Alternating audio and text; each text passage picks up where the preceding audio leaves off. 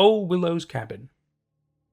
Once upon a chilling October night, in the picturesque town of Willow Creek, nestled amidst the autumnal embrace of trees shedding their leaves in the crisp, refreshing air, a young, bronze-skinned girl named Maya resided. Her eyes, the color of rich earth, radiated with an insatiable curiosity and a thirst for adventure that seemed to transcend her tender age. Maya's restless spirit often sought refuge in the vast embrace of the woods that bordered the town. It was a realm shrouded in enigma, woven into a tapestry of rumors and gossip spun by the townsfolk. On this particular night, the moon hung in the sky like a vigilant sentinel, casting haunting shadows that painted an eerie atmosphere across the neighborhood. Maya's fascination for the enigmatic and unexplored took a firm grip on her. The allure of the forest's unfathomable depths beckoned to her, and armed with nothing more than a flashlight and youthful bravery as her guiding beacon, she embarked on a quest to conquer her fears and explore the uncharted. A symphony of leaves crunching underfoot and twigs snapping accompanied Maya as she ventured deeper into the shadowy woods. The wind, whispering secrets from ages past, sent shivers racing down her spine, causing goosebumps to ripple across her skin. The rustling trees seemed to sway in harmony, as if they were beckoning her further into the heart of darkness. Guided by the elusive winds and the play of shadows, she stumbled upon an ancient, dilapidated cabin, its time-worn facade hidden by years of abandonment. The cabin's door creaked and groaned in protest as Maya pushed it ajar, the eerie echo resonating through the stillness of the night as she stepped into the dimly lit interior. Her flashlight struggled to pierce the darkness that clung to the forgotten relics within. Cobweb-covered furniture and floating dust particles greeted her gaze, endowing the room with an otherworldly aura reminiscent of phantoms from the past.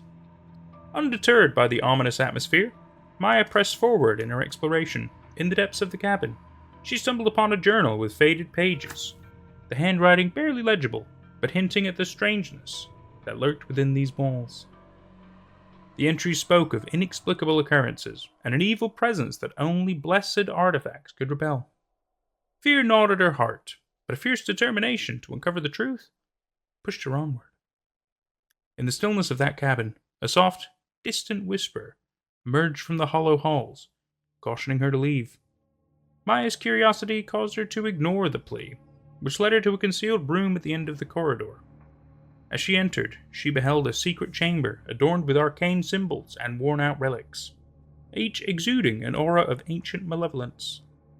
An old mirror stood out among the artifacts, its surface ominously reflecting a shadowy figure that was not hers. Terrified, Maya attempted to flee, but the door slammed shut, sealing her fate within the clutches of the malevolent force. The figure in the mirror began to materialize, a ghastly blackened form taking shape and haunting the chamber. Panic surged within Maya as she recollected the dire warnings from the journal. In her frantic search for an escape, she overturned old, wrinkled papers on her desk and tugged at the rusted handles of each drawer. In a stroke of fortune, one drawer revealed a strange pendant, an encircled cross exuding an aura of mystic power. Clutching the pendant, she felt an inexplicable strength and courage welling up within her. With the relic clutched tightly, Maya faced the entity with newfound determination. Raising the pendant, she watched as the figure recoiled, vanishing into the shadows from whence it came. Seizing the opportunity, she sprinted towards the door, her trembling hands fumbling with the lock just in the nick of time as the ancient cabin succumbed to ruin and collapse inches behind her. As Maya caught her breath, the weight of the encounter settled upon her. She surveyed the remnants of the fallen building, the shattered wood seeming to breathe and stir.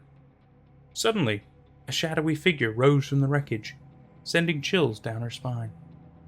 The adventure was far from over. The enigma of the night continued to unfold, leaving Maya on the precipice of a newfound journey into the unknown. The Screech of Willow Creek. The autumn evening painted the landscape in russet and gold shades as the sun descended below the horizon. Daniel, a weary traveler, returned home, his footsteps echoing through the quiet woods surrounding his cabin. The air carried a chill that prickled his skin, and the wind, an eerie and mournful presence, howled as if whispering secrets only it understood. As Daniel approached his rustic haven, a peculiar unease settled over him. Like an invisible shroud that clung to his every step, he inserted his key into the door, its weathered wood resisting his touch for for a moment before yielding to his insistence. The twist and turn of the knob felt like the turn of a page in a thriller, the suspense building as the door creaked open, revealing the dimly lit interior. Inside, the cabin appeared as it always had, yet subtle disturbances caught his keen eye. A chair sat askew, its back no longer parallel to the table it belonged to, and a book resting on the floor, out of its usual resting place on the bookshelf. His rational mind tried to dismiss these anomalies as the result of his own forgetfulness. Still, the disturbing feeling in the pit of his stomach remained, an ominous presence he couldn't shake. The encroaching night swiftly descended, swallowing the last vestiges of daylight in its inky embrace. Shadows danced like phantoms on the walls, their movements unpredictable and menacing, mirroring the whirlwind of thoughts inside Daniel's mind. While he sat by the fireplace, its flickering flames casting an uncertain glow upon the room, he detected faint rustling noises from the woods outside. At first he brushed it aside, attributing the sounds to the rustling of leaves in the autumn breeze, a mere symphony of nature. But with each passing hour, the rustling grew bolder, like a whispered secret evolving into an insistent demand for attention. The shadows deepened and elongated, forming grotesque silhouettes that seemed to mock Daniel's growing unease. Then, from the depths of the forest, a sound erupted, so bone-chilling and otherworldly that it sent a jolt through every fiber of his being. It was a screech, an agonizing wail, that cut through the night like a knife through silk. Birds startled from their slumber in the trees, fled their branches in disarray, creating a cacophony of wing beats and alarmed cries. For Daniel, it was as if the very earth beneath him quivered, and his heart raced in terrified rhythm, an anxious question lingering in his mind. What kind of creature could produce such a dreadful and unnatural sound? The night wore on, and the eerie screeching persisted, its relentless crescendo mounting Daniel's unease to a fever pitch. He moved with a sense of urgency, locking every door and window as if it were the act of sealing a pact with an unseen menace. Yet, the screech refused to be silenced, echoing like an evil spirit, an otherworldly siren's call that lured him deeper into the dread abyss. As the night's darkness pressed closer, the screech grew louder and more invasive, like a presence that had infiltrated the very walls of his cabin. Daniel, his heart hammering against his ribcage, paced his home in frantic circles, feeling like he was losing control over his reality. Though muffled by the walls, the creature's wail seemed to seep through the very pores of the cabin, tormenting his senses with its eerie persistence. Finally, the screech reached its crescendo, a nerve-shattering climax that had Daniel frozen in place in the middle of the hallway, his broad, fearful eyes locked onto a seemingly ordinary white wall, starkly contrasting the nightmare unraveling around him. And yet, it was this very wall that became the vessel through which the creature's horrifying presence made itself known. Summoning every ounce of courage left in him, Daniel ventured into the kitchen, his trembling hand clutching a large, gleaming knife. The flashlight in his other hand pierced the darkness, casting long, tremulous shadows that danced and contorted on the walls. As he plunged the knife into the drywall, a putrid stench, fetid and nauseating, engulfed him, almost as if the very walls of the cabin exhaled their secret horrors. The feeble beam of the flashlight revealed a sight that defied the boundaries of his imagination.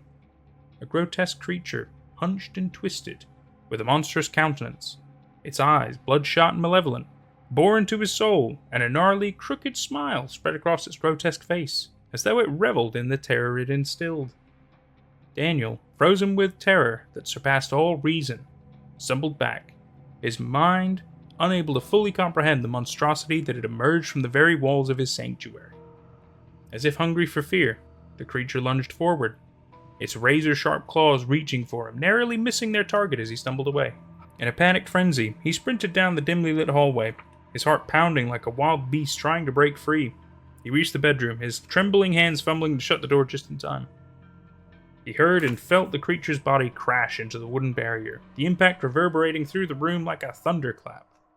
With frantic desperation, Daniel pushed his dresser against the door, its weight a feeble barricade against the relentless onslaught of the creature. He placed his desk chair atop the dresser, adding anything he could find in the room to fortify his precarious sanctuary.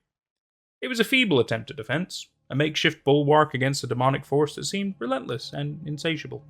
The following hours were a harrowing descent into madness, a relentless cycle of scratching, screeching, and the constant pounding on the door. The cabin that had once been his refuge now felt like a grotesque prison, its walls closing in on him with an unforgiving grip, as though an unrelenting warden of nightmares had possessed the very structure. Weeks passed, and the world outside Daniel's cabin seemed to have forgotten him. The neighbors who had once known him as a friendly and solitary figure observed the eerie transformation from a distance. They had not seen him venture beyond his cabin's threshold in what felt like an eternity. During their daily walks, they would cast furtive glances toward Daniel's home, and what they saw sent shivers down their spine. There he stood, a haunting figure, his gaunt silhouette framed by the cabin's dimly lit window. His posture was unnatural, contorted, as though the very act of standing had become a torment. Some neighbors swore that they saw his head turn towards the window as they walked by, his eyes meeting theirs with an unsettling intensity. It was as if he had become acutely aware of their presence and existence and longed to communicate something beyond words. His gaze locked onto theirs, his eyes reflecting a darkness that chilled them to their core. As his eyes locked onto theirs, a high-pitched screech, the same unearthly wail that had tormented him, escaped from Daniel's lips. It was a sound that defied the boundaries of human vocalization, a cry of such sheer terror and anguish that it sent shivers down the passerby's spine. Whispers of Willow Creek. In the heart of a densely entangled forest, nestled within the enigmatic and eerie confines of Willow Creek, there lay a town veiled in the shroud of unending mystery. This remote hamlet, cocooned by the encircling woods, seemed more like a cryptic enigma than a settlement. Its winding pathways, overgrown with gnarled roots and moss, exhaled whispers, secrets of yore. The towering trees, ancient sentinels cloaked in mossy robes, appeared to guard an age-old riddle buried in Willow Creek's soul for generations. It was a moonless night, and the canopy of twisted branches overhead painted the landscape in an unsettling obsidian shroud. On this fateful night, the forest's hush was broken by Henry's approaching footsteps. A weary traveler who had, by the whims of fate or some preordained design, ventured into the heart of Willow Creek. His face was etched with the weariness of countless miles, his eyes tinged with an uneasiness he couldn't quite articulate. As he drew nearer to the outskirts of the town, a peculiar sensation crept over him, dancing upon the line separating the inexplicable from the ordinary. The air thickened, and the once gentle breeze transformed into an unsettling gust that seemed to carry sinister whispers and insidious murmurings from the depths of an unseen world. In an attempt to quell the shivers racing down his spine, Henry attributed it to the exhaustion wrought by his arduous journey. Resigned to find temporary refuge, he crossed the threshold into Willow Creek. He checked into the only inn, a decrepit establishment whose dimly lit corridors echoed with the unsettling creaks of age. It was as if the very walls held within them the untold secrets of the town. With a sigh of relief, Henry retired to his room, yearning for the embrace of a dreamless night's sleep. However, sleep proved elusive for him, for as soon as he closed his eyes, he began to hear faint whispers, as soft as the sigh of the wind, as indistinct as the footfalls of distant memories. They brushed against the fringes of his consciousness, like ghostly fingers tracing invisible patterns. Initially, he dismissed them as nothing more than phantoms conjured by a weary mind, but they grew more persistent as the night wore on. The following day, the voices intensified as Henry ventured deeper into the town's heart. They wrapped around his thoughts like ethereal tendrils, haunting and persistent. He couldn't quite decipher the words, but their tones sent a chill down his spine, a symphony of dread that seemed to resonate with the very marrow of his bones. Henry's composure was slipping, the insidious whispers gnawing at the edges of his sanity. Desperate for solace, he roamed the peculiar, shadowy streets of Willow Creek, but the voices clung to him like a relentless shadow, growing louder and more coherent. They spoke of horrors unimaginable, of forgotten souls and unspeakable deeds. He muttered to himself, unaware of the words that escaped his lips. The deal of Nathaniel. Famous Malam. Hungry. Feed. Him. Need. Blood. Starving. Starving. Butcher. Bodies. Hunger. Nathaniel. Famous Malam. Each phrase reverberated through his consciousness like a macabre mantra, driving him deeper into a state of confusion and despair. In a desperate bid to escape the discordance within his mind, Henry sought refuge in the town's library, a dark, antiquated building with sagging shelves and the scent of aging parchment hanging in the air. The librarian, an elderly woman with disquieting pale eyes that seemed to hold the weight of centuries, greeted him with a knowing smile. Hesitant but desperate for distraction, Henry inquired about the town's history. Like a spectral whisper, the librarian's voice unveiled the tale of Willow Creek's dark past. She spoke of the ill-fated pact the town's founder had struck with a demon, a sinister covenant that manifested itself in mass every few years, or when the demon deemed the sacrifice insufficient. Henry's heart chilled as the tale unfurled, the words weaving a tapestry of terror. The librarian recounted an age-old incident, one etched in blood and trepidation when a deranged man named Edgar Galloway had terrorized the town. He had been driven to madness by the relentless whispers of the forest, the haunting voices that echoed in Henry's own mind. Galloway believed that the trees spoke to him, unveiling the darkest secrets of the town's past. As his insanity spiraled, it culminated in a bloody massacre, the town nearly being devoured by the maw of unbridled madness. Galloway insisted that the voices demanded sacrifice to appease the ancient spirits dwelling within the forest, a demand the town had barely survived. The scars of that night were etched into the very fabric of Willow Creek, haunting its every corner. The librarian's voice grew somber as she explained that when the townspeople failed to uphold their end of Nathaniel's dreadful pact, famous Mollum took matters into his own hands, using whatever means necessary to satiate his unholy hunger. This revelation sent a shiver coursing down Henry's spine, for he now understood the voices that had plagued him. He relived the horrifying descent into madness that had once consumed Edgar Galloway. Desperation clawed at Henry's soul. He had to escape the haunting clutches of Willow Creek, the eerie symphony of voices that threatened to consume him. With a heart pounding in his chest, he made a hasty exit from the library, a burning resolve to flee the town simmering in his veins. But as he stepped back into the cobblestone streets, the forest seemed to stretch its gnarled fingers to trap him once more. The louder and more insistent voices followed him like phantoms in the night. It was as if the very town itself conspired to prevent his escape. The relentless, discordant words filled his mind, drowning out his rational thoughts. He tried to block out the voices and tried to run, but there was no escape. The utterings of forgotten souls and the unspeakable deeds echoed in his ears, drowning out the rational thoughts. He was being pulled deeper into the abyss, and the boundaries of reality itself were beginning to crumble. Finally, the inevitable happened. The voices consumed him entirely, melding with his thoughts until they were one. The last shreds of Henry's identity, his very essence, were swept away in the cacophonous torrent. Guided by the haunting symphony of voices, he found himself venturing deep into the forest, where the towering trees stood like ancient sentinels, their twisted branches interwoven like skeletal fingers. It was as though the very soul of the forest was reaching out to embrace him, to pull him into its enigmatic heart. Amidst the entangled chaos of the forest, he discovered an ancient oak, a gnarled behemoth among the twisted trees. The moonlight filtered through the branches, casting eerie, shifting shadows on the forest floor. The tree seemed to emanate an evil aura, its presence ominous and oppressive. The whispers crescendo as he approached the ancient oak, assaulting his senses with an unrelenting fervor. Henry, his mind on the brink of oblivion, placed a trembling hand on the tree's bark. What happened next was beyond comprehension.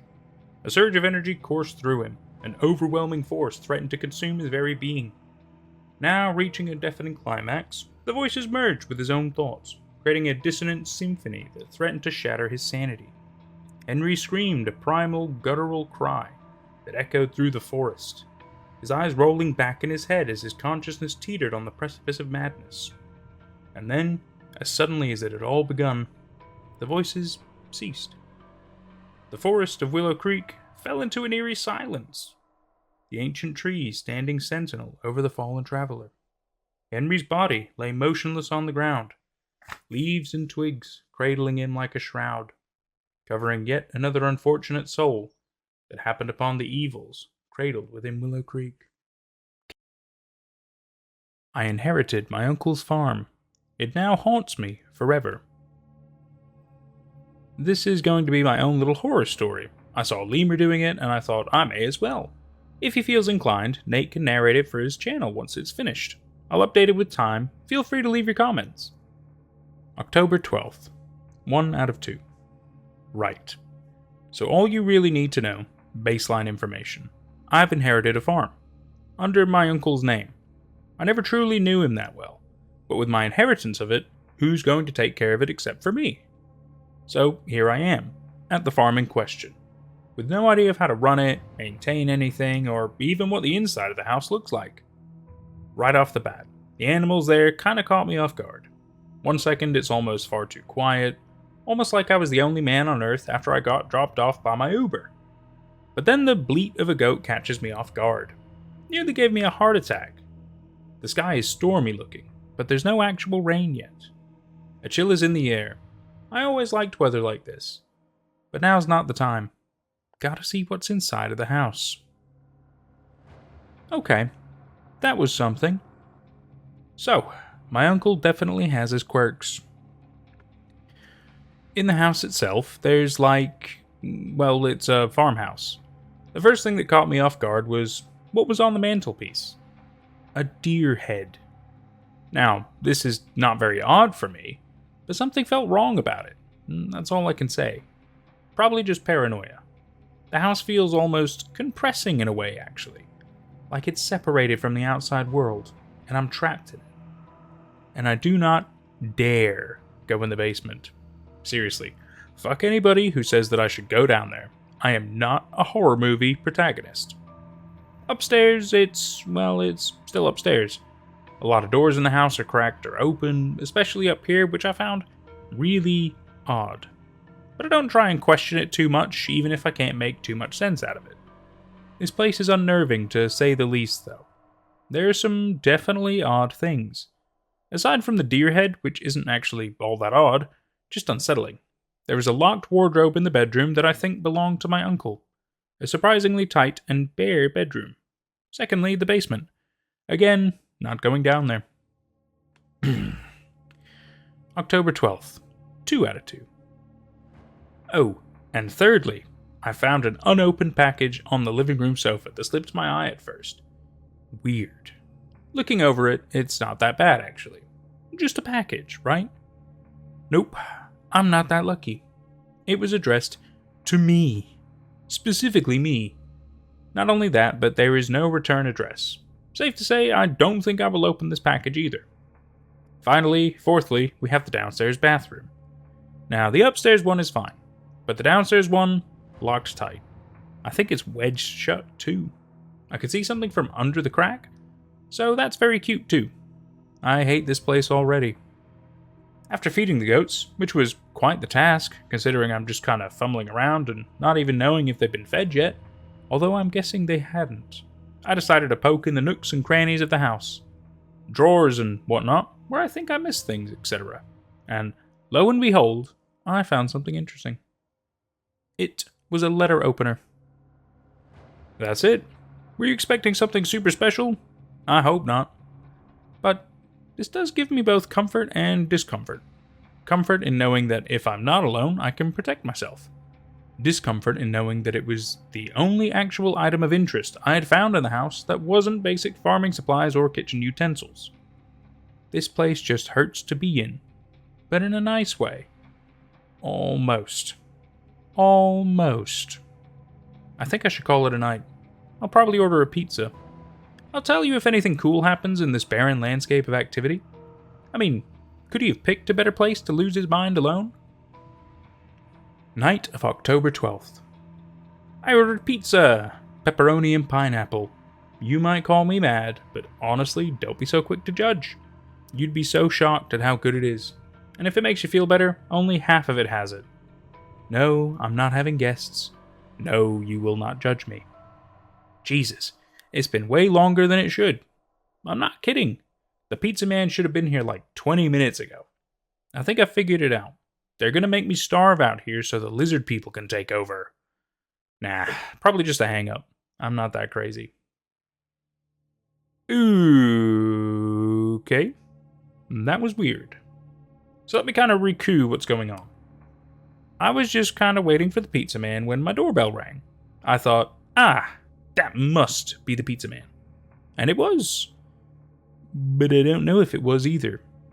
When I answered the door, not even thinking to check the peephole, I was so famished and brain dead because it's late as hell.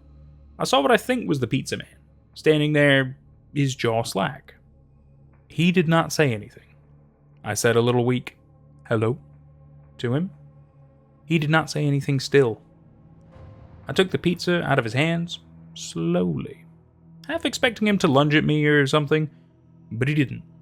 It just glazed lightly out of his nearly limp hands. Weirded and creeped out, I handed him a tip and shut the door before locking it. I hastily put the pizza down on the table and ran back to the door and peered through the peephole. But he was gone. I don't know. Maybe he was on drugs or something. But something in me is telling me that that's not all. I actually remember hearing at one point that my uncle owns, or at least owned, a shotgun or a rifle or something.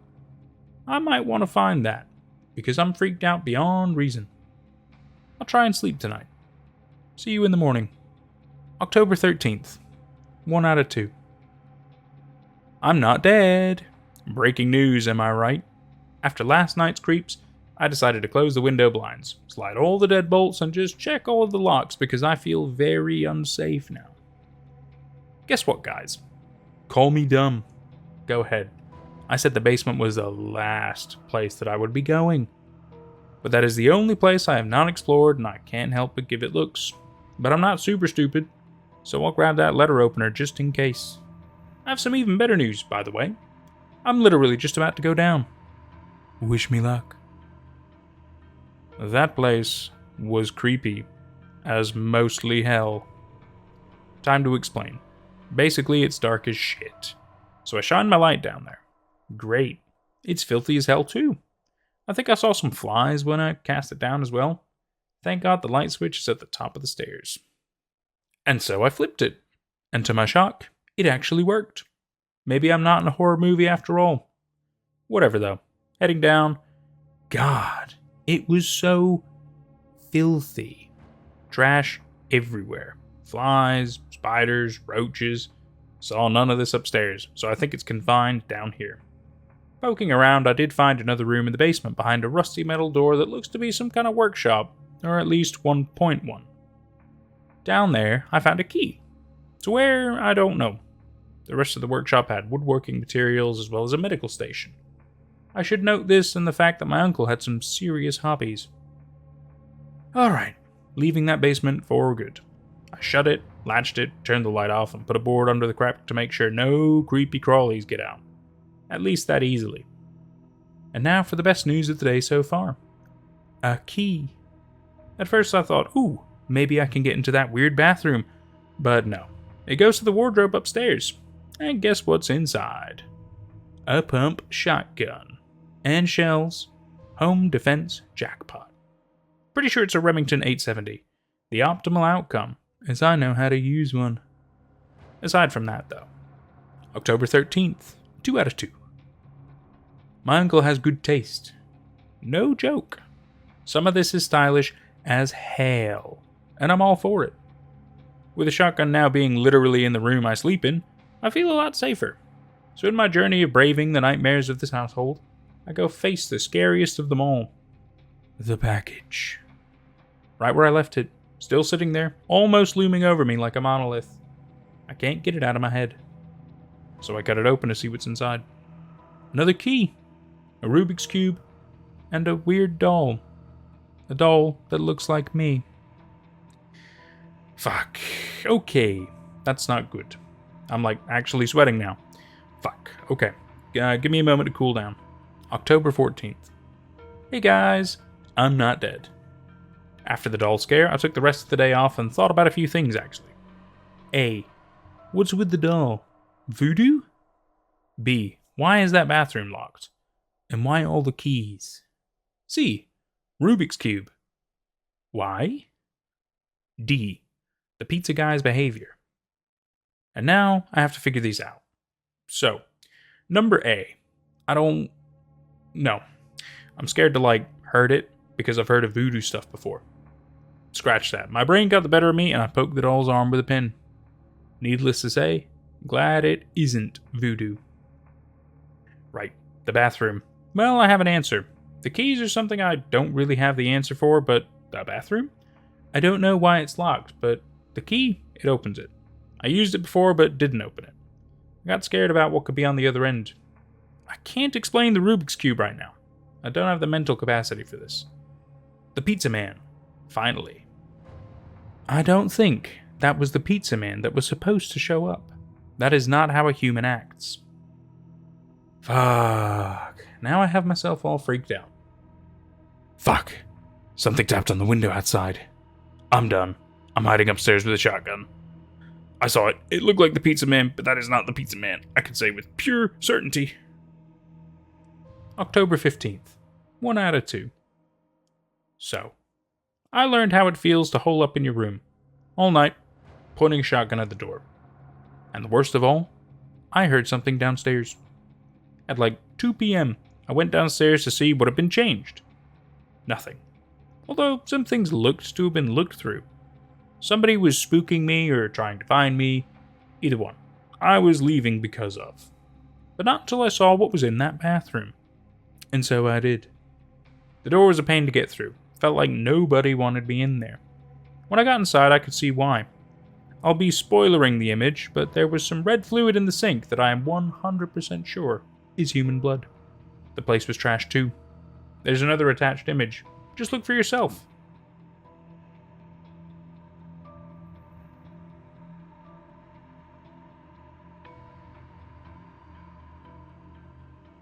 I am leaving ASAP.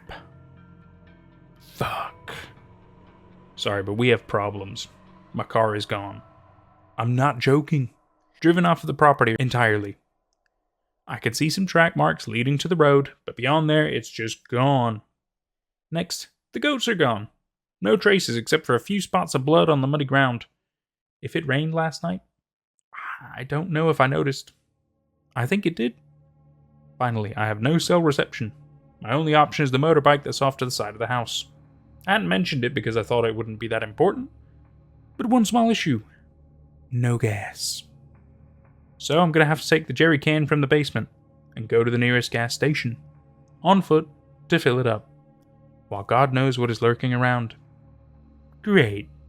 I'll update you. October 15th, 2 of 2. Here I am. It's raining again. Got no umbrella, but at least I took a coat because it was chilly earlier. It's starting to get dark, I think. Hard to tell because of the clouds. I've been walking for a while. I think it's less than half a mile away. It's about 6:37 p.m. currently. I got reception back because we made it to the gas station. But I'm practically broke, and no way I'm Ubering my ass out of here. The Uber I took on the way here was creepy as hell, and I only take them when there is no other choice. I got the jerry can filled. Gas station employee looked as scared as I was. I'm not going to doubt my faith now. I'm going to get out of here. It's about 8:16 p.m. I'm getting close to the house. It's pouring like fucking crazy. I think I'm going to hide in a ditch or something until it ends. I keep hearing weird calls from the woods, like a mix between animal whines and human screams, and I do not fuck with that shit. October 15th. ? It's flooding. I'm hiding in the house. Something is outside. I don't think it wants to be out in the flood as much as I do. It wants in. These might be my last words. I'm hiding in the attic with the shotgun.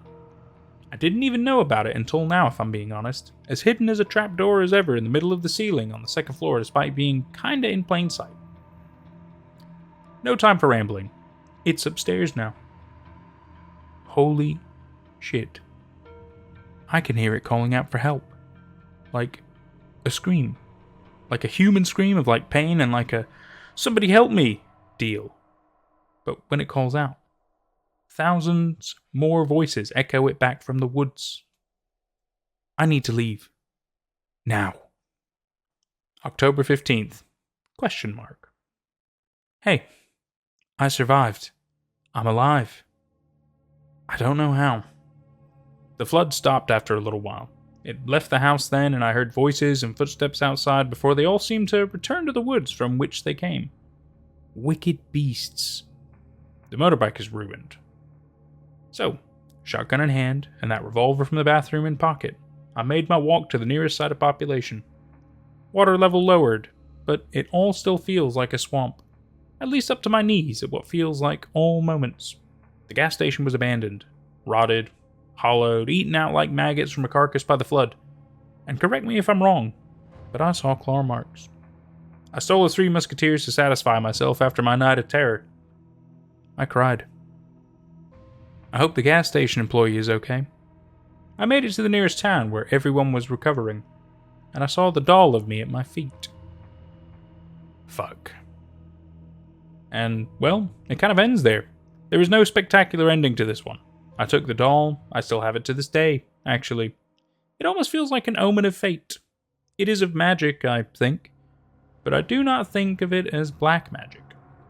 I don't know what to think of it as with many things. That's the story of how I inherited my uncle's farm, and now how the memories of it haunt me forever. And that was I Inherited My Uncle's Farm. It Now Haunts Me Forever by Kitty Snail on our Discord server. So what I really like about the amazing growth of this channel and the fact that we have such a nice community of like-minded people enjoying themselves and having a good little laugh together, you know, we're being very supportive and positive, is the fact that that we really enjoy the fact that if people want to be able to make stories and pursue their passions, do art, etc., why not? If anything, we're there to support you, to maybe give you good positive feedback, to help you grow on these kind of things. It's so nice to see, you know. And so I'll pop a link for the Discord server down below, and you're welcome to join our little community. It's awesome. In the forum, that's where people like to write their stories, which is really nice. It gives me a chance to read them and to, well, as you can see, even cover them. And this is no exception. So Kitty Snail, first off, let's go ahead and talk a little bit about this. So this story is great. This story is really, really good. It's got a good little length to it. You've got a couple of pictures, which I always find adds on to a story when you've got like a little bit more tangible stuff to it, whether it's pictures, videos, sound clips, whatever. It just builds, you know what I mean? It really immerses you further into the story. It's got a good little plot. It's got some interesting, weird little stuff about it. It's got some timestamps. There's so many fun, good things about this. You've also got a weird pizza man. I think that's a fun little spin on a story. And you got the classic tropes of like, I've got no cell signal, mysterious voices in the woods, and it's really good. You got a lot of really, really good things here. There's also the kind of interesting element where you're finding certain things, and that is further unlocking more things, so it feels kind of like there's a little bit of gameplay in a way, kind of interesting. Just, honestly, you should be very proud. This was a really, really fun story. I know I've really enjoyed it, and I'm sure quite a bit of the community have as well. And hey, I'm real proud of you. You keep doing what you're doing. I know you're working on a backrooms story, I think, at the minute. So that's gonna be quite exciting when that's finished, and that will naturally also be covered. Yeah, that's it's just so cool. It's so cool. I mean, yeah, I still can't believe it. I can't believe how far we've come, and I'm so excited to just keep growing, to keep doing these amazing things. Yeah, I'm so glad everybody's here for the ride. Oh man. Thank you all so much. I've really enjoyed the story. I hope you have too. We'll see you for whatever's next. Take care. I was playing Garry's Mod with my friends, and when we finished our session, I saw that I apparently had downloaded a JPEG, and when I opened it, I saw the next spots that I downloaded and a regular NPC, but with a camera for a head, while holding a camera. A thread. Obviously I see the words, "Ready for your picture?" but faintly I can see other letters jumbled into weird-looking words. I'll be researching if they're ciphers and will update fairly soon. My apologies for the bad grammar. I recently bought this computer and I'm still trying to get used to the keyboard. Update. I unfortunately could not decode all the messages, but I saw one at the bottom where the NPC is and it says, "Say cheese."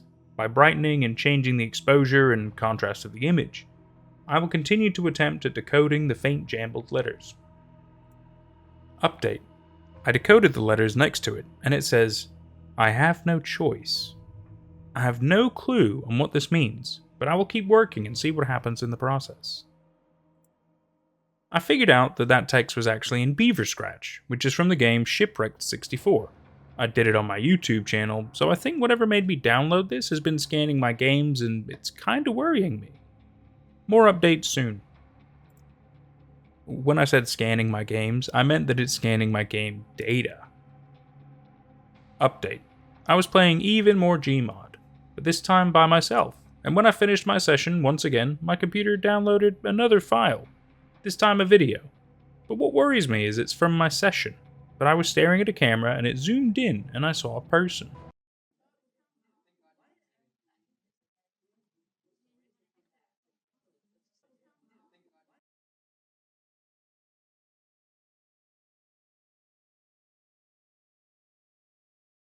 And I wasn't doing these things in my session, so that also weirds me out. I was not even in GM Construct. What the hell? I rewatched the video and I see the words "tuki tuk tuk" within the last 4 seconds of the video. I think it's another cipher, I just don't know which one. I used the same ciphers as before, and it's once again a Caesar cipher. It translates to "he's here." What do you think this means? Update. I started another game, this time on GM Construct. I went to the secret room and found a door that is not at all in GM Construct. I'm gonna go through it. I opened the door and found 2 stairways. I went down the one in the first picture and it was a dead end. I'll go down the other one and find out what's there. There is a whole subway station down here. I'll look through the station and I'll end up finding something, giving the files that are downloaded on my computer. I found a gated part that is storing zombies and barnacles and antlions. For some reason. They don't even move. These hallways are long. Well, to my surprise, I found something interesting. It's a door, but it won't open. But I think I see someone inside of it. Freaky. I might try to break the door open and see what's going on. So I broke it. Took me a bit and was kinda noisy. I hope I didn't attract attention. Poor fella, while eating takeout too? I guess that's why there are zombies gated anyway. I guess the cameras aren't masks. Nice sculpture though, they could have painted the camera to the original sculpture's color. There's a ramp. I'm going to go up it. I keep hearing weird noises from it and curious about what it is. It's him. The man from the video. And some camera people. I think they're going to go through what looks like a portal? I'm a little worried about what it meant by "he's here." The man went through the portal, but the cameraman didn't. I wonder why. But I still have to be sneaky, even in the game world, so I'm trying to be sneaky. While trying to get away from this area, I fucked up and was too loud while walking away, and they heard me. The little one pointed at me as for the big one, he pulled out a revolver and aimed it at me. As quick as I've ever seen in Gmod. They told me to stop doing what I was doing. And to explain myself and to turn off my phone quickly. I have to go for now. I will update as soon as possible. Update. Well, they asked a few questions, but the big one named Terrence, or Terry, was a little hot-headed about me being here while Rick, or Ricky, would calm him down. Terry, he doesn't know where he is. Ricky, how the hell would he have found this place, man? Why would you go there, instead of actually play the damn game? Terry, calm down. We don't want to scare him even more than he already is. Oh bullshit, he got himself into this and now the boss is after him. God damn it, Terry, put the fucking gun down. I don't want to end up like Jeremiah across the room. My bad, Ricky, I'm just so stressed out about this. You don't have the fucking nerve to say that right now, because he had us building a portal to come after you, because you got too curious about a weird picture, and now he's after you. God damn it, Ricky, please get him out of here so that I can calm down. Oh, and the one with his head off of his body? His name is apparently Jeremiah. After Terry's tantrum, Ricky told me to disconnect the game and not come back for a little bit, and hope the boss doesn't come after me. What the fuck does that mean? But I have to go now. Goodbye for now. And that was... I don't really know what to call it, sadly. I'm going to coin it the Gmod files, because I think that's quite a fun, catchy name. I hope Mr. Laugh likes that. So this was an awesome little thing that Mr. Laugh himself has worked on, as you can see, via his Twitter handle. I'll obviously pop down the story link in the description for you, so you can check it out for yourselves. As you could probably imagine, I love me anything steeped in kind of a game world. They can always have some like really creative ideas, obviously, which can be quite fun. And this was no exception. It's one of those where like I can tell there's a bit of a mystery going on. I don't know the full details of what's going on, but that's what makes me more interested to see what else he's going to do with it. Obviously, as you can tell, this might be like an early project, a first of days kind of situation. But the fact is, it's always good to put yourself out there, to give things a go, and just to see what happens. It never hurts. You've got to start somewhere. And this is great jumping into point. There's a lot of fun parts about it. There's a lot of weirdness to it. Bit of cipher as well, so you got a little bit of an ARG thing going on. There's a lot of cool things about this, and I'm so proud of you. And I really, really hope you carry on, my dude, because I think you could do some great things. That's what I like to see, man. Congratulations. Well done. Pat yourself on the back. Pat yourself on the back. You've done such a great job, man. I've enjoyed it. I sure hope you guys have too. We'll see you for whatever's next. Take care. My friends were murdered when I was 14. I know what killed them. It wasn't human. 20 years is a long time to live with an awful secret. And it's worse when it's a secret you can't share with anyone else. Not only because you're afraid of how they will judge you, but because they'll probably think you're insane. I know if someone else experienced what I did when I was 14 and told me, I'd think they were nuts. If I hadn't experienced it myself, that is. I never told anyone. Not the police, not my family, not the families of Dylan and Greg and Zach and Terry, not even the therapists I see regularly to deal with the lingering guilt and trauma. I think she suspects I'm holding back, that I know more than I'm letting on, and she prods me, encouraging me to get it out. She tells me it would be beneficial to come clean and put it out in the open. But I just can't. No human being in their right mind would believe such a story. But I want to get it out there somehow, to someone. I want to unload the burden I've been carrying all these years. That's why I'll post it here, anonymously, on Reddit No Sleep. I want to tell others the truth about what happened to me and my friends on Halloween 2003. I don't care what you think of me after you read it. Judge me or call me crazy all you want. I just want an impersonal audience to know the truth, and give me their opinion. I think that would make me feel better. Me and my best friends Dylan and Greg were in 8th grade that fall. We had been friends since we were 7. Middle school is that awkward transitional stage between grade school and high school, where you start to shift away from being a kid and start to mature towards adulthood. Even though we would be starting high school in just another year, in many ways we were closer to 12-year-olds rather than teenagers in terms of maturity. I'm telling you that so you have some understanding of why we did what we did that night.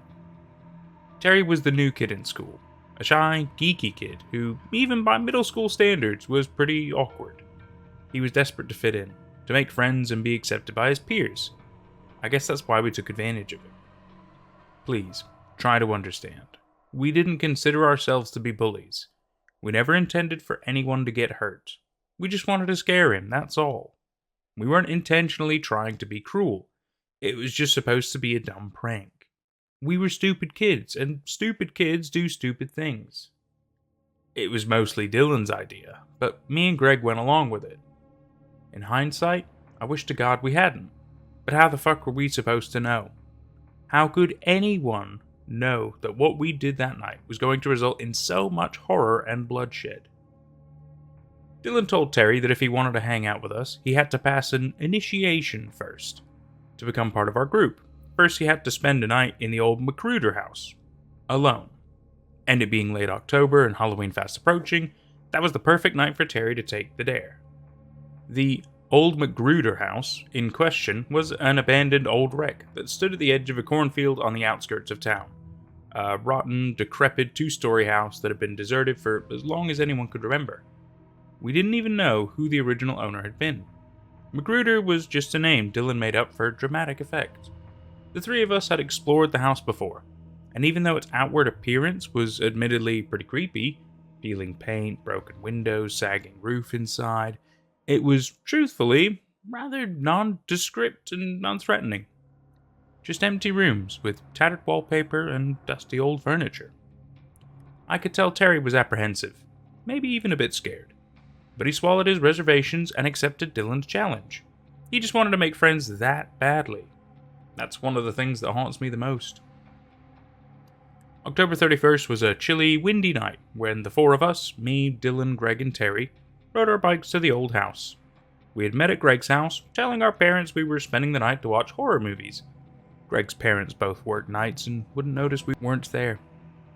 When we arrived at the abandoned house, we dismounted our bikes and just stood for a few moments, staring. None of us had ever been out here at night, and it looked 10 times creepier than it did during the day. The decayed facade almost resembled a face. The dark windows, empty eye sockets, the front doorway a gaping black mouth.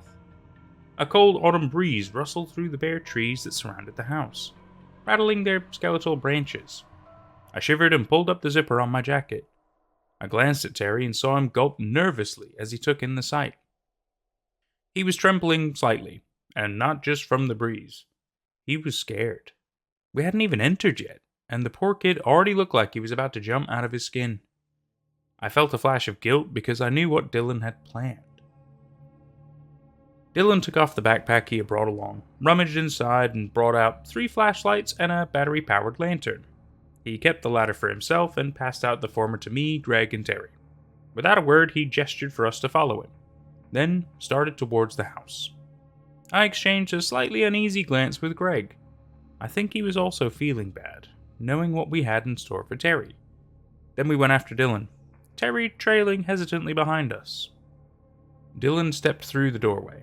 The front door itself was long gone, either removed from its hinges ages ago or simply rotted away with the passage of time, and disappeared from view, but we could see the glow of his lantern inside.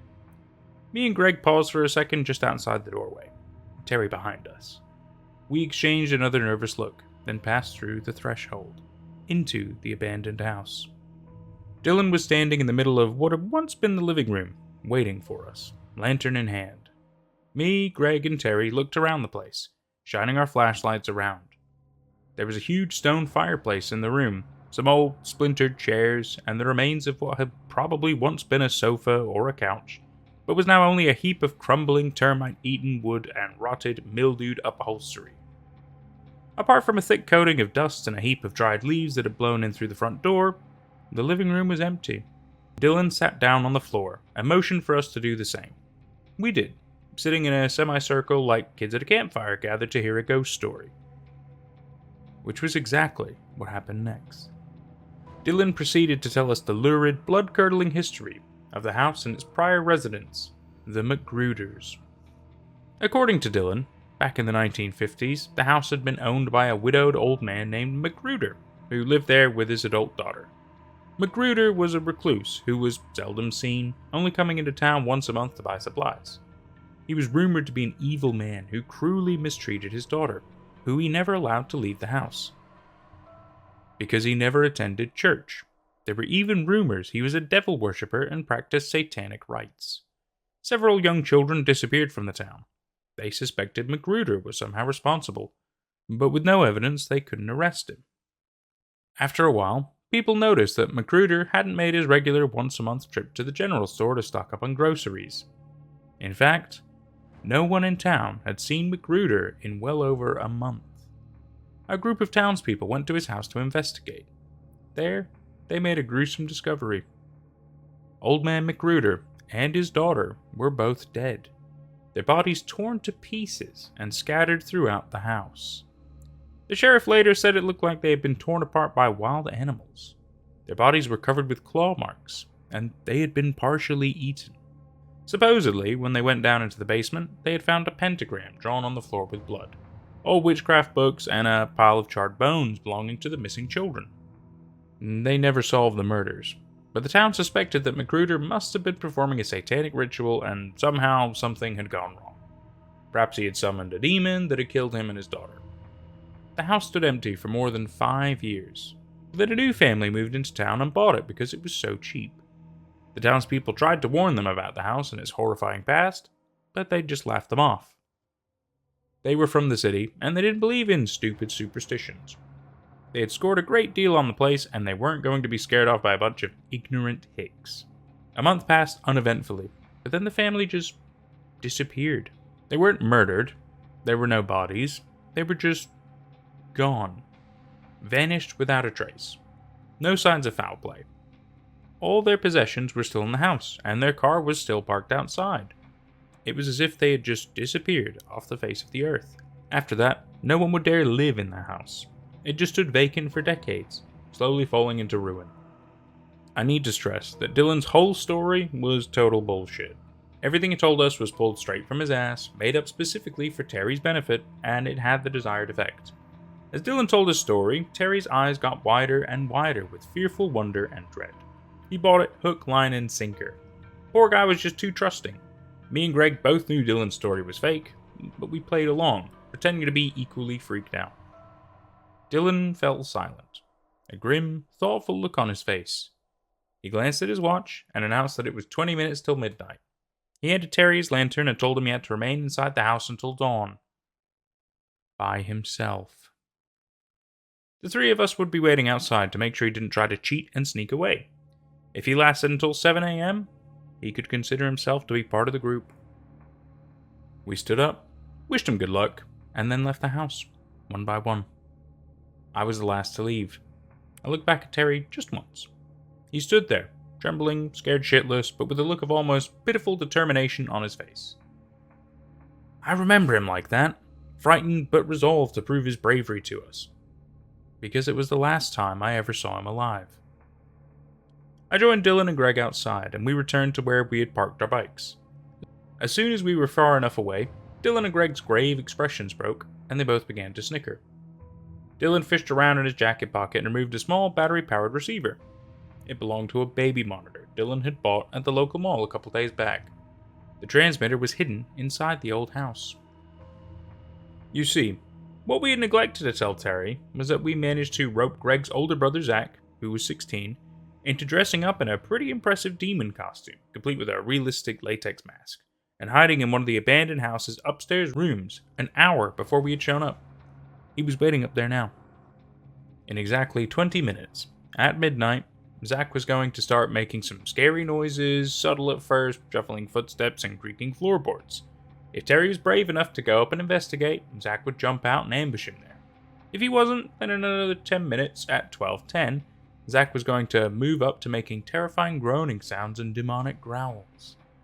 There he was going to gradually descend the stairs to confront Terry in the living room. We would hear Terry's horrified reaction over the receiver just before he fled the house in a panic, probably screaming at the top of his lungs as he did so.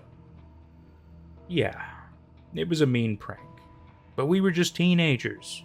And to make it up to Terry, we had agreed we would let him be friends with us afterwards. If he was still interested, that was. We waited there, listening to the receiver as the minutes slowly crept by.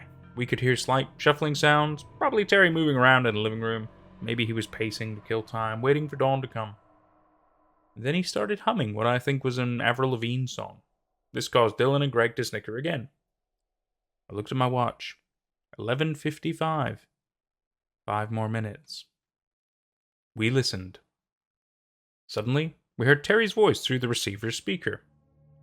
"Hello?" he said uncertainly. "Is someone there?" Dylan quickly raised his finger to his lips and motioned for silence. This was it. We listened intently. "Hello?" Terry said again nervously. "Is someone down there?" At this I saw Dylan frown slightly, confused. Is someone down there? The noises were supposed to be coming from upstairs, where Zach was hiding. But Terry was apparently reacting to something he was hearing in the basement. "Hello?" Terry said a third time. His voice was fainter, as if he had moved further away from the hidden transmitter to see what was making whatever sound he was hearing.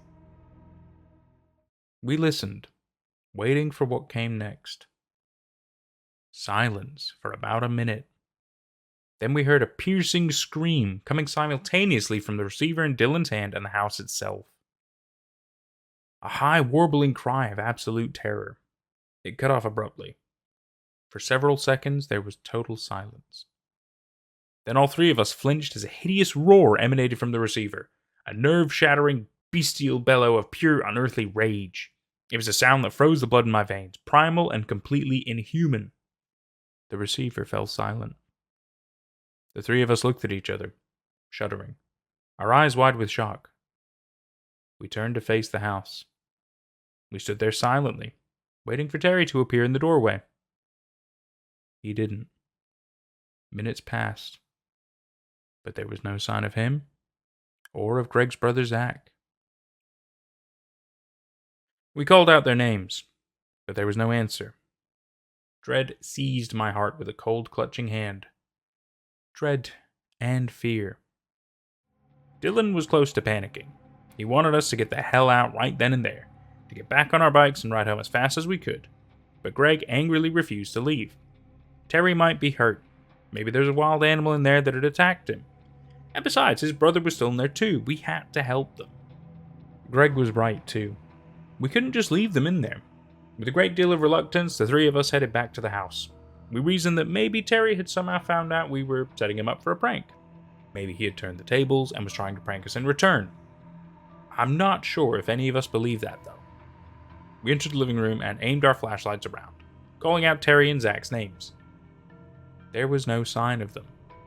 We listened, but there was nothing but silence. But I did notice something. The house smelled different. When we had been in there earlier, it had been the unpleasant but not unusual musty, dusty odor you'd associate with long-abandoned homes. A combination of dry rot, mildew, mold, and the dank smell of decaying wood.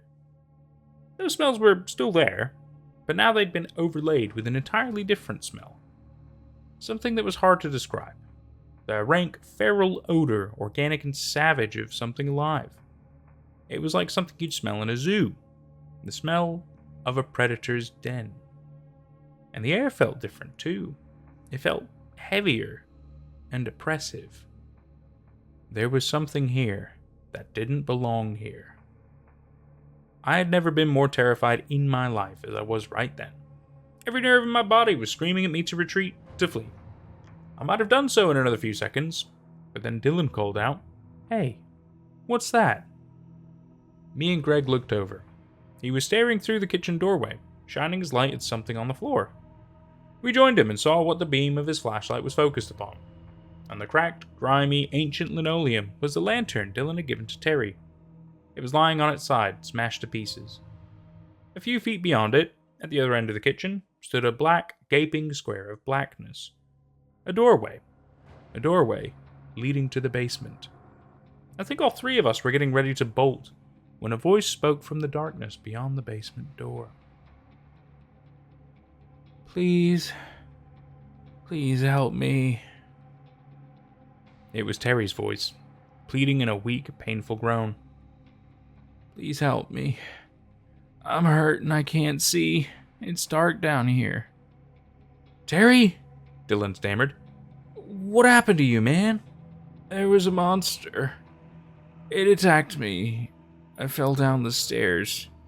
I think I broke my leg. Please, guys, help me."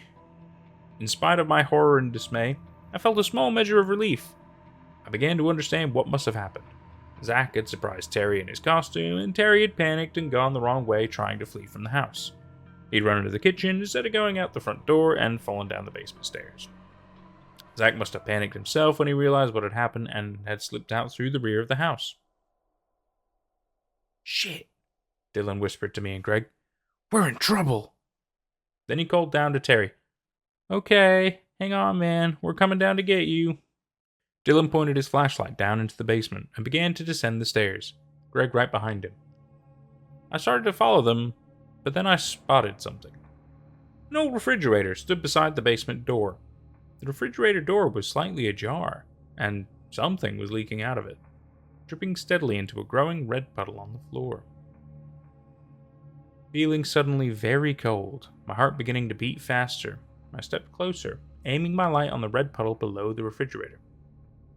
Distantly, I heard Dylan's voice from down below. They must have reached the bottom of the basement stairs. "Where the hell is he?" Seemingly in slow motion, I reached out a numb hand and grasped the refrigerator's handle, pulling the door all the way open. "Terry!" Greg's voice called out from the basement. "Where are you?" Terry's mutilated, blood-splattered corpse was crammed grotesquely inside the refrigerator. His glazed eyes seemed to stare dully at me, accusingly. "Terry!" Dylan called out doubtfully. I lunged at the basement door, shouting down at my friends, "Dylan! Greg! Get out! Get out of there now! It's not Terry! Before I could finish, I heard 3 piercing screams in quick succession. The first 2 short, the third longer. The first scream might have been of shock. The second was probably of terror. But the third, protracted scream was unquestionably one of agony. Dylan. Dylan's dying, agonized scream died to silence. But Greg quickly picked up the chorus, screaming my name, screaming for help. Standing in the basement doorway, at the top of the stairs, too scared to go to his aid, I shone my light down in the direction of Greg's screaming voice. I saw my friend backed up in the corner, trapped, his eyes bulging and wild with horror, facing something that was approaching him. I only glimpsed it, but that one brief glimpse was enough. More than enough. Enough to imprint itself like a brand upon my scarred psyche, to haunt me in untold nightmares to come for the rest of my life. It wasn't human. I don't think it ever had been. It was tall and slumped and horribly out of proportion, its head about 3 feet above its torso, perched on a thin, elongated neck, like a giraffe's. Its long, spindly arms extended at least 6 feet from its shoulders. Its skeletal hands were tipped with long, bloody claws. It appeared to be naked, and its skin was a hideous, mottled gray, like the skin of a corpse. It had its back to me, so at least I didn't see its face, which I am eternally grateful for. If I had, I don't know if I would have kept my sanity. As the thing moved in for the kill, Greg, cornered, looked up, locking eyes with me. "Help me!" he shrieked. But I didn't. Instead, I ran, like a coward, abandoning him to his fate. I ran, out of that house, back to my bike, and pedaled away as fast as I could. Greg's dying scream chased after me, until it abruptly stopped. Weeping, I rode back to Greg's house. Called 911. The police came. They went to investigate the house. Greg's older brother Zach was found dead in one of the bedrooms upstairs, his head torn off his shoulders. Terry was still in the refrigerator where I had discovered him. What was left of Dylan and Greg's bodies were scattered throughout the basement. They had been ripped apart. The cops questioned me, of course, demanding to know what we had been doing there in the first place. I finally admitted to the prank we had staged on poor Terry, but didn't tell them about the creature I had seen in the basement, as traumatized as I was. I knew they wouldn't believe me. I simply told them someone else had been in the house, a squatter maybe, some deranged psychopath who had attacked me and my friends, with me being the only one to escape.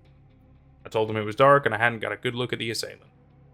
They were suspicious of my story. They must have sensed that I was holding something back. It crossed my mind that they might even suspect I had killed them myself, but no one ever accused me outright. There wasn't a drop of blood on me, and I was obviously distressed and shaken over what had happened. The investigation lasted for weeks. Forensic teams scoured the house for any physical evidence, but never found anything useful, and the murders were never solved. Not long after, my parents moved me away to a new town for a fresh start. I went on with my life, trying to move past what happened that terrible Halloween night when I was 14. But I never got over the horror and the guilt. For the rest of my teens, into my early 20s, I went through a very difficult self-destructive phase. I dropped out of school shortly after the start of my sophomore year in high school, got mixed up in drugs and alcohol, got arrested more than once, got kicked out by my parents, was homeless for a while, and finally went into rehab and got straightened out. I'm married now with 2 children and a semi-decent job at a warehouse. Things are going pretty well for me right now. but I still dwell upon what happened that night. Everything Dylan told Terry was fake. There was no old man named Magruder, no devil worshipping or child sacrifices or demons or murders. It was all made up. It makes me wonder. I think about the power of suggestion, the placebo effect. The story Dylan told wasn't real, but I could tell Terry believed it. Maybe belief was the key? Maybe Terry was so frightened by what he heard, he somehow unwillingly, unconsciously willed it all into reality. They say faith can move mountains. Maybe that's true, but maybe it also means fear can give nightmares flesh. Maybe all the monsters we were all scared of when we were kids were more real than we thought they were. I've been thinking about that a lot more lately, especially after what I heard on the news a few days ago. You see, that old, abandoned house isn't there anymore. About 10 years ago, a developer bought up all that land and built an apartment complex there. The police are investigating a brutal mass murder. The residents of the 3 lower units were all killed during the night. Massacred. They have no leads. The police can't even figure out how the killer gained entry. All 3 apartments were locked from the inside. I think whatever horror we accidentally conjured that Halloween night 20 years ago is still there. And that was My Friends Were Murdered When I Was 14. I Know What Killed Them, It Wasn't Human, by Carl B. 1961. Or Carl B. 1961. What I really liked about this story is, so I went into it being like, oh, okay, there's probably some craziness going on. There's a creature, whatever, classic kind of horror situation. And although that's kind of true, oh god, excuse me. I like the fact it's a very cliche Halloween night prank gone wrong. Turns out there was more truth to something than maybe they ever realized. But then it's also like, well, but the stories of that he was saying were not true, and yet for some reason those things kind of came true. Very interesting, very interesting. And then you had like the monster, the house looked like a face, kind of like made me think a monster house. That was quite a funny little thought I had there. I really like it. I really like it. It was a good length. It was just a lot of fun. Honestly, there was just a lot of good detail to it, which I think really kind of helped build it a little bit more, make it a little bit more immersive to get into. Yeah, overall a fantastic story. I've thoroughly enjoyed it. I hope you did too. See you for whatever's next. Take care. My creations have come to life, and now they want to kill me. Hello. I don't want to say much about myself, as I am scared that they will know of this post once they manage to get to me. But what I can say is that I am a small artist. I don't have much of a following or provide famous work, though that's not what I care about. I just simply love sharing what I have made. My main theme of my drawings is creatures, from animals to reptiles, marine life, and even ones that don't exist. Pushing boundaries to what I can draw, whether it's something simple or complicated. I've never really liked drawing humans, or any other thing that is human. It just feels less exciting.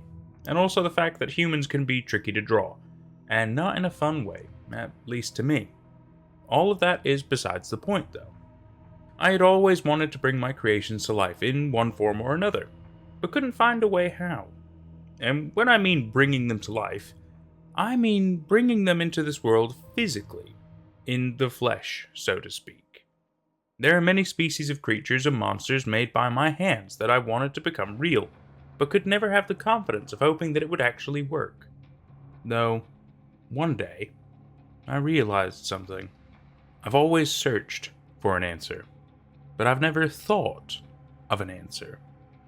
And that's what I did. On that one day, I was at my desk with a big piece of paper, a pen in my hand, and paint to the side, all in the color of black. I often use the color black in my creations. Not all the time, but it's a common color, and this moment was no exception. I stared at the drawing sheet for a moment, then closed my eyes and pictured what I had looked at in my head, and began to move my hand, my body, and my closed eyes as if they were still open. I could feel what I was making, drawing my first creation in my vision, making sure that I didn't mess up. And once I had finished the outline, I grabbed the brush, dipped in a small jar of the paint, and spread it inside of my drawing, making sure that it was perfect. that nothing, not a single bit, was out of place. And when I finished, I opened my eyes. And although this might sound obvious, but to my surprise, my vision was spot on. And I had drawn my creature as perfectly as I had imagined it, as I had concentrated hard on. If you were wondering what the creature looked like, it was a big specimen with pointed legs, a circle of fluff at the front of the body, the head bird-like with pointed ear horns on the top sides of said head, and a long leaf-shaped tail that was angled down straight, not being able to bend. All black, like a shadow, and white, pupilless, wide eyes on the side of its face, much like any other animal that wasn't born with eyes in the front. It was sort of moth-like, but not quite. I had even given them a name, since a planned name was a good honor to bring something into the world. That name being Uncle Crosswater. It's a strange name, I know, but I didn't want to come up with anything basic like a human name or a pet name even. Regardless though, I stared at the filled piece of paper, wondering if I did it right at all. I was about to sigh and leave when I saw small dark blots quickly forming into one big hole or pool of paint that covered almost the entire sheet. And within seconds, the formation rose up, like some unseen force was possessing it with magic, and my creation, my first ever focused creation, rose up and molded into a shape, then a body, head, and tail, the details coming soon after, like it was rendering its realistic texture. I quickly stood up and backed away, from shock and the fact that it was growing big.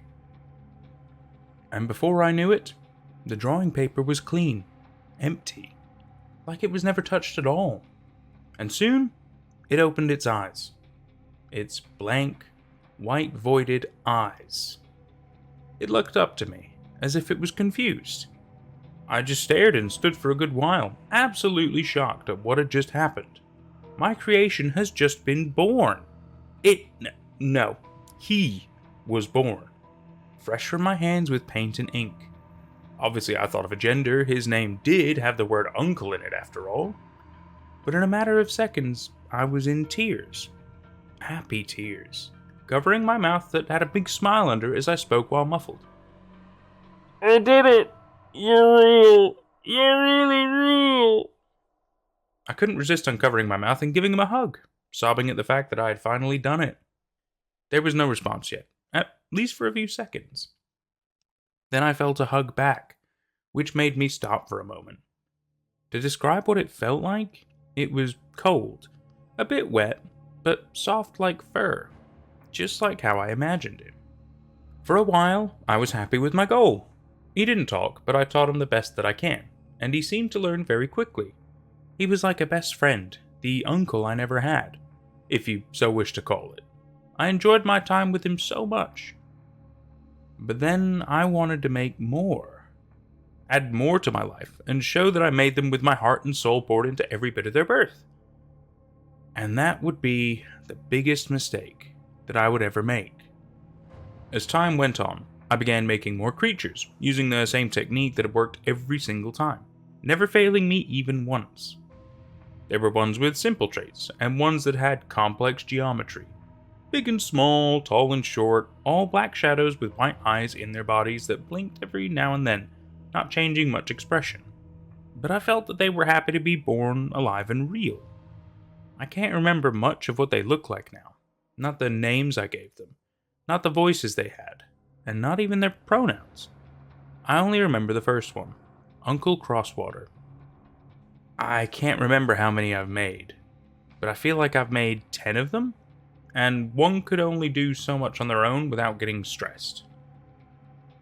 Now the obvious thing is that they don't really need to eat or sleep since they were born from my drawings, but many of them wanted the love and support that I spoil them with every day, and soon I went from wanting to spend time with my creatures to wanting to erase them. Or at least put them back into their own papers and I could keep them in a binder or put them in a portrait to hang in my room so that I could make sure that they would never tear, have any mess on them, get wrinkled, and whatever else. They are my creations after all. So I soon began being on my phone and computer more than usual, talking to friends, watching something, playing games, and so on forth. I started drawing, but not on that big piece of paper that all of my creations were born from. Now I drew in notebooks or my phone, sharing my pieces with others, never telling them about what I had let into my house. Of course, the entities that I had whisked took notice of my lack of affection towards them. Every now and then, one of them would catch me drawing something on my desk, but with the big paper aside and instead in one of my notebooks.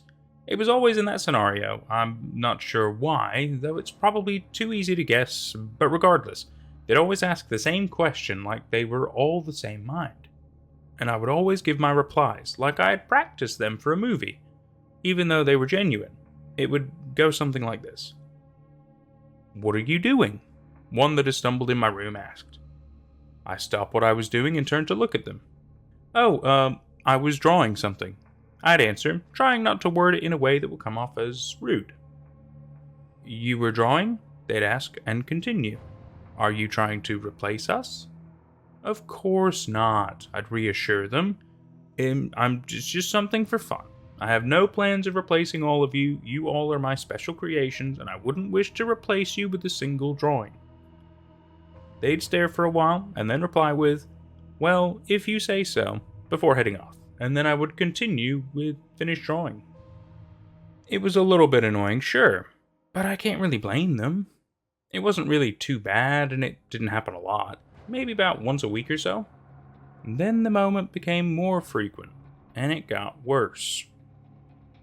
When they saw me on my phone or on my computer and noticed that I'd posted some art, also something that happened at the moment every time, they'd come up, and just like with the notebook, it would be the same interaction that plays out like this.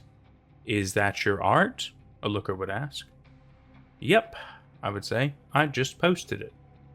Their tone suddenly becomes irritated, and speak, "But why is it not one of us?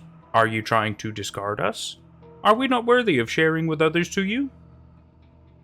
"That's not it at all," I'd say, again trying to reassure them. "You don't need to be known to others to prove your worth. I love you all with all my heart, and if I were to tell anybody about you all, they wouldn't believe me and maybe mock me, and an artist mocked for bringing their creations to life would hurt them and what they have made with their hands with care." They'd huff and simply say, "Sure," before leaving me be. I am aware that it isn't the best response to give, but I couldn't think of a better thing to say. And I was certainly not going to tell them about putting them back into paper.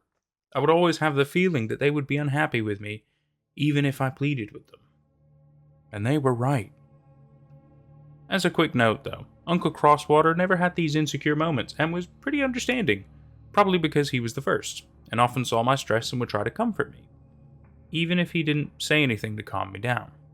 I suppose that having somebody by your side is good enough to calm one down. Not for long, though. On this night, I couldn't take it anymore, and I called everyone into the living room to tell them what was looming over me for a very long time. "So, I'm sure you were confused as to why I have called this meeting, since I have never done that before until now," I begin. "And, well, I wanted to talk about creating all of you." Some tilt their heads while I keep going. "As you can probably guess, I have made 10 of you, and I really do love every one of you. I will always love you all. But," a sigh, "10 is just too much, and before you all say anything, hear me out." A deep breath. "I had been thinking for a while to bring you all back into paper. Your own papers that were just like or similar to the one that I drew you all on, and my thought was to either put those papers that each of you were on into a portfolio, or pull them in a portrait to hang on my walls. I want to make sure that none of the paper that you reside in get ripped, dirty, wrinkled, or anything else. There's nothing that would make me devastated more than my creatures being ruined by something like either of those. But I don't know how to bring you all back into paper, and I want to make sure that I don't mess up, or else something would go wrong." At that point, I hung my head down, ready to cry. "You must understand, I cherish all of you, but you don't deserve all of the questions of doubt in your minds, your worries, your suspicions, me creating you all in such a cramped place and starting to get less attention from me. It wasn't fair, and you all don't deserve a life of unhappiness just because of my impulse, not considering what will happen in the long run. Again, I love you all like children, but it isn't right to bring you into the world just to feel envy." When I finished what I had to say, I looked back up. There was silence. No word, not a single one. Just eyes staring at me with judgment, as I then locked my eyes onto the one who started it all, Uncle Crosswater. And then there were words. Lots of words. Words filled with hatred from the rest, asking abandonment questions, calling me names, telling me to do harm to myself in one form or another. Crosswater didn't say anything himself, only staring at me, before what felt like hours and a few minutes of harassment from my specimens, spoke with a loud voice. Stop. All was quiet while he spoke again. We understand that you have poured your heart and soul into our outlined flesh, and that you only wish to keep us safe. However, you should have thought about your actions, what you decided to go through without considering the consequences, and that is unacceptable. My eyes widened with shock. He had never been this strict, this hatred bubbling in his tone until now, and it felt like somebody had stabbed a knife in my chest. Then, out of nowhere, he pointed out, and despite what you have said, you have a clear favorite out of all of the rest. My heart sank. The others look at him, then look at me, and immediately knew what he meant. How did he know? Just because I love what I make doesn't mean I don't have a few favorites, right? But he continues, as if he knew what I was thinking. I was the first one that was created. We are more linked to each other, and since I was created by you, I know what you were thinking, and you've allowed yourself to look deep into your thoughts without even realizing it. Therefore, you only plan for one of us to still be in the physical world, while the rest are locked into the sheets made by trees. At this point, I heard a couple of growls from the other creatures, the void white eye bulging with wrath. There was no way that I could explain myself. And before I could even try, everyone lunged at me, even Crosswater himself. I was clawed, bitten, kicked, punched, and I somehow managed to wiggle myself out and dash into my room, locking the door and pushing my dresser against it so that it would be more harder to get in. They were no longer my creations, my beautiful creations, my creatures. No, they were monsters. They'd all grown feral, all emotion and soul disappeared in a heartbeat, even with my beloved Crosswater. It was no longer like the uncle I never had. He was like the uncle that never loved me. I looked at my injuries and saw that there was no blood, but a thick blob-like ooze of a black liquid. I only guessed that it could maybe be ink or paint, given how my abominations were made. At this point, I grabbed my phone and texted to a close friend of mine that lives near my neighborhood to come to my house immediately and to have the cops come with her. I didn't tell her about my things trying to murder me, but instead saying that a burglar broke into my house and I spotted a gun and was scared for my life and that was going to get shot and that I'm hiding in my room. She understood and said that she will be there as soon as possible with the police, and at that point I turned off my phone and dropped it, crying hard.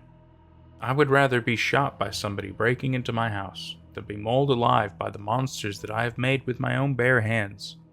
And I want to rip the drawing paper on my desk and throw out the very pen and paint that I'd used to create them, but I feel too weak to do so. I'm losing a lot of blood. I'm guessing is in whatever black substance they have left. My skin is getting pale, and I feel like my insides are being dried up. I don't know when my friend and the cops will be here, and I don't even know if I'll make it before God knows what happens to me. I'm typing all of this from my phone after turning it on so that I can at least say all of this before I die or something. I'm going to uninstall the app too, just to be extra safe, so that they don't come up with something worse. Even if you don't believe me, I'm scared for my life, and I have no idea how my friend and the cops would react to seeing my mistakes of a collection of creatures in my house instead of an intruder, and if they could even live or kill any of them. I can hear the door ready to be torn into splinters from the scratching and kicking. I hope they come soon. And that was My Creations Have Come to Life, and Now They Want to Kill Me by Childhood Fan. And we've even got a little bit of fan art of what Uncle Crosswater would look like by Childhood Fan themselves. Awesome. Absolutely awesome. What I like a lot about this story is it's got it's not quite a mad scientist-y vibe. I think it's like a different form of a tortured artist, I guess, in a way, but not like full-on tortured like you see in like certain films and things. Especially because, they somehow, they don't really talk about how they're able to make these creatures. It's just kind of like a given, which is fine. It's always good to have a level of mystery involved. And then, so we decided to make 10 of these creatures, these creations. That is certainly a big number, like maybe just stick with the 1 or 2. Oh God, excuse me. I don't know if I'm going to cut that out or not. For authenticity reasons. But no, I quite enjoyed it. I like the idea of somebody being able to make something come to life. That's always like an interesting concept. Obviously, it makes you think of things like Frankenstein. Makes you think of Frankenstein's monster, to be specific. Or like I suppose a different form would be like robots. That's another way to it's kind of a creation coming to life. It's not exactly the same kind of a deal, especially because these are drawings that come to life, and the rules are just completely different when it comes to each kind of creature thing coming to life. I think it's really interesting. I've enjoyed it. I wouldn't say it's like crazy scary. I think it's more like the concepts behind it are scary, But then again, I think it would have been cool if we had at least a little bit more description about what some of the other ones might have looked like. Maybe there were some more like really creepy ones and things. That would have been cool. But that's just my 2 cents. I really enjoyed it. I hope you did too. We'll see you for whatever's next. Take care. Always check for your shadow. Mom taught us one rule. Always check for your shadow. Every few hours, the 3 of us, Mom, Curly, and me, would do a shadow check. It was as second nature as taking a sip of water. Shadow check, my mom would call, and we both looked down, checking that our shadow was still there. I thought everyone did this. We were homeschooled, so no one really told me otherwise. And my one friend down the block, Samantha, was a little strange herself, so she never seemed to notice. But then Mom got a job, and Curly and I went to school. And that's when everything collapsed. What are you doing? Paige asked me as we stood outside for recess one cool fall afternoon. Shadow check, I replied. Duh. Shadow check? She asked, confused. What's that? I squinted at her. You don't know what a shadow check is? It was like she told me she didn't know how to brush her teeth. I explained, slowly, in simple terms, like I was talking to a baby. You look at the ground to check your shadow is still there. She obediently looked at the ground. There it is. Then she raised her arms out in front of her and linked them, making her shadow look like the letter P. Look, it's like P for Paige. In no time at all, half of the class was doing it. We'd bound out for recess, and someone would shout, "Shadow check!" The kids would contort their bodies into weird shapes to make their shadows look like elephants or cats or letters, and we'd try to guess what they were. That went on nicely for about 3 days. Then, horror struck. On Thursday afternoon, it was overcast. "Shadow check!" Thomas shouted. I diligently looked down and saw my shadow. But when I looked up, I realized nobody else had a shadow. For a second, I wanted to panic, and scream, and run. But then I took a deep breath, and did exactly what my mom taught me. I grabbed Paige first. "Hey!" she protested, but I didn't listen. I held on with a vice grip and started pulling her back towards the school. When the shadow goes away, hide in darkness for a day. The mantra echoed in my head. The school had a basement. I'd heard the teachers mention it. The basement would be safe. All we had to do was stay there until the morning. "Let go of me," Paige screeched, finally yanking her wrist out of my grasp. "What's wrong with you?" "What's wrong with you?" I screamed back. "We have to hide." The kids weren't smiling anymore. They were staring at me, backing away like I was a rabid animal. "We have to hide," I screamed again. "All the shadows are gone." I grabbed at Paige again, but she dodged this time. I lost my footing and fell onto the asphalt. Pain stung my knees. I looked up at my classmates. Why aren't they hiding? What are you doing? Run! I screamed. That's when a teacher helped me up and took me right to the principal's office. I should have explained more clearly, my mother told that night, as she tucked me in. The shadow thing is only for us. It's okay if other people don't have shadows. Why? Sadness flashed across her face for a second. Then she shook her head. That's just the way it is. No one talked to me at recess anymore. Not even Paige.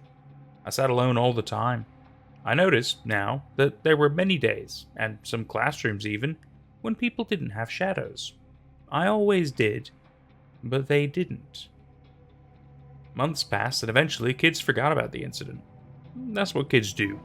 Forget. Sometimes I wish forgiving and forgetting came easier to adults. Paige would run up to me at recess and we'd play hopscotch. She never brought up the fact that even on an overcast day, my shadow still danced across the chalk lines, mirroring my own movements.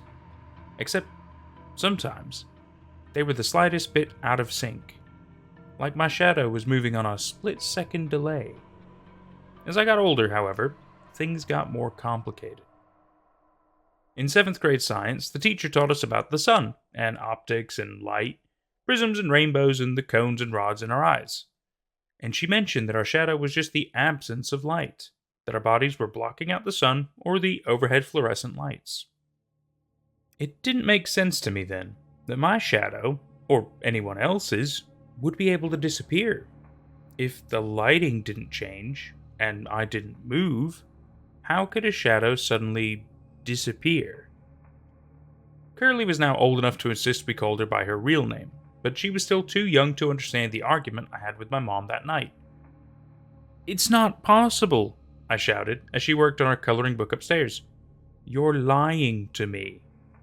I'm not lying to you, my mother pleaded. Yes, you are. I ran across the living room to get in my mom's face, walked right past the ornate glass lamp that stood on the end table. My mom's eyes widened. She looked at the ground, and that's when I realized my shadow was gone. The lamp was behind me. My shadow should have been on the floor in front of me. But it wasn't. Run, she whispered. When I didn't move, she began to shout, Go to Curly, go! I hesitated for half a second, then I sprinted for the stairs. Turn off the light, she shouted after me. I darted in and closed to the door. Then I bent down and yanked out the plug to the lamp. Hey, Curly said, I'm coloring. Shh, I whispered. What? My shadow disappeared. Curly was too young to remember the day her shadow disappeared. She'd only been a year old. Mom had scooped her out of the playpen, grabbed me by the hand, and took the three of us into the basement. We spent the night down there, in total darkness, eating canned beans and sleeping on old comforters laid out on the cement floor. But she knew that it was bad. She scrambled over to her bed and pulled the covers over her head. I stood in the center of the room, listening for Mom's footsteps. They never came. Is she staying down there? But we had so many lights on down there. It would be safer to just run to us. I crept towards the door, my heart pounding. Slipping over the Barbies Curly had all over the floor. Mom? I called out, through the door. Nothing. I opened the door just a crack and peered out. I could see the stairs, the light spilling out from the living room, but everything was silent. Maybe she went into the basement. Maybe... A shadow appeared, cast across the wall. No, she's still down there. But no, that couldn't be my mom's shadow. It was too short, and even though the edges were blurry, the shadow sort of looked like it had a ponytail. Not a short hair at a pixie cut, like my mom.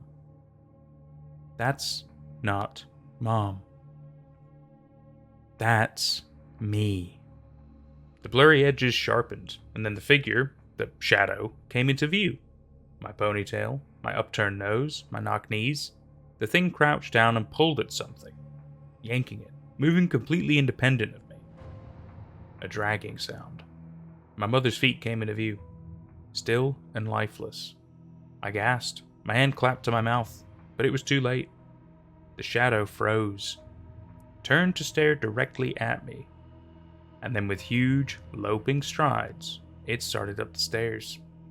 I slammed the door shut, clicked the lock, then I jumped under the covers with Curly, my entire body trembling. The police never found Mom's body. She was eventually declared legally dead. Curly and I were sent away to live with our grandparents. They didn't seem to know anything about the shadow. They never asked us to do shadow checks. The only remark in 10 years was my grandma, on a particularly cloudy day, remarking how strange it was that I cast a perfect shadow on the sidewalk in front of us. I watched it as I walked, and noticed its movements weren't perfectly in sync with my own. As the years went by, and my shadow didn't disappear again, I started to get complacent. I checked for it less and less frequently. I started to lead a normal life, getting hired as a real estate agent. Curly, now going by her name Rebecca, is 19 and in college. I even started to persuade myself that my shadow didn't kill her, that my mom ran away after our fight, and my memory of the shadow was my way of coping with it. Because it was harder to accept my mom had abandoned us than it was to accept an evil shadow had killed her. That's what I told myself. Until tonight. As I sat down on my computer to finish writing a house listing, I noticed there was no shadow of my fingers on the keyboard. No shadow on the linoleum under the desk. I ran to turn off all the lights, but I don't think I was fast enough, because when I ran to close the blinds to block out the light from the street lamp below, I saw my shadow, walking across the dark street, disappearing into the night. So please, I beg you, if you see any strange shadows in your home or outside, something you don't think is cast by the lights, by the objects in your home, something that looks different, hide somewhere pitch dark, where no shadows can be cast, until morning. And that was Always Check for Your Shadow by Blair Daniels. So, this is yet another really interesting aspect of horror. The fact that, it's an entity that, even though is tangible and it's something you can see, but yet again, its rules are mostly unknown. And although you have like a set of guidelines that kind of give you an idea of what to do, you don't know exactly how it acts, when it acts, what it's doing exactly. You just know how to keep yourself safe, which I think is interesting, especially because we had that little glimpse into, oh my goodness, yeah, there is some danger involved in this. It's not like people just disappear. I mean, it seems like it killed her mother, for example. It's such a crazy cool concept. I really enjoyed this story. I sure hope you did too. We'll see you for whatever's next, guys. Take care. It hides among the trees. The smell of decay is a unique one. It's unlike anything else you'll ever experience. It's a smell that you can't wash away from a crime scene. It's a smell that sticks with you if you're ever unlucky enough to experience it. It triggers a fearful instinct in some, a morbid curiosity in others, and for some sadomasochistic individuals, a little bit of both. It could be a body, an animal, a human, maybe something else. It could be roadkill or a murder. It could be relatively fresh or near mummified. And in some local legend, it's a smell that marks a doom for any soul damned to such a fate. My name isn't important, as for I fear how telling this story will make me sound. Well, absolutely insane. And frankly, I don't want that linked to me. But for the sake of introductions, I'll take up the pseudonym Ethan. This story takes place when I was only 17, and about to graduate high school.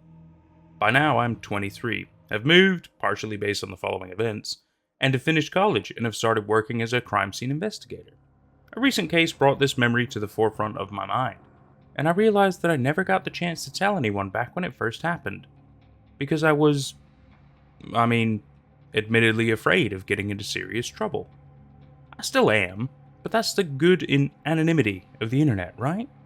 And I guess that traumatized part of me inside hopes that someone from the area or surrounding has had this experience with it, or at the very least, can believe me. It.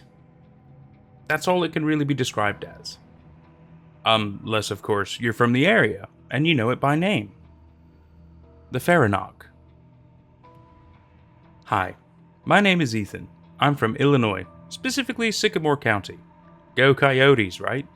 Well, in my teenage years, I've seen my fair share of crazy shit, and if I were here for this, I could go on for hours about my experiences. But one in particular rises above the rest, and that's the one I want to talk about. Growing up, I never really had much stability. I was the oldest of 3 siblings, raised by a single mother, who passed away when I was just 8. My little siblings were 5 and 3. We were put into custody of our aunt, who never really was around much.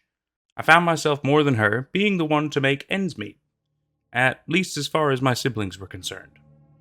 My only real escape from that responsibility was school, and in junior high to high school, I spent any chance I could get with my friends. We were pretty wild back then, at least compared to how I've since turned out. We often explored abandoned buildings, spray-painted trains, vandalized police cars, teenager stuff. And being annoying nuisances of kids, we not only got into trouble, but we did the typical kid thing of spreading spooky urban legends as if they were true rumors. And for a while, that's what I thought the Fahrenach was. It's been a tall tale since I could remember. Even as a little kid, I distinctly remember even hearing adults talk about it. No doubt the stories had a profound impact on the local culture. You rarely saw anyone out after the street lights had come on, especially not in the area I lived in, which was thoroughly surrounded by woodland. Not really rural, but there were a good few hunting districts in the area, because of the little mini patches of woods that made up a good part of the scenery. Some were hiking trails, the biggest of them was a park, and the rest were hunting ranges or just nothing at all. If you did see people out after the sun began to set, you would never see them alone. At the very least, they'd have one other person with them, usually all clinging to each other for dear life. For us, this was our Mothman. Everyone and their mother's dog had a story about the Fahrenach. This was such a prominent thing in our local culture that the curfew in place was specifically designed in consideration of this threat. It was a creature that thrived off of fear. It used humans' naturally curious nature to lure them in, string them along in an increasingly more morbid trail of sights until their fear was so intense that it could strike and feed. And make no mistake, this creature was ruthless. Easy to survive if you were smart enough to not act on your curiosity, but if you weren't, as long as you had the foresight to quit investigating while you were ahead, you'd be okay. After all, the creature fed off of fear. If you didn't give in to its bait, it wouldn't mangle and devour whatever was left of you when it was done. And the way it lured people in was the fabricated scent of decay, and the expertly timed rustling of bushes or tree leaves to get your attention and get you on its macabre trail and lead you right into the belly of the beast. Of course, this was a tale so absurd. Why would a group of angsty teens ever heed it as a warning? Why would they follow the curfew inspired by a presumably faux threat when there was too much opportunity to mess around when no one was out and no one had eyes on you? Not even police got out after curfew because of the beast. Well, as you may have guessed, my friends and I were the angsty teens who thought we were too good to listen to the stories and follow the curfew.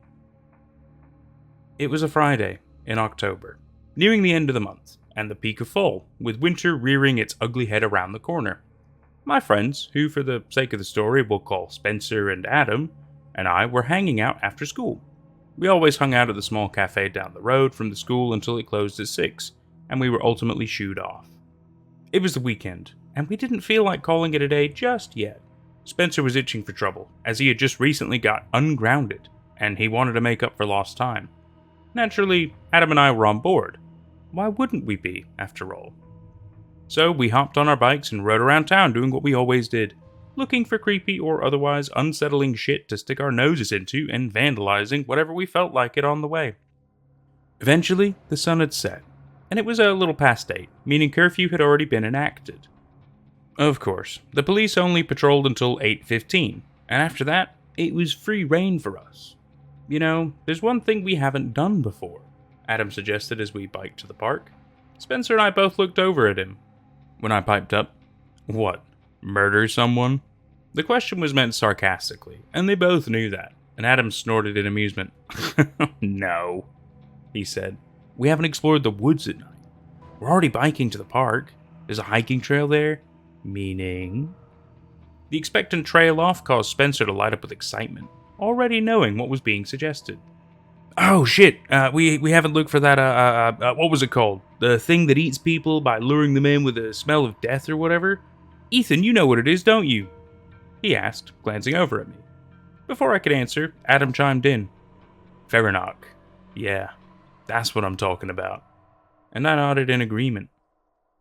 Right, well, what's stopping us? I have my phone on me and it's nearly fully charged, so at the very least one of us has both a flashlight and a way to call for help if the boogeyman comes out of the trees to come get us. This caused us all to laugh. For some reason, we found it hilarious to poke fun at the whole thing. Well, no, I guess not just for some reason. It was because we were teenagers. Going against the status quo was just what we did. As we made it to the park and biked through until we made it to the trail, I distinctly remember us all three agreeing to split up. I can't remember exactly how that part of the conversation went, but we made good on our word, and we did just that. We split up when we got there. We made it to the trail, climbed off our bikes, and let them fall to the ground in a careless pile. So excited at the prospect of exploring new territory. We were the very thing the Farinok preyed on. Curious humans who acted a lot tougher than they were.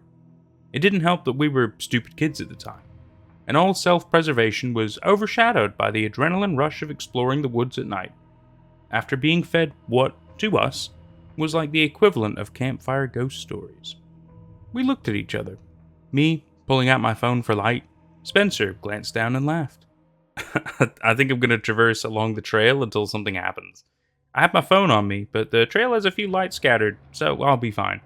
It'll save battery, he said. Adam and I looked at each other and nodded. Okay, cool. I guess we'll just explore either side of the woods, I suggested, to which Adam shrugged. Fine by me, he said. That was when we split up, as stupid as it was. Sure, at the time we thought it was all a folk tale, but even if it had been, splitting up was still stupid. There were animals in those woods who could easily hurt us. I guess we thought we were big and bad because we had our phones. But I really can't say I remember what was going through my head at that point in time. So I set off into the woods, my phone's flashlight sweeping the area around me. The only sound I had being the ambience of the wind gently blowing through the leaves of the trees and bushes around me, and the chirping of crickets or cicadas. I'd be lying to say I could tell the difference. Still can't. For a while, nothing happened. I walked through the woods, phone in hand, looking for anything interesting. The most interesting thing I found up to that point was a cigarette carton with 2 unsmoked broken cigarettes in it, and someone's old frisbee. It was unbleached and weathered, so I could tell it had been laying there for a while. After about 20 minutes of absolute nothing, I decided this was boring, and I was getting cold. I was ready to call it a night and go home. But then, as I went to call Spencer, I smelled it. The foul stench of decay singeing my nose, bringing tears to my eyes. It was such a flooring smell, something that, at the time, I had never smelled before. And it was horrendous. There's truly nothing to compare it to. Ironically enough, despite the Farinok being the whole reason I was in the woods in the first place, that wasn't my first thought. My first thought was, I'm bored. I want to get pictures of a carcass. Yeah. As morbid as it was, that was my thinking process. At the time, all I could think about was how gnarly it would be to have a photo like that. I knew I could get into some serious trouble, but I didn't care. I was a nosy 17-year-old. All that mattered to me at that time was the shock value. So despite my growing repulsion and the feeling of nausea churning my stomach, I followed the horrid scent. I tried calling Spencer for real this time, but he didn't pick up. I just assumed he either had his ringer off or was being too brave to answer the phone, wanting to feel as alone as possible. That might seem like a stretch, but that's just how he was. So at first, it didn't matter to me that much. It was when I started hearing what sounded like the rustling of something in the bushes around me, something big, that I actually remembered why I was here. And then I hesitated to keep going. Unfortunately, whatever sense I had that came through to the surface for long enough for me to hesitate was overpowered by my stubborn curiosity, and I trekked on. And it was not pleasant when I did. The first thing I saw was a small animal skull that was almost completely cleaned, but the bone was still stained red from its blood. I thought about picking it up and taking it with me, but for some reason I just didn't. Maybe it was instinct, or maybe whatever was possessing me to be so reckless back then decided to sit this one out. Whatever it was probably for the best. I kept going, and there were even more animal bones. Eventually, there were animal carcasses. Way too many to be right. To be normal. All decaying, covered in filth and maggots, and the stench was absolutely terrible. So terrible that I didn't even bother stopping for pictures. I was already nearly overwhelmed by the initial smell of decay I was following that was getting stronger. I didn't need more. And as I continued, the trail of death just kept getting worse. Eventually, when I started seeing more bigger bones, I knew they weren't from any animal. Not only were they too big, but no animal has a human skull in hand. When I saw that human skull, my heart sank. I knew I had made a terrible misjudgment. Before I could call Adam or Spencer, I heard the rustling again. The smell of decay was now so strong, I knew if I went even a step further, I was a goner. As I went to shine my flashlight over the rustling bushes, it flickered and went off. Shit, I murmured, checking to see if I still had it turned on. I did, but it wasn't working. I was too scared to input my phone's passcode, and with trembling hands, that's when I saw it. 2 piercing red eyes staring at me from the darkness, and they were rising. First to my eye level, which I was 5'11" at the time, so it was already impressive. But then it went beyond. This thing had to be at least 7 feet tall. My heart practically leapt into my throat when I saw a mouthful of rows of sharp, long yellow teeth glinting in the subtle moonlight. As my eyes adjusted to having no flashlight, I saw its face. It was horrible. I can't even properly describe it in words. Its head was long, and its mouth protruded in a way it shouldn't have. Its red eyes were sunken in, and its face was thin and hollow. Its skin was so pale, it was almost white, and probably would have been if it weren't for the dirty, dingy gray hue it had. This was the Pharaoh. It was a thin, lanky, grotesque being, and suddenly, it made so much sense how it thrived off of fear. How could anyone not be afraid? Instinct kicked in, and I bolted off running back the way I had came. I didn't exactly memorize the path, but I didn't care. I told myself that I'd keep running until I made it out. And I did. I ran and didn't turn around for even a second. And I'm glad I didn't, because I could hear its heavy, fast footsteps, and it sounded like it was on all fours, which was even more disturbing when I inevitably painted a mental image. Maybe that was a good thing, though, because I ran even faster, fearing for my life. I could hear its heavy, strained panting, and its menacing growl for a long time as I ran. I was easily running for longer than 15 minutes before the noises stopped. I didn't care that they had. I had to get out of there. I kept running, and I didn't turn around until I finally emerged by the road leading to the park entrance. My phone's flashlight had come back on, and I hadn't even realized it until I stopped running. Once I was out of the woods, I finally turned around. I had expected to still see the beast, but I didn't. And I was undeniably relieved. Quickly and still trembling, I tried to call Spencer and Adam, but neither of them picked up. I had to have tried calling them a total of 40 times combined, but with no answer every time. Although I didn't have solid proof, deep down, I knew what had happened. There was no denying it. I knew I needed to get home, so staying along the illuminated path, I made my way back into the park where my bike was laying, and I picked it up. As I leaned up with it, something just told me I needed to look up right then. So I did. And I'll never forget what I saw. Adam's mangled corpse was just barely visible on the outskirts of the side of the woods he had gone into. It was clear he tried to run, but he didn't make it. The sight was so disturbing that I dropped my bike and doubled over, vomiting. His body was covered in what was easily all his own blood. His limbs were dislocated and bent at unnatural angles. His flesh was torn right through in many spots, and his clothes were shredded to rags. I never saw or heard from Spencer after that night, but I knew he had suffered a fate like Adam's, and it made me sick to think about. It still does. When I could breathe again, I quickly hopped on my bike and rode back to my aunt's house. She, thankfully, wasn't home until much later, so I never had to explain to her where I was all night. I never told anyone what happened to Spencer, or Adam, or even myself that night. There were a lot of reasons behind that, but the main one was fear. From that day forward, I was never sticking my nose where it didn't belong. I learned a lot of things that night, a lot of things I shouldn't have. The Faranock was more than a tall tale. It really was a serious threat. While all the stories about it might not have been true, I know what happened to me that night. I know when the missing posters went up. I know how torn apart the whole community was. I know what happened to me, what happened to my best friends. And I never doubted when people warned me after that. About anything. Whatever warnings I was ever given, I made sure to heed them. No part of me could relive those events.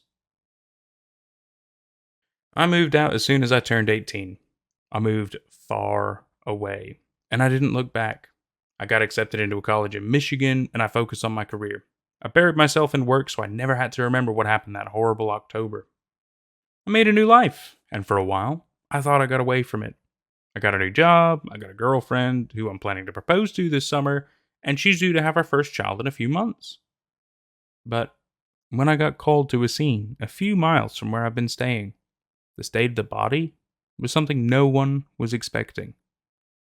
No one except me. It was a teenager, about my age at the time of the incident, and her corpse was brutalized in the same horrible way that Adam's had been. The fact that her body had been found in the woods behind her family's home made one thing all too clear to me. I was never supposed to get away from the Faranock that night. It followed me here. And that was It Hides Among the Trees by Hugs for Corpse. This is yet another fantastic classic case of creepy creature in the woods type deal, but what I really also like about this is the fact that this is clearly just real, and the fact that, the whole town, the whole county, whatever, they've got rules, they've got a crazy curfew and stuff, and even though not everybody might believe in it, a lot of people just heed it and go with it because there is still clearly a level of reality to it. And that makes it so much more interesting, the fact that you'd really think they'd be doing more investigation level, and for all we know, maybe they are to an extent to kind of figure out what this creature is, where it came from, why it's doing this, are there more of them, etc. But at least just in this story, we only get the perspective of Ethan, and it's just so interesting, really, because you get to see it from like the classic case of somebody who gets attacked by this creature, that they're scarred for life, sort of a thing. It chases them, things like that.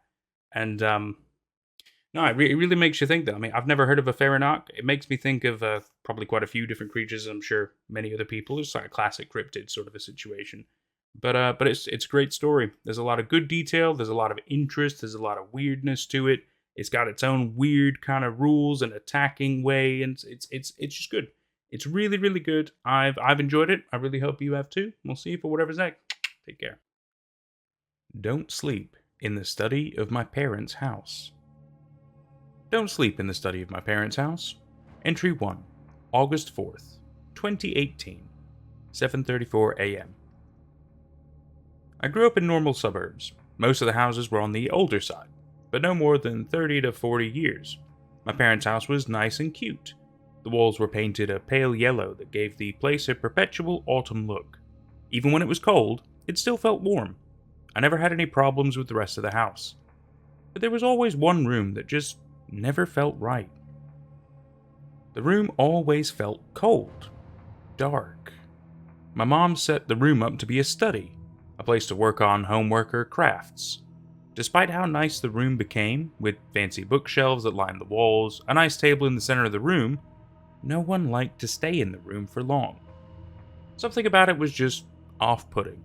I especially disliked the room. I always got a chilling feeling when I was in there. We blamed the oddness of the room on its location. It sat above the garage and wasn't well inoculated. With it being lower temperatures most of the year, that's why it was cold. It sat next to the front door, which, with 8 people with very different schedules, the room was rarely quiet. The walls were painted a cold blue that seemed to absorb all the light. That's why it was so dark. But despite our reasoning, we still could not get past the oddness of it. The room would often become a mess. People would dump their half-finished crafts or supplies on the table rather than stay in there any longer to put them away, resulting in it always being a mess. Every few months or so, my mom would grow tired of the mess and order one of us to spend our Saturday cleaning it. Whoever was assigned the room, though it should have only taken maybe 3 hours, would take the whole day. They would work for a bit, then leave. They'd forget they were tasked to clean the room until my mother reminded us. My mom, though being more on the strict end, never seemed to get as mad about us forgetting that we were meant to be working on the room. It was as though staying in the room for too long was more difficult than it should have been, and everyone seemed to know it. Staying out of the room was easy until my sister decided to have a foreign exchange student come and stay with us for a month. We were all excited and looked forward to homing someone from Japan. But I would need to be moved out of my room and into the study for the month to make room for the student. I was apprehensive, but didn't put up a fuss. My parents just set up the spare mattress on the floor, moving the table to the corner of the room, and moved my clothing into a portable set of drawers and totes. And thus, the month began. I've had a hard time sleeping ever since I was a kid. Sounds from outside or the house popping as it settled would wake me up throughout the night. My parents, at some point, gave me some earplugs from my dad's work to help me sleep. They did wonders. My first night sleeping with them, I was out like a light. Woke up the next morning feeling the most rested I had in a while. After that, I began to wear them. I had never had an issue. Aside from my ears occasionally getting angry with me, and I'd have to give my ears a break for it. Until I moved into the study for that month. The first few nights, I felt uneasy. I just chalked it up to not being in my normal bed, and the room was brighter at night than I'm used to. The small window that sat in an indent in the room was lit with a bright orange street lamp. The angle of the window offered enough privacy, so my parents never felt the need to install curtains. With the blue walls, the feeling in the room was creepy. The room was also where we stored the Wi-Fi router and the family computer. So there were lots of little blue lights that flashed, and I could see them through my eyes as I tried to sleep. I remember tossing and turning, and resting on covering my eyes with a blanket to get any sleep. But I still woke up throughout the night. I got up many times to use the bathroom, and just remained in the bathroom, dreading going back to bed. But eventually the cold of the night would make me long for the soft warm blankets, and I headed back to bed. The first few nights were like this, but eventually I got used to the conditions and seemed to get along with the room. Until that night, I remember it vividly. My siblings and I, and the exchange student, stayed up after my parents watching TV. It was a Friday, and was the only night we were allowed to stay up so late. We would revel in it. We watched a strange movie about a woman who traveled in time and saved a man's life who would have died in a bus crash. I found it really interesting, and as I fell asleep, I reviewed the movie in my mind as I often did. I'm not sure when I fell asleep, but my dream was the movie playing in my head again. I watched the characters walking around, talking about something, I don't remember what, but I noticed something in the room with them that I had not before. There was a shadowy figure in the corner of the room. My mind told me that it had been there the whole time, but I had just noticed it. I looked at it, trying to understand why it was there. I looked away from it to watch the scene in my head, but when I looked back, it was closer. To me. The viewer. My eyes darted between it and the scene once more, and this time the figure was suddenly in my face. So close, like it was about to touch me. Fear surged through me. I could now make out the vague shapes of its face. It looked like it was screaming. When I noticed the scream, my ears began to ring. It wanted me to look away, but I knew if I did again, it would get to me. My instincts told me I couldn't let that happen. I stared at it, heart beating hard in my dreamer chest. The figure's face began to contort more and more, getting more angry, its mouth getting wider than it should be able. My ears rang louder and louder, so much it became unbearable. In that moment, I knew I was asleep, and I desperately begged myself to wake up. But waking up felt like I was pushing through heavy, thick nothing. I was underwater, heavy water, and I needed to get to the top. But something was holding me down. Finally, the sound in my ears grew so loud that I finally woke up. My eyes shot open as I laid on my side. but despite being awake, the ringing continued, loud and deafening. I pulled my earplugs out, half wondering if the sound was external. But when I did, the sound seemed to get more quiet. It was still loud enough to hurt. I knew there was little I could do, so I just laid there, in pain, until the sound began to curb. I breathed in deep and began to relax more. I started to notice the sound of the clock in the room. The ticking seemed to drown out the ringing, so I focused on it. The sound finally faded with the ticking, and I drifted back to sleep. I don't remember my dreams after that. I woke up the next morning, feeling tired. My ears were back to normal. I remember the face in my dreams. It haunted me. But the more awake I became, the more my mind drifted away from it, and I began to reason that it was just a weird dream. You would think I would have thought more of this, but my mom struggles with dream paralysis. She had warned us that one day we may struggle with it too. She started having it when she was a teenager, and I was the right age.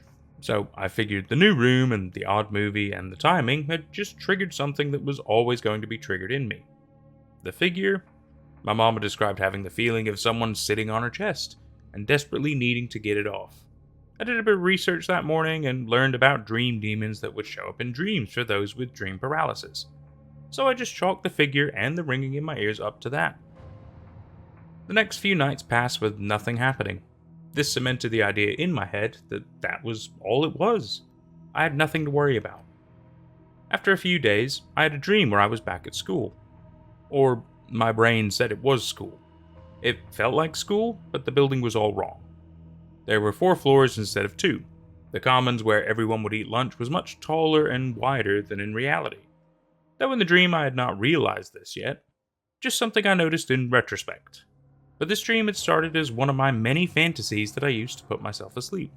I was at school when a supervillain showed up, and I was a secret superhero who they were hunting down. The dream meandered from the fantasy, but the setting remained. The concept of me needing to stop the villain remained. I wandered the school during class time, avoiding the teachers looking for the villain. I spotted them down the hall, and I made my plan to attack.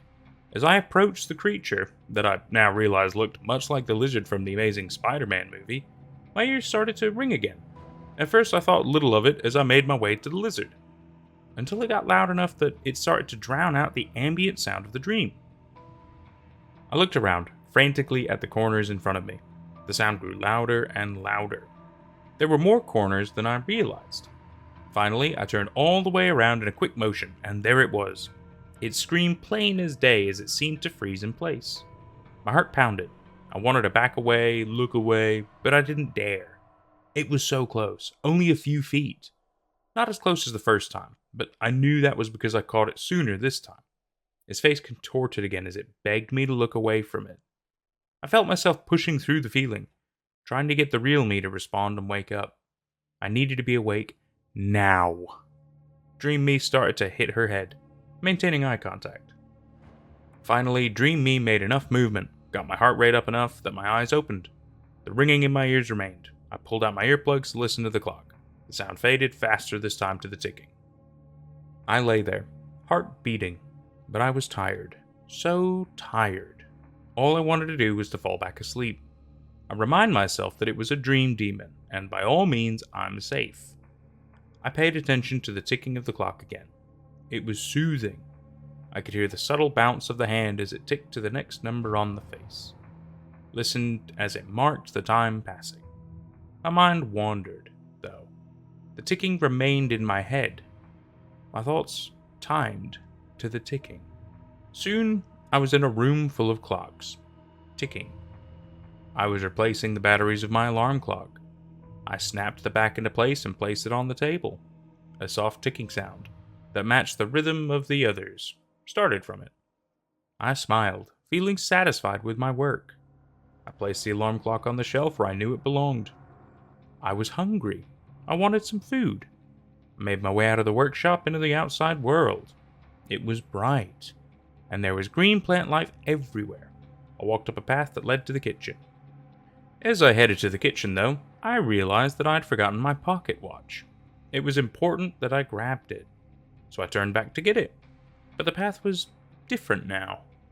The workshop was farther away, and shaped much smaller than it had been before. I felt a little irritated, but made my way back to the shop. I could hear the ticking of the shop as I was about to open the door, and on the doorknob, and it started again. The ringing. I was more aware of it this time. Or was it louder this time to start? I wasn't sure. I looked around me, side to side, looking around the walls of the small shop. The sound grew again. Anxiety filled me as I tried to look around more, but I realized that for some reason I could only look from side to side. I knew I needed to look behind me, but I couldn't move that way. I pushed towards one side, gaining some leeway, but stopped again. I tried the other way. I gained more. I tried back the other way, and again I gained. The sound hurt my ears now. I was almost out of time. Finally, a large burst of effort, and I spun around and came nose to nose with the figure. I almost screamed out, but froze instead. It was close. Too close. I began working to wake myself up again, but this time the feeling was stronger. The weight that kept me asleep was much heavier than it was before. I struggled against it. As I did, for the first time, I saw the figure start to move. It was just its hand, but it was moving it, slowly, towards me, holding out a finger. I pushed harder and harder, just as the finger was about to touch me, and the sound, I'm sure, was making my ears bleed. My real eyes shot open. I faced the door, and for a second as I awoke, the figure was standing over me, its hand nearly touching me. But I blinked and it disappeared. Thoroughly freaked out now, I got up from my bed, grabbed my blanket, and decided I was going to sit on the couch and refused to go back to sleep. I sat on the couch for what felt like hours, looking around me, looking at every dark corner of the room. But the feeling of terror seemed to be dampened by leaving the room. My fear slowly faded, until I woke up the next morning to my dad turning on the light. I sat up on the couch, realizing I'd fallen asleep like that. My dad looked at me confused. He asked me why I was out there so early. I just told him I had a hard time sleeping. I didn't think he would believe me if I told him the truth. He shrugged and began making himself breakfast. I sat there, happy for the company, even if we were both quiet. After that incident, I couldn't bring myself to sleep in that room, but my parents would get angry with me for sleeping on the couch. So I set an alarm to just before my dad was up, and spent the nights on the couch. I didn't have more sleep paralysis doing this. When the fear faded more, I once again chalked it up to the weird sleeping conditions of the room. After the month was up, I went back to sleeping in my own bed. That was the first and last exchange student that displaced me. I was glad for it too. I didn't want to be doomed to sleeping in that room again. This all happened when I was about 12 years old, so the memories of it faded. I started my first year of college. When I left, my parents converted my and my sister's old room, as she was older and had moved out a year before me, to an upstairs office for my dad. He now worked from home more and needed a space where he wouldn't be bothered. The study was left vacant. During college, thanks to external factors in my life I don't find relevant to this, I became extremely depressed. I could do little about it for lack of funds and proper health care, so I did my best to cope with it.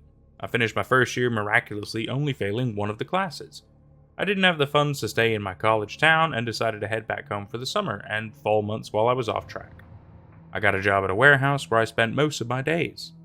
The mind-numbing work at the place did not help my mental state. My dad now using my old room as a workplace, I was put in the study. I had long forgotten my previous experience, and my parents had made an effort to make the room feel more like a room. My dad, having worked with electrical, had learned that the room was so dark because the power to the light fixture could not handle a brighter bulb. So they made efforts by adding about 5 lamps to make the room brighter. It still remained cold, however. Not much that could be done there. I dreaded sleeping in the room a little, but my fear was a child's, and I was no longer a child. I needed to get over it. Face my fear. Then I'll see that the room is just in a weird place and it was fine. This is what I told myself, at least. But my fear still gnawed at the back of my brain. Not caring much for my health, I would stay up late, watching videos, playing mobile games, until early morning when I'd finally let myself sleep for a few hours before getting up and going back to my job. The first of the new incidents happened about a week into sleeping in the room. I was so tired from work that day, and the many chores my parents had piled on me. I dozed off while watching some videos about zoology. My dream was dull, stressful. Not like the ones I had when I was younger. I was trying to get to work on time, but couldn't seem to grab everything I needed. My car had no walls, and eventually had no engine, and I had to push the car to work by running. I had no time to put on my shoes, so I ran on the cold, wet asphalt. That's when I heard it. For the first time in years. The ringing. Even in my dream, I felt surprised. The old child's fear filled me as my eyes darted around. The car was gone. My stuff too. I stood on the cold, wet street, alone. I live in Washington State, so all the roads where I live are lined by forest. I looked between each tree. The sound got louder. I spotted the figure not too far from me. It was in the trees, just looking at me. It was too far to see, but I knew its face well. Luckily, it was not hard this time to wake myself up. I looked at the darkened phone screen. My ear hurt from the way I laid on my earbud, but the ringing was gone. I blinked, sat up, looking around. It was dark. The street lamp's light made a pattern of the window's lattice on the floor. I sighed, and turned on some calming music and laid back down. I slept as well as I could the rest of that night, and again, nothing happened for the next few nights. I maintained my routine of keeping myself up too late. I would nap on the couch when I got home from work to make up for the lost sleep. But part of me, the stubborn part of me, refused to spend the nights on the couch like I had as a kid. Just stay awake until the seeming window of danger passed. I do think I was largely this reckless because at this point in my life, I don't actively want to die. But enough of me does. It's enough that I didn't care much about my safety. Plus, I still believe the room was just odd, and nothing more. The lighting, the Wi-Fi router. Many had said that Wi-Fi has weird signals that make it hard for people to sleep. So I've heard. Maybe being so close to the router was kicking this off. It's funny how far the human brain will go to stop you from believing what is right in front of you when you don't want it to be real. Confirmation bias, I guess. We like to be safe in our worldview, not realizing that it is harming us more than it's helping. The last night it happened again. It was like the first. I was having a dream where I was stressing that I had forgotten about one of my classes all semester and was now trying to make up for all the work on a single day. I sat in my room, sorting through my homework, fruitlessly trying to find the syllabus so I knew what assignments I needed to complete. When the ringing started up again. I looked around again, fear rising in me like usual, and my eyes locked on the figure who stood in my closet. Its face I could make out a little. I started pushing on the mask that kept me asleep, but this time, felt exhausted. I just wanted to sleep in peace. Like every time before, my waking brain began to take over. But I started to wonder why I was bothering to fight. I didn't know for sure that this thing was dangerous. I thought my fear of it keeps it alive. I glanced away. When my eyes returned seconds later, it was out of the closet, now in the middle of the floor. I stood by my desk. Perhaps if I let it get to me, it would go away. I let a feeling of calm wash over me, though part of my brain still fought. And I glanced away again. Now it was nose to nose with me. My heart beat. It was just a dream. I knew it was. I shouldn't have. But I did. I just closed my eyes as I saw its screaming face start to contort, letting the loud sound of the ringing in my ears wash over me. I felt something take over me, and in my closed eyes, its face didn't disappear. Its scream turned slowly into a smile. The ringing pitched out as a high screeching sound, and I woke up. My whole body felt strange. At first it was small, an energy across my whole body. But then it turned into a burning, itching pain under my skin. I rubbed my arms, my legs. Nothing could stop it. I sat up in bed, cold sweats beating down my brow. My eyes fell on the corner of the room, and there the figure was. smiling at me. But I was awake. Wide awake. I know the difference. I have lucid dreamed enough in my life to know the difference. I locked my eyes on the figure. My very skin felt like it was going to melt off. I grabbed my phone, hoping, and turned on the screen. Pointed at the figure. It disappeared. I sighed, thinking I was safe. The feeling in my skin remained. I blinked and turned the screen off. When I did, the figure was standing by the foot of my bed.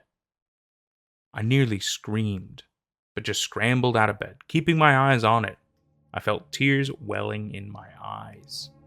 I backed against the door. Turning the handle, I stepped into the hall. The feeling in my skin disappeared the second I crossed the threshold. I tripped over the slightly raised tile floor from the carpeted room, falling back on the cold, hard tile. Horrified, I propped myself back up, looking at the door, and there it stood, just inside the door, smiling at me. I didn't know what to do. If I could move? If I did, would it get out? I didn't know, but I had to keep it where it was. I stayed like that for so long. My bones and my muscles hurt, but I didn't dare look away.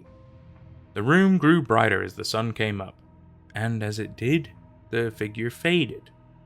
I'm not sure if it's still in the room, and I just can't see it or not. It is Saturday. No one got up for a few hours. I stretched my aching bones. I'm sure I'll have bruised elbows that I won't be able to explain.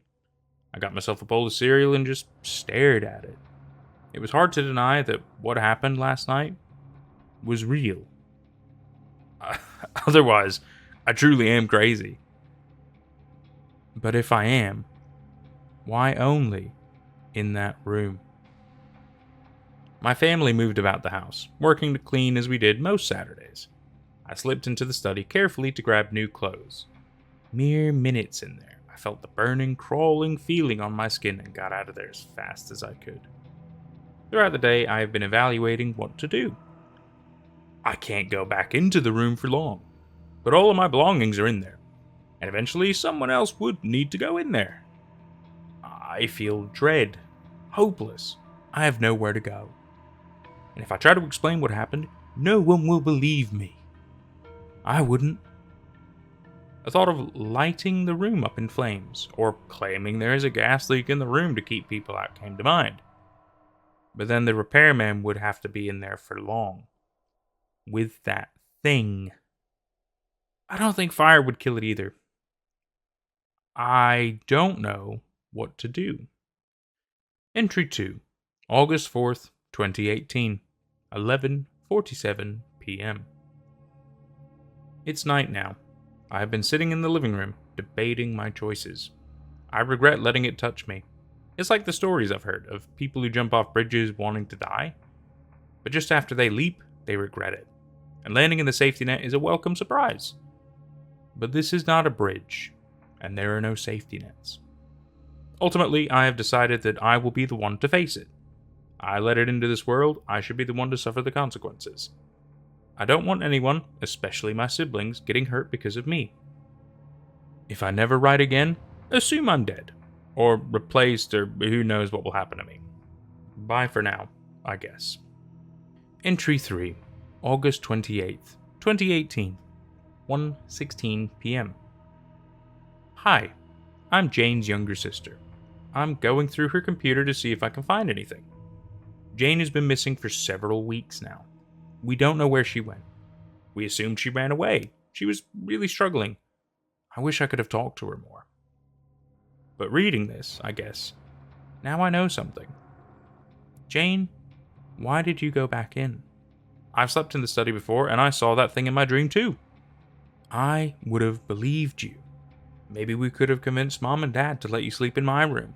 We could have done something. I miss you, sis. Please come back. Entry 4, November 8th, 2018, 5:15 a.m.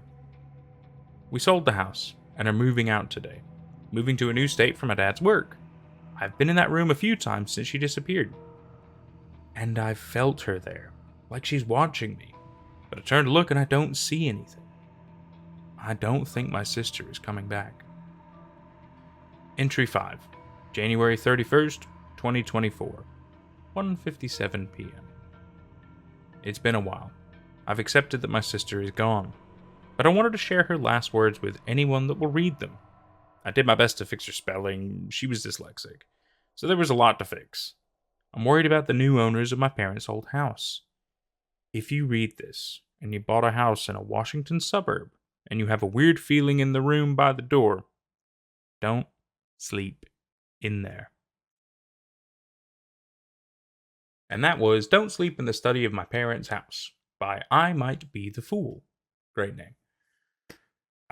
So this is yet another just really cool example of taking something that is kind of a, I suppose, I mean, it's not super common with everybody, I think. I could totally be wrong, though. I mean, I've had a level of sleep paralysis before, but I wouldn't say I've had, like, a demon or anything. I feel like I've just had the times where, like, I want to wake up and, you can't really move and things like that. Or, in certain dreams, you feel like you're running through honey or something like that, where you can't really move as much as you'd like. And then I think one time when I was waking up, I literally couldn't move for like, it was maybe like 30 seconds. It wasn't very long. But I wouldn't say I've had anything too hardcore, like definitely not a sleep paralysis demon level kind of thing. But yet again, I think it's mostly playing with your mind, isn't it? But I like the idea that this kind of creates it and makes it more tangible, and it's like this is a proper threat. It's interesting that it's more locked to a specific room in a house, which then makes you wonder, did something happen in that room? Is there a reason this thing is only there? And yet again, it doesn't affect only one person, it can affect multiple people. It's very interesting. I've really, really enjoyed this story. It's such a great read, honestly. Oh man, yeah. Just so good. I'm so glad I covered this one. This was great. I really enjoyed it. I hope you did too. We'll see you for whatever's next. Take care. Camping in Willow Creek Forest. The arrival of autumn heralded a significant shift in the air. His gentle descent brought a crisp chill that wrapped the world in an embrace of amber leaves and the promise of cozy fireside gatherings. For 5 childhood friends, Katie, Ben, Ashley, Mark, and Peter, this seasonal transformation was a vivid reminder of their shared memories from years past. The idea of rekindling those bonds was too tempting to resist. Thus, a nostalgic camping trip was born. The friends had assembled at the edge of the forest, where the woods met the open expanse of a grassy clearing. Their faces lit up with the unmistakable spark of excitement, and the laughter that danced between them resonated through the autumn air. It was a symphony of joy and anticipation, heralding the adventures that lay ahead. With their backpacks packed, tents erected, and a flickering campfire casting warm, flickering light around them, they embarked on a trail that had long resided in the deepest corridors of their memories. It was a path carved by countless youthful explorations, yet they now ventured forth with fresh eyes and eager hearts, unaware of the chilling terror that awaited them in the heart of the woods. As the sun dipped below the horizon, the forest around them seemed to come alive. The whispers of leaves and the eerie rustle of unseen creatures sent shivers down their spines. They huddled close to the crackling fire, its warmth a comforting embrace against the growing unease that clung to the edges of their minds. It was Katie, the keen-eyed observer of the group, who first noticed the peculiar markings on nearby trees. Strange symbols etched deep into the gnarled bark appeared as ancient as time itself. A disconcerting shiver traced its path down her spine as she studied them. She momentarily hesitated to share her discovery, for she knew that introducing such an ominous element could cast a shadow over their spirited night. Nevertheless, an unsettling blanket of discomfort settled over the campsite as the hours pressed on. The once vibrant forest now felt oppressive, its boughs and shadows hiding secrets they dared not imagine. The need to answer nature's call took Ben, the group's resident outdoorsman, away from the warmth of the campfire's glow. Armed with nothing but a flashlight and the knowledge of the wild, he ventured into the shadows. Yet, as he moved deeper into the woods, an undeniable sense of being watched began to gnaw at him. Minutes passed, but Ben did not return. Anxiety rippled through the group, and they called out his name into the thick silence that clung to the night. Then, like a blade cutting through the darkness, a gut-wrenching scream pierced the air. Panic surged through the group, coursing through their veins like a frigid river. They fumbled to grab their flashlights, and with hearts pounding, they rushed into the woods to find their missing friend. Ben was there, trembling and pale, on the edge of a small clearing. His eyes held a residual terror of his encounter, and he spoke in a voice quivering with fear. He described a monstrous creature with long, bony limbs and eyes that seemed to hold the weight of eons. The gaze of that beast had pierced his very soul, and the depths of his fear were etched across his face.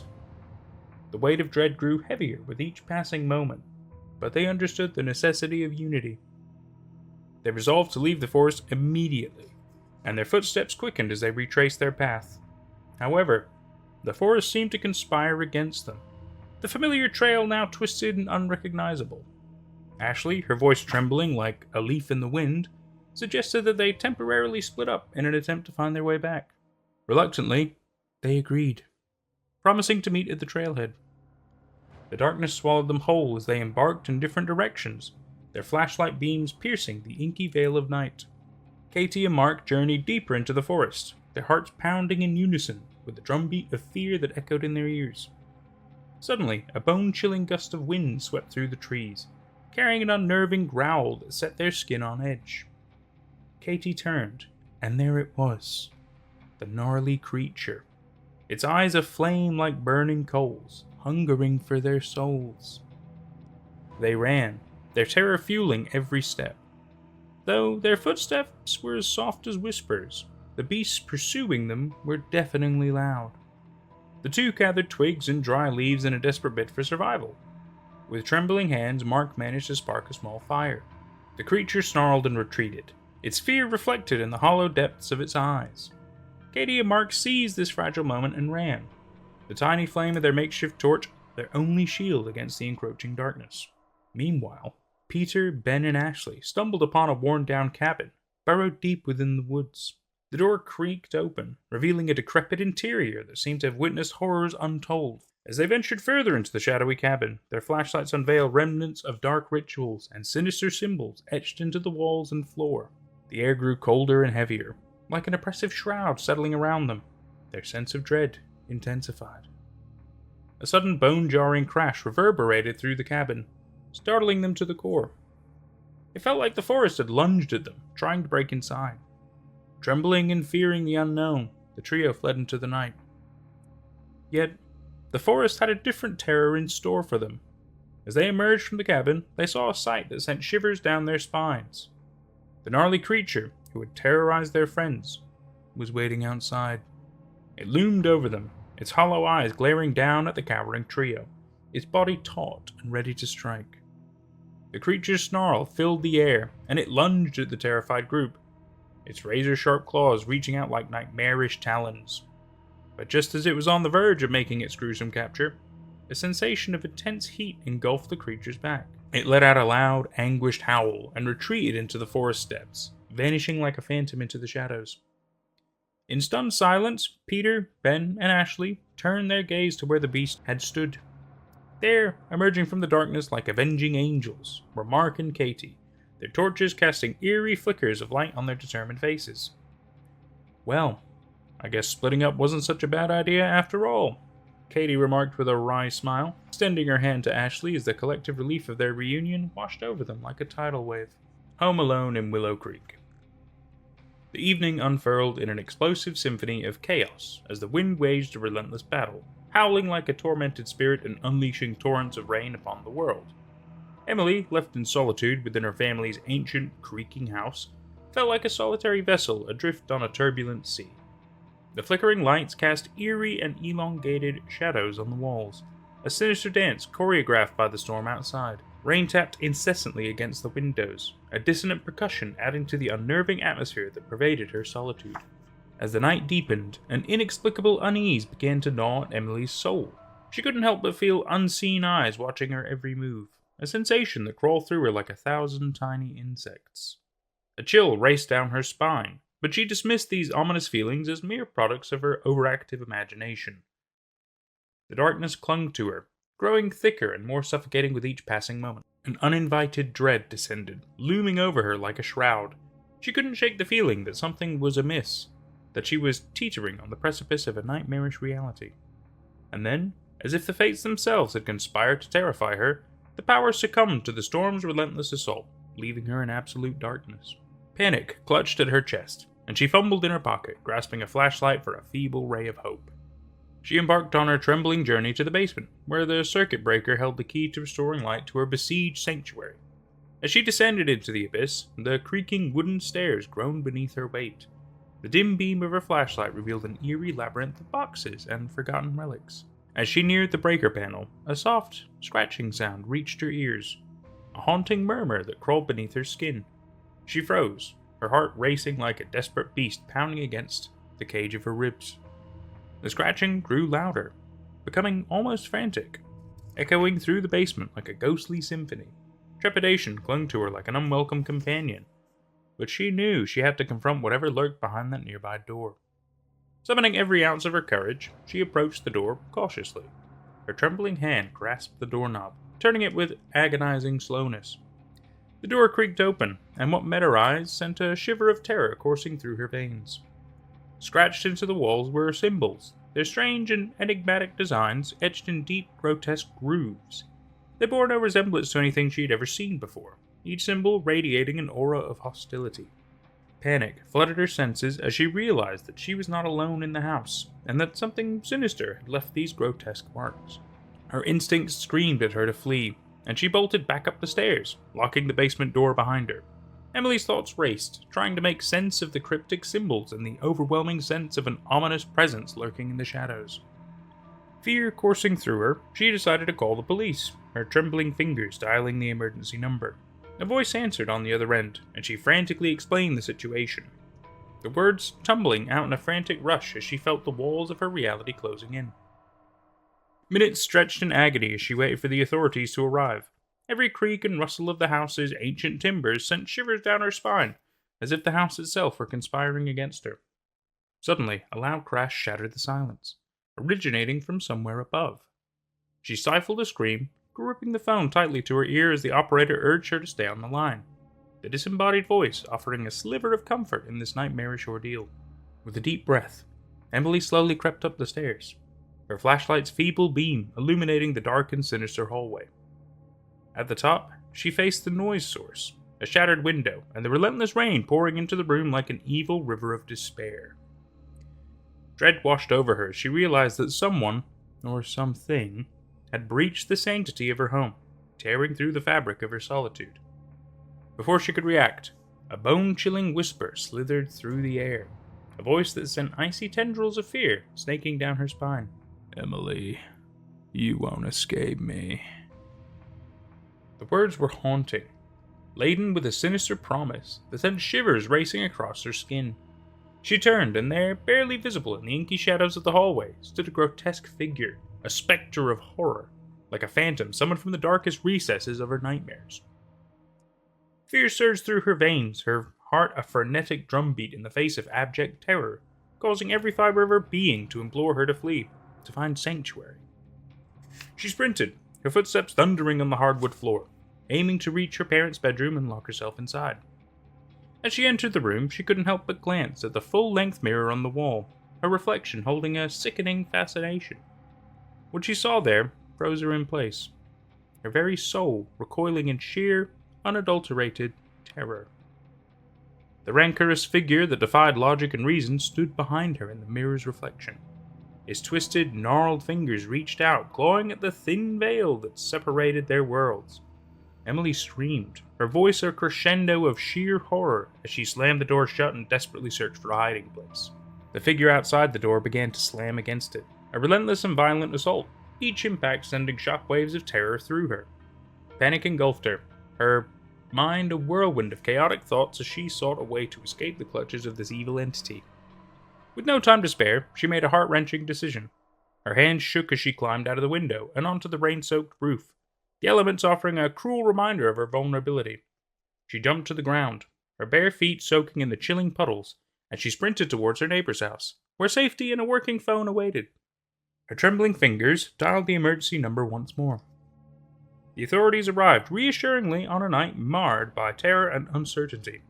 They thoroughly searched Emily's home, every corner and crevice, but found no trace of the intruder. The symbols in the basement remained a cryptic puzzle, a riddle to which no solution could be found. Yet, deep in her heart, Emily knew that she had encountered something beyond the realm of the living, an entity that defied explanation. She knew that her world and her reality understanding had forever been altered. To this day, Emily could never feel at ease in Willow Creek. The memory of that terrifying night haunted her like an unrelenting ghost, a spectre that lingered at the edges of her consciousness, a constant reminder that the world was a far stranger and more mysterious place than she had ever imagined. Despite the reassurances of the police and her well-meaning parents, she knew the truth. She had not encountered mere paranoia or a figment of her imagination that night. She had come face to face with the otherworldly, with a realm beyond human understanding, and the scars of that encounter would remain etched in her memory until her last breath. Emily knew that some horrors were not bound by time or space, and that the shadows in the periphery held secrets that humanity was never meant to comprehend. Witches of Willow Creek. A young woman named Isabella lived in the heart of a quaint village, nestled deep in a forest shrouded in whispers and legends. She was a curious soul, driven by a relentless thirst for adventure, that often led her into uncharted depths of the unknown. Throughout her life, Isabella had grown up listening to the hushed and eerie tales of the Willow Creek witches. These stories painted them as bearers of evil powers and participants in wicked secret rituals. The stories were chilling, yet they awakened in her a powerful intrigue, compelling her to unravel the hidden truths behind these mysterious myths. On a moonlit night, when the fog crept and danced eerily around the ancient trees, Isabella embarked on a journey that would plunge her into the heart of those very whispers. With every step she took, the air grew colder, the silence more foreboding, and her heart pounded in her chest, a rhythm that mirrored the increasing intensity of her fear. In the enigmatic forest, she felt the watchful eyes of unseen entities bore into her, creating an unshakable sensation that sent shivers coursing down her spine. Amongst the gnarled roots and tangled branches, her path led her to an ancient and moss-covered stone circle, an ominous clearing that the locals believed to be the witch's secret meeting place. Moonlight pierced through the dense canopy, casting eerie and spectral shadows that danced around the stones like phantoms. Isabella's heart raced with anticipation, for she knew she had reached the place she had long sought after. Suddenly, an unsettling gust of wind swept through the clearing, extinguishing her lantern. Panic surged through her veins, causing her to tremble with fear, but she summoned every ounce of her courage and relighted the lantern. In that precarious moment, she saw them. The witches emerged from the darkness, their figures cloaked in tattered robes and hoods.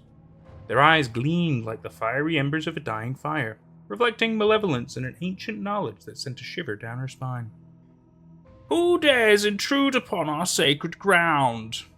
hissed a voice from the shadows, its malevolence reverberating in the still night air. Isabella, her voice quivering but resolute, summoned her courage and replied, "I seek knowledge and understanding, not to harm or disrupt." The witches exchanged knowing glances, their faces hidden by the shadows of their hoods. After a moment of tense silence, the eldest among them, a haggard crone with a hooked nose and eyes that seemed to have witnessed centuries of secrets, stepped forward. "Young seeker," she croaked, her voice like the rustling leaves in the autumn wind. "Tread carefully in the realm of the unknown. Knowledge comes at a price you may not be willing to pay." Undeterred by the crone's foreboding words, Isabella nodded and expressed her genuine desire to learn. The crone, sensing the sincerity in her words, beckoned her forward. She revealed an ancient and weathered book of spells and incantations, a tome that held centuries of their dark craft. As Isabella immersed herself in the macabre and otherworldly knowledge within, the witches grew increasingly sinister in their intentions. What Isabella did not know, however, was that knowledge, especially the kind that the witches possessed, was a double-edged sword. As her eyes studied the pages with unwavering enthusiasm, the witches began to cackle and hiss before harmonizing in an ancient melodic chant. "Sit omnia potestas tibi scientia potestas mihi." A chilling sensation crawled down Isabella's spine, and her muscles tensed in response. She attempted to move, but it was futile. Her body had become a vessel of their evil power, transformed into the witch's living doll. Slowly the witches circled the young girl, their chants growing louder as she ascended higher into the night sky. They threw their hands into the air in unison, sealing her fate with a final, bone-chilling chant. Nunc sis unux ex nostris, nos iunge causam beneficae nostrae. In an instant, Isabella's body contorted as her once pale skin shifted to a faded, eerie green. Her nose is crooked, her body adorned with grotesque warts, her teeth yellowed, and her eyes burned like embers of a dying fire. The transformation was complete, and Isabella became another victim of her insatiable curiosity. The witches had ensnared her, manipulating her thirst for knowledge to serve their own sinister purposes. As Isabella gazed upon her grotesque reflection in the moonlight, the true cost of her quest for enlightenment became hauntingly clear. The ancient dark wisdom she had sought had come at a terrible price, leaving her forever altered and bound to the witch's coven, a living testament to the perilous consequences of venturing into the abyss of the unknown. Isabella's journey, which had begun with a simple desire to unravel the secrets of the Willow Creek witches, had taken an irreversible and chilling turn, forever entwining her fate with those who dwell in the darkest corners of human curiosity. Attention shoppers, please hide at the back of the store immediately.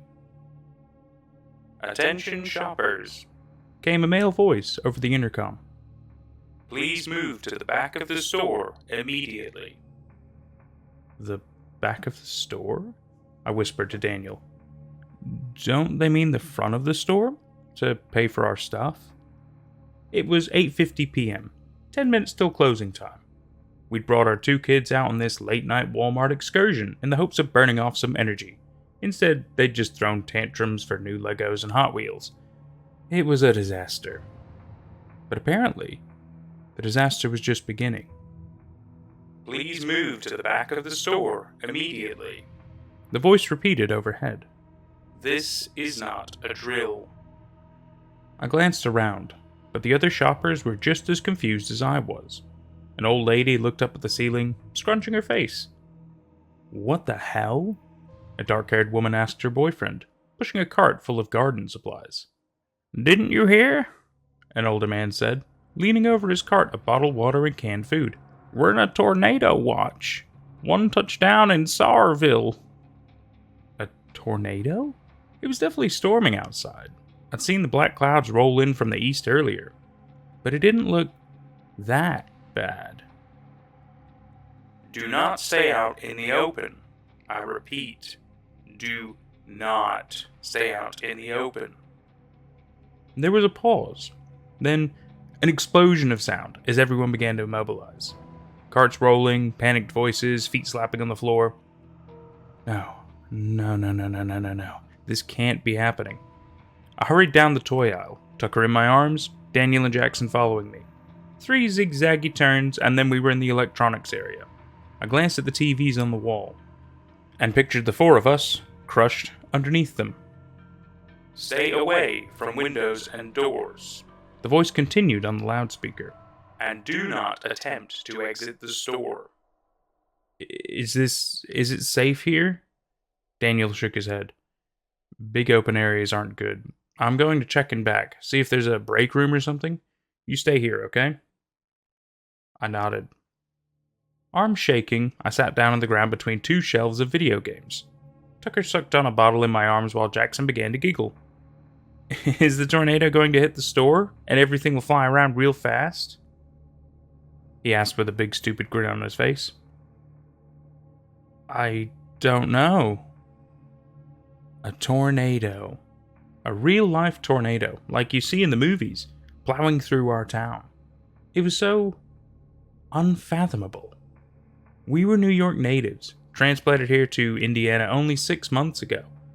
I'd never been in a tornado watch my entire life. Daniel jogged back into view. Everything's locked up, he said, as he joined me on the floor. But listen, Fairview's a big town. The chances that it'll hit this Walmart, I think we'll be okay. I never should have brought us here. You didn't know. None of us did. He wrapped his arm around me. They should have warned us, like an emergency alert on our phones, or a tornado siren or something.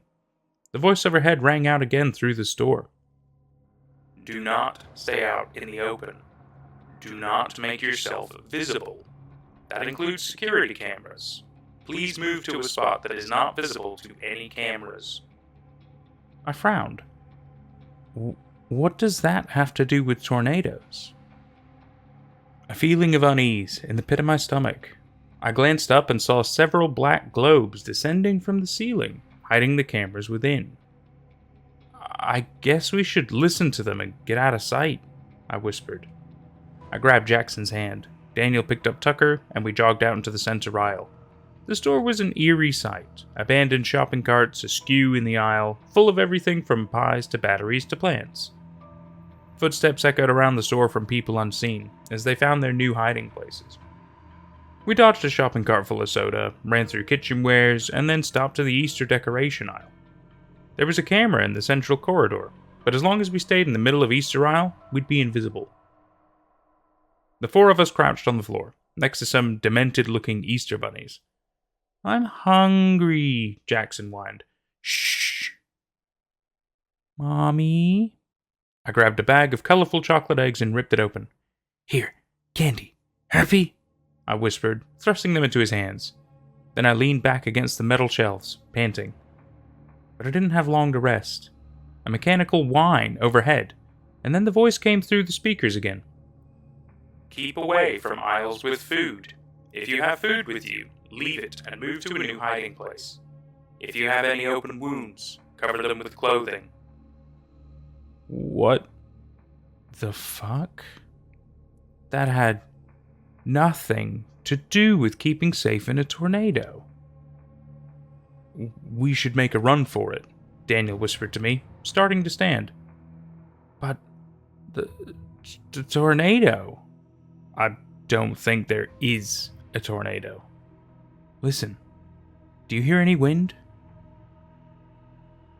I listened, but all I heard was silence. No howling wind, no shaking ground, no projectiles clanging against the metal roof. Maybe it's still coming. I know what they're saying doesn't make sense, but to go outside, we need to get out of here. Now.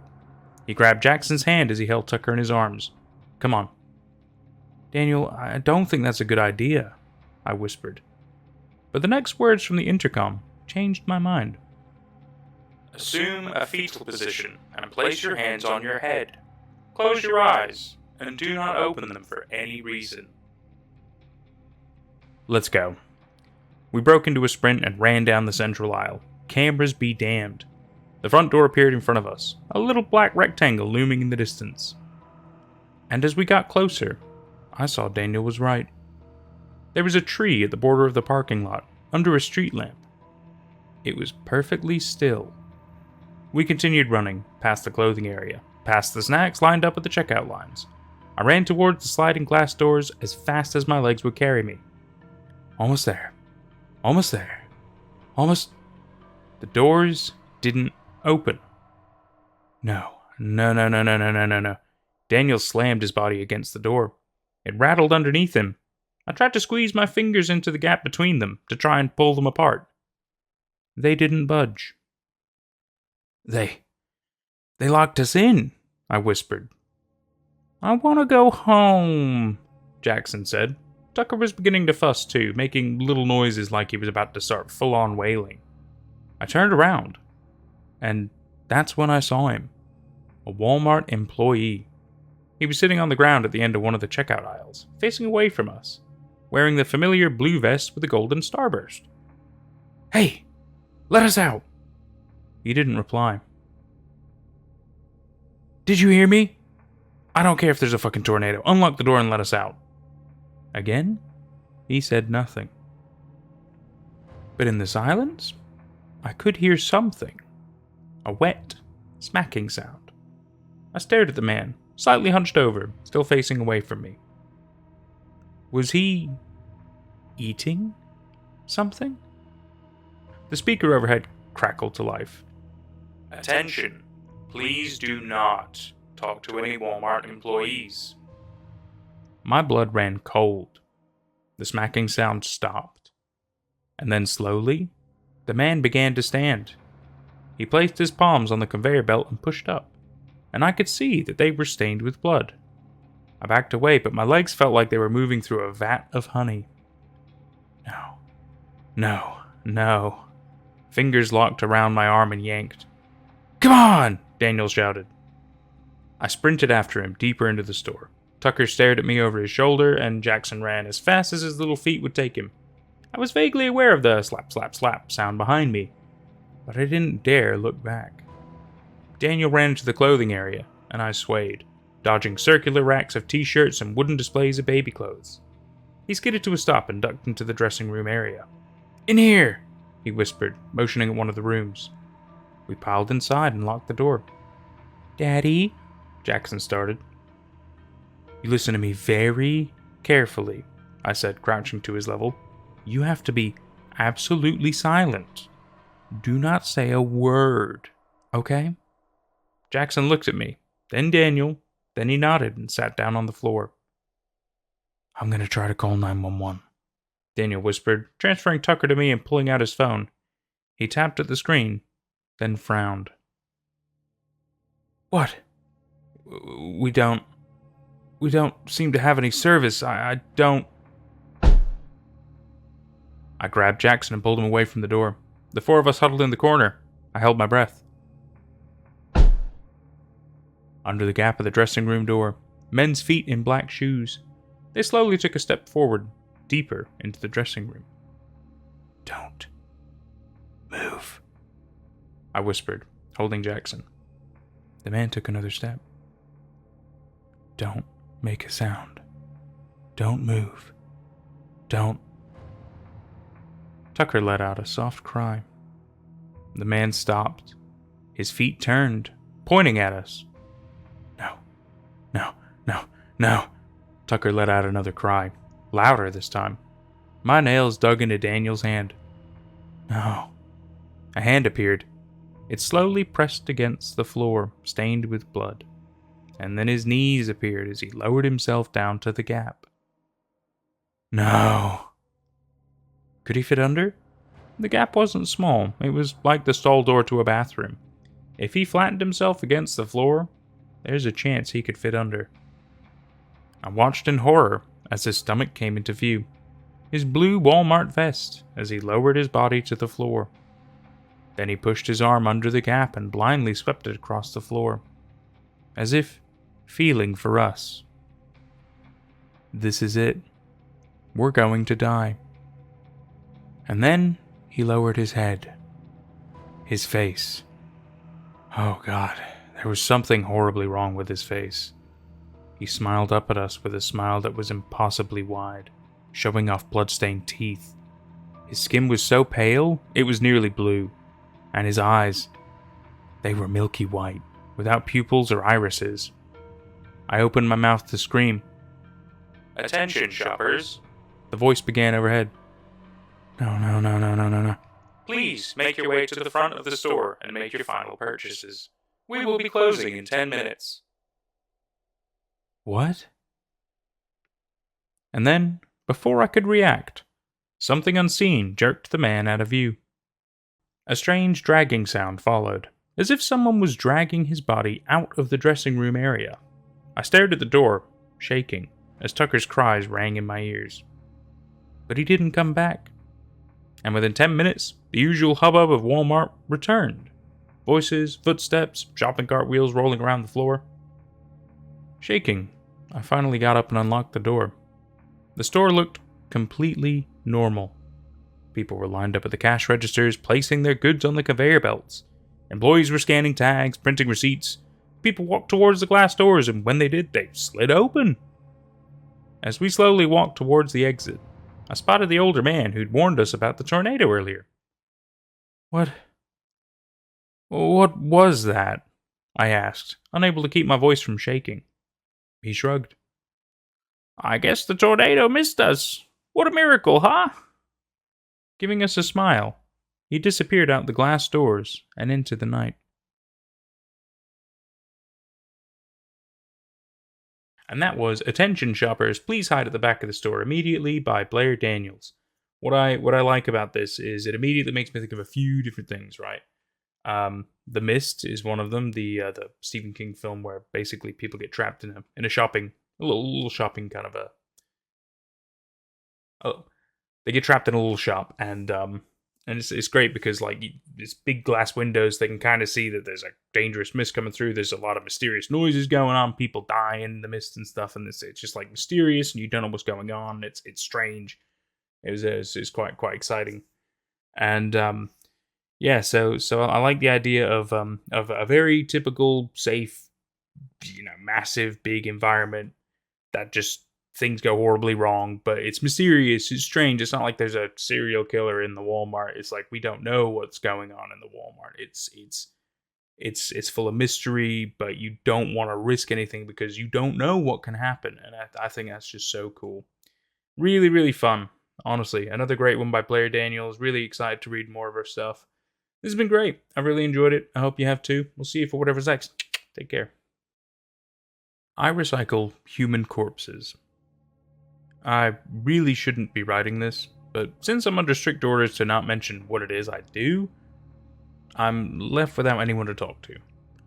This journal will hopefully suffice in helping me to make sense of what I've witnessed over the past dozen years of my life. I really do hope so. However, if someone is reading this, that means I've seen it fit to take the risk and disclose my job to the public. That being said, I'm going to not mention any names or real locations. Unfortunately, I'm not sure that would help my case, and I fear what will happen to me if I make this journal known. For my own sake, I'm going to write as if I'm telling my story to someone. If I choose to share it, I sure hope it's worth it. This is my situation. I'm 31 years old, and I've been legally recycling human corpses for 12 years. Yeah, typing it out like that reminds me of how disturbed my career is, or was, I guess. As disturbing as it is, it's also a bit confusing. But I'll break it down. There is a warehouse, somewhere in eastern Tennessee, that is a storage facility for human bodies. Every week, shipments of bodies are imported from all over the world through the medium of semi-trailer trucks. Everything about the process is so nondescript and generic that not a single civilian has ever tried coming onto the property in any way. The warehouse is just so boring, no one cares to pay it any mind besides those associated with the company. The bodies are then taken from the semi-trucks and are either stored for later use, and when ready are loaded into off-road transportation vehicles. The vehicles, usually white vans with off-road tires, follow a dirt path from the warehouse into a patch of forest. If you were to imagine an aerial view of the layout, there would be a highway running south to north. To the east of the highway, about 170 yards, 160 meters, would be the warehouse. And then to the east of the warehouse, about 3 miles, 5 kilometers, would be the forest. The forest is a strange sight, since the surrounding area is without any forest at all. The forest, a little over a mile across, 2 kilometers, is surrounded, well, by nothing at all, really. The area is just miles of field, a mixture of wild grass and shrubbery. The forest is also perfectly circular. It looks like someone took a cookie cutter and pressed it into a large forest and then lifted the section out and placed it into a large plain. I, along with my co-workers, call the forest the Mouth. Anyway, once the vans enter the Mouth, as I'll refer to it from now on, they stop halfway at a clearing. The clearing is still covered by the lengthy arms of the trees that encircle it, but the nature in the clearing lessens. The clearing is also almost a perfect circle. In the center of the clearing is a hole about the size of a kiddie pool. The hole is not straight down. It slopes gradually down into the mouth of what I presume to be some sort of cave. Its slope grade is similar to that of an opened cargo plane's rear door. The bodies, always in triplets, are laid out naked at the entrance to the hole, feet first. Afterwards, the van leaves, and the next day the bodies are gone. In the following nights, people start to wander out of the mouth. The people essentially hidden under the moonlight wander off in every direction but towards the highway. I'm not sure what is beyond the mouth, but I've always assumed it just eventually leads back to civilization. This is the process I have become familiar with the past dozen years of my life. The bodies are laid outside the hole, and in the following nights, people emerge from the mouth. Well, this was the cycle up until about a year ago. My last year working with the company. In the last year of my work, everything went to shit. The cycle was messed up and I lost someone close to me. However, to understand how it all went down, I have to start from the beginning. My life has been rather lonely. I was born in a hick town in Tennessee and lost my mom and my dad as a teenager. Without any knowledge of extended family, I was orphaned. I don't really want to get into it, but I aged out of the orphanage, and besides the program set up for young adults like me, I didn't know what to do with myself. About a year and a half later, I found myself, 19, living with two strangers for roommates, and working at a record store that doubled as a coffee shop.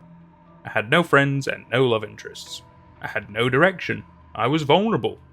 Although I didn't know it at the time, that vulnerability would be preyed on by a man that visited the coffee record shop.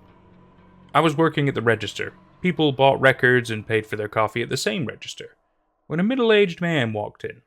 He sort of stuck out amongst the usual crowd of teens and old heads. He just looked kind of normal, like a dad or something. He walked up to me very calculatedly.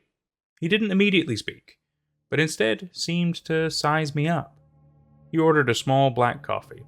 I delivered and the conversation ended there.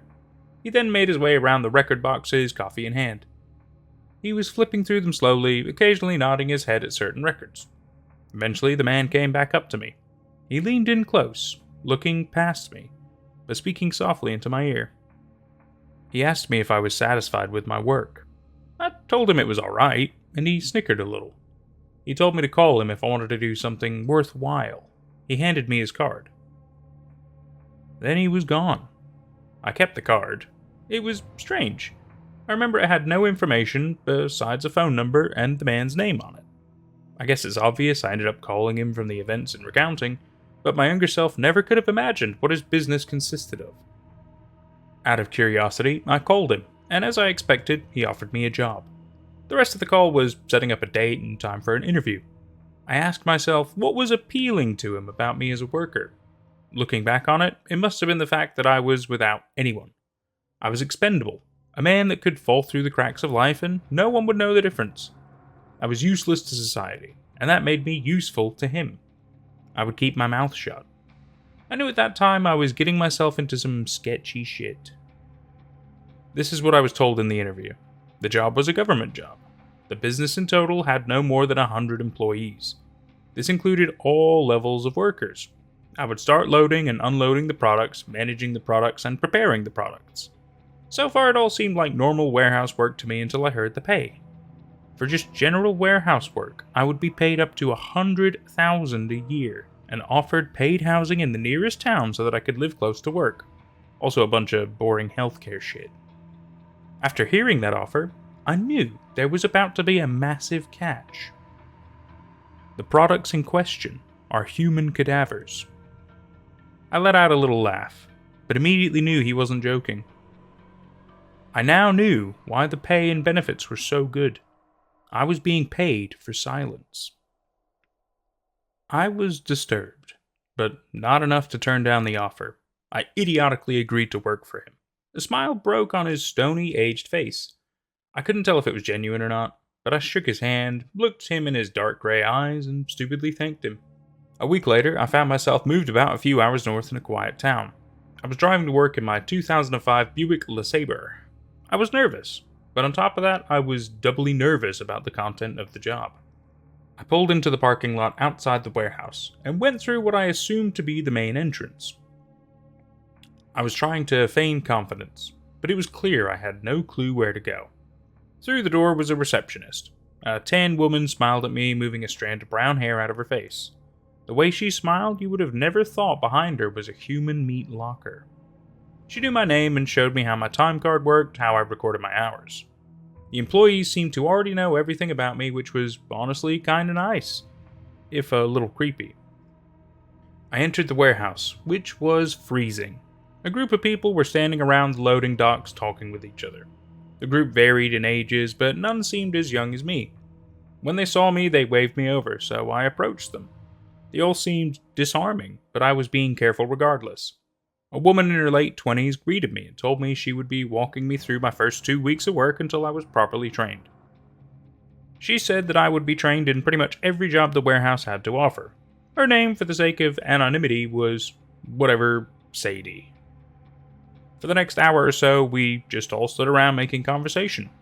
They could all tell I was on edge. I asked if they really handled corpses, and they all nodded in agreement flippantly. They must have been doing it for a while to be this light-hearted about it. Sadie placed a hand on my shoulder and reassured me that what we were doing was not illegal. It was a government-funded venture. Well, now I know that just because the government approves that doesn't mean what I was doing wasn't fucked up. Around noon, I asked where the bodies went. That is when the group all kind of eyed each other in a who wants to tell him manner. Eventually, Sadie broke the silence, telling me it was better if I just saw for myself. An hour later, 2 semi-trailer trucks arrived at the loading docks. I'd been there for 5 hours already and hadn't really done anything.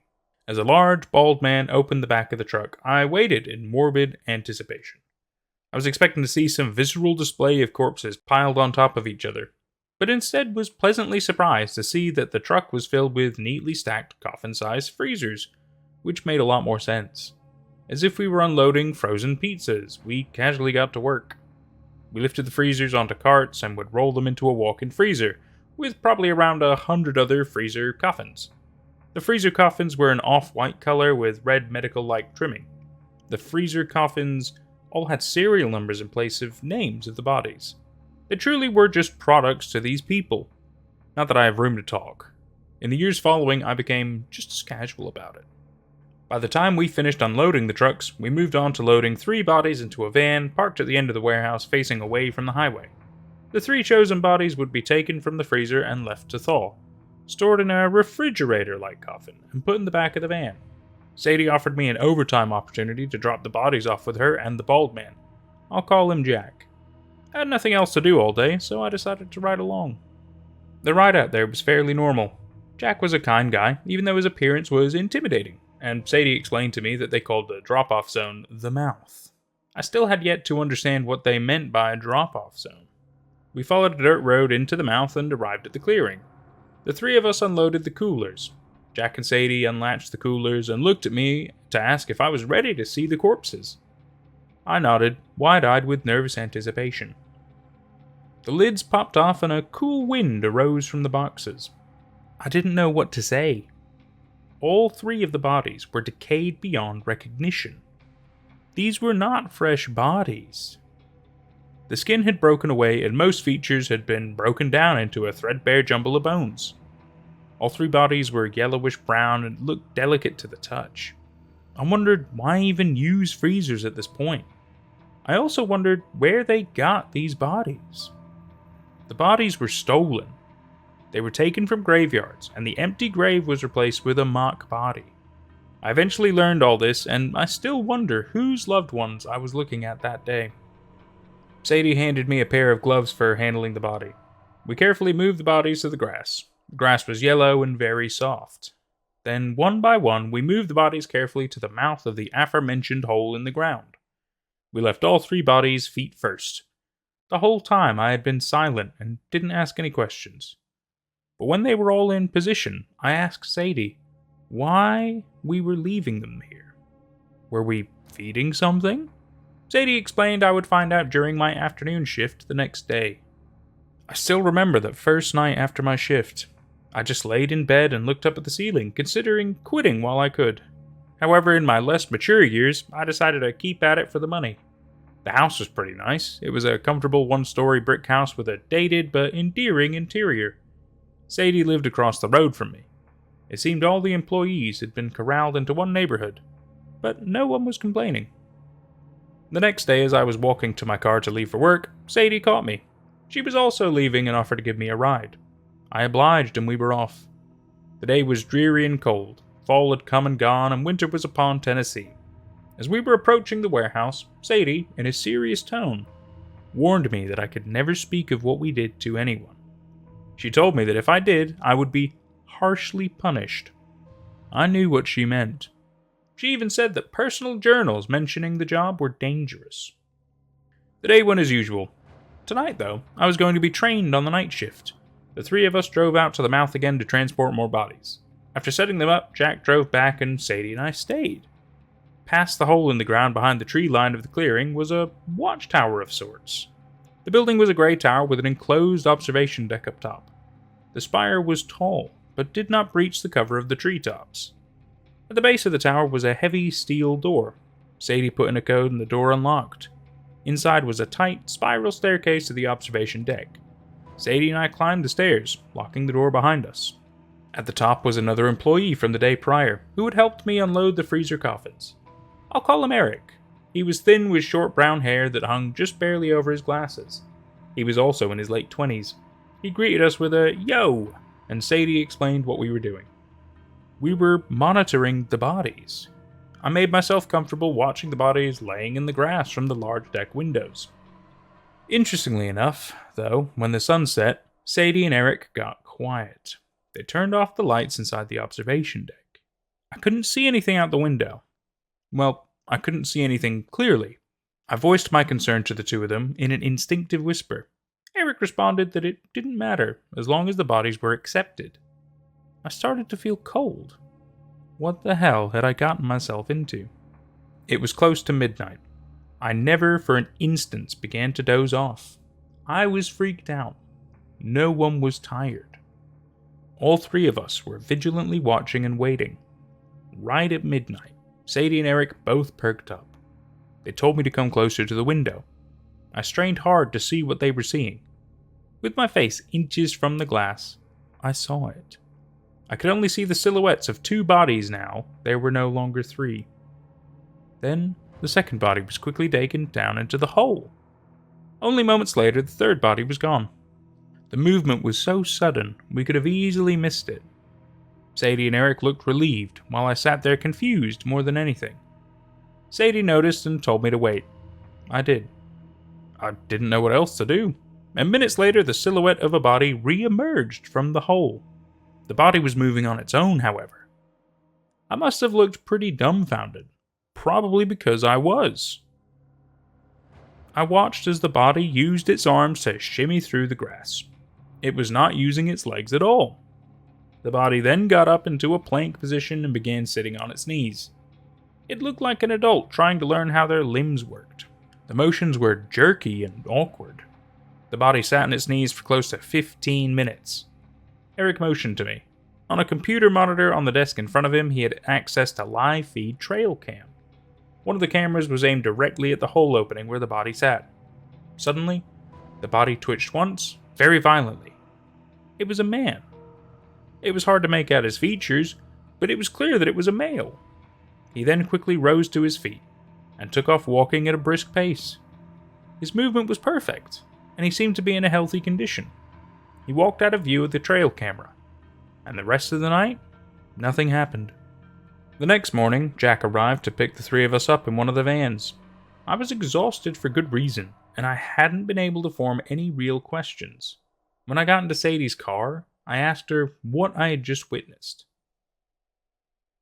The bodies are taken into the hole, and then they are recycled, and come out as brand new people.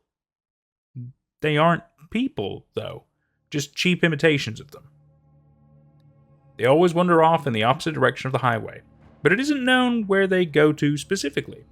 No one knew what was in the hole that recycled the bodies, and no one seemed to care to ask these questions as long as the hole was supplied with bodies. Those were my first 2 days on the job. I'll always remember them with amazing clarity. I was unnerved, disgusted, perplexed, but when the money came, it made it all seem worth it. The next 11 or so years went practically as I explained.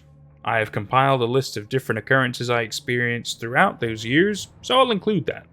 The only other thing of note comes from my final year of work. It's an experience I'm still working out in my head, and to put it plainly, it has fucked me up. Here is a list of important details from my nearly 12 years of work. The man who hired me owns the company that I worked for. He claims the company is one of the oldest companies in the United States, and the mouth was even given bodies by certain Native American groups before the settlers arrived. The semi-truck drivers also work for the company, and never make any deliveries other than to the warehouse. They come once on Monday and once on Wednesday. 3 bodies enter the hole every night, but only 1 comes out per night. After 2 years of work, I was allowed access to documents regarding the construction of the warehouse and the origin of the mouth. The depth of the hole in the mouth has never been recorded, or better, the bottom has never been found. After 5 years, I was pretty quickly able to become entrusted with managing the logistics of the company's orders. The promotional route seemed more relational than hierarchical. One of the most popular celebrities in American pop culture today came from the Hole. I remember her face. This leads me to believe that these people have no problem integrating with American society. I think I may have even interacted with some of these people in public. I wonder what percent of the population they make up. One night, while I was on night watch, 2 bodies came from the hole. Immediately after climbing out, they began to awkwardly fight with each other. They were both badly deformed.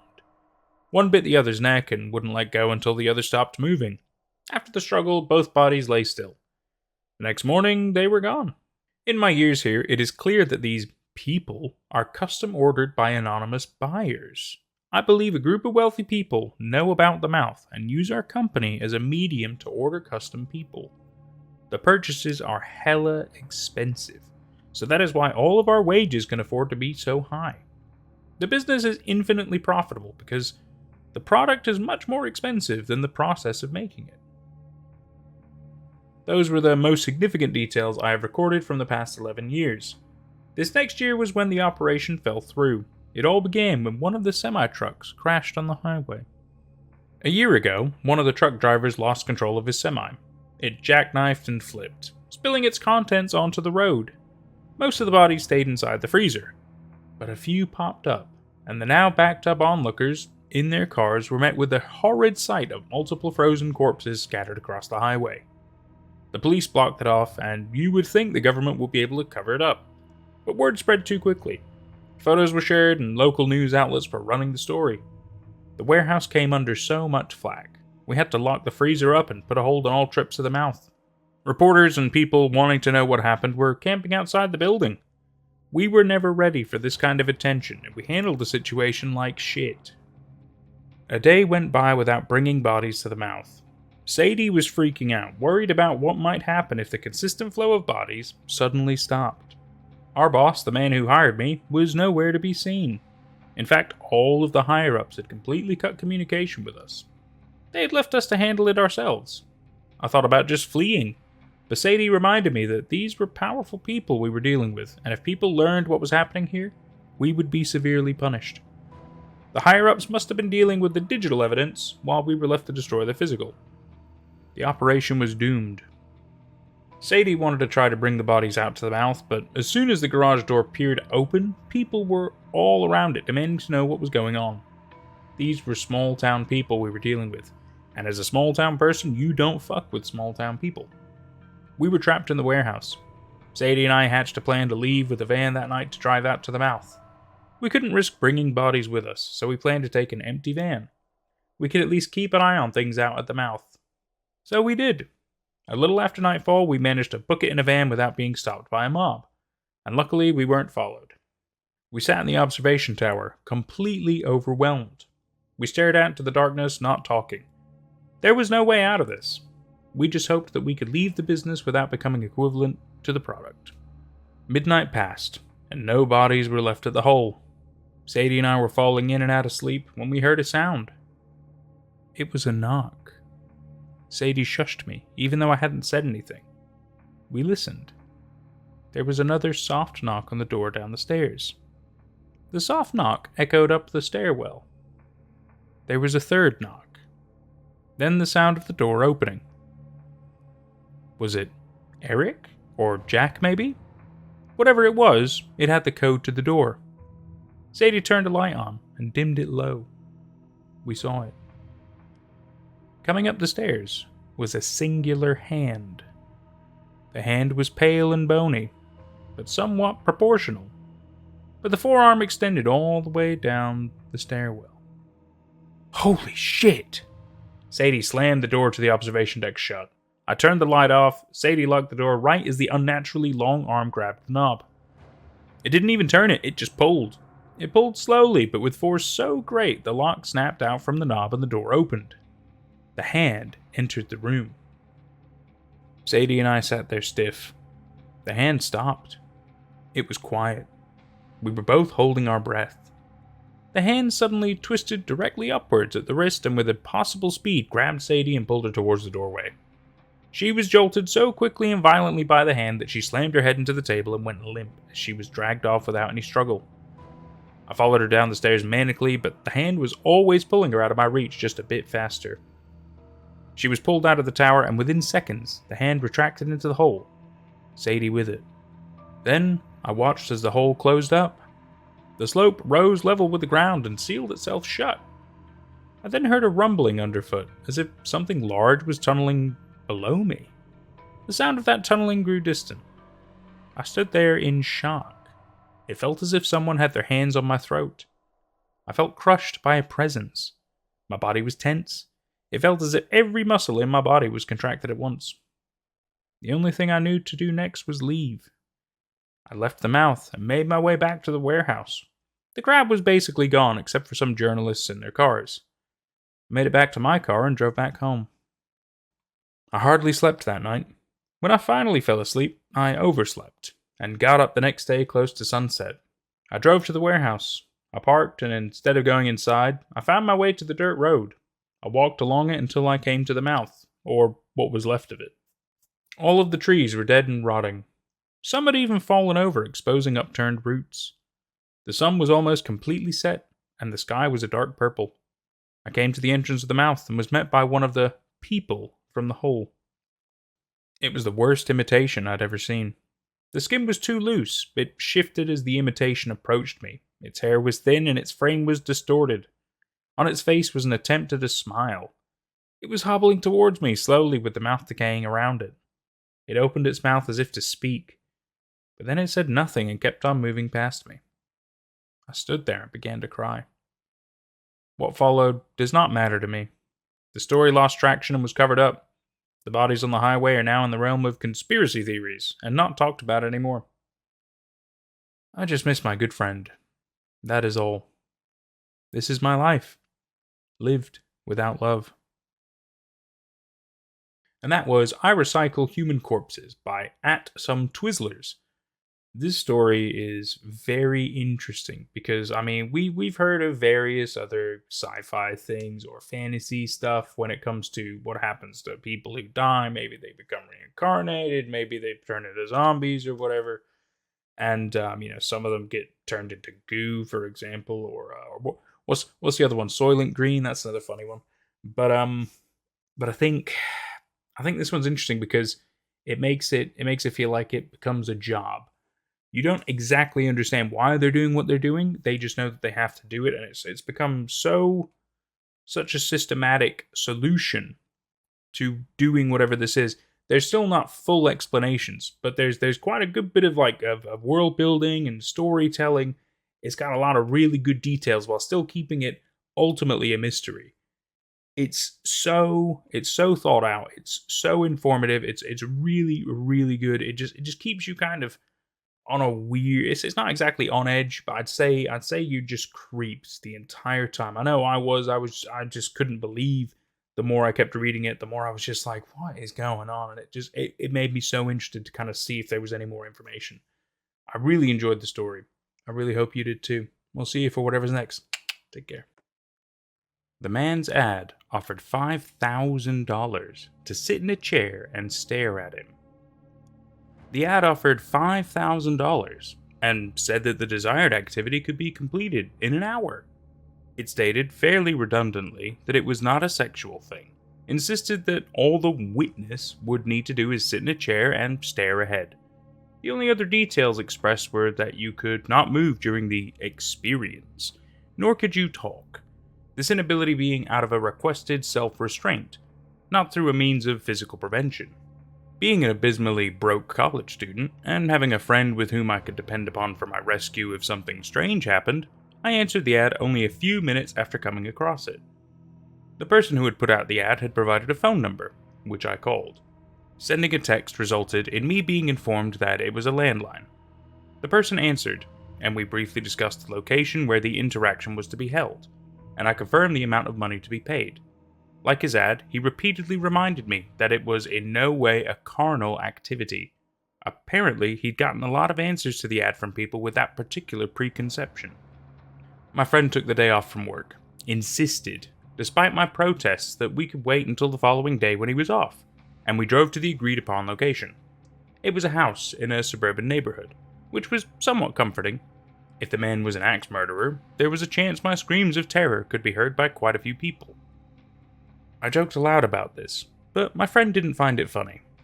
The ad specified, and the man reiterated that I be alone when entering the house, so I had my friend stay in the car. Being similarly broke, I offered him $500 for his help. An unnecessary incentive. His words, to not leave me if the man turns out to be truly insane.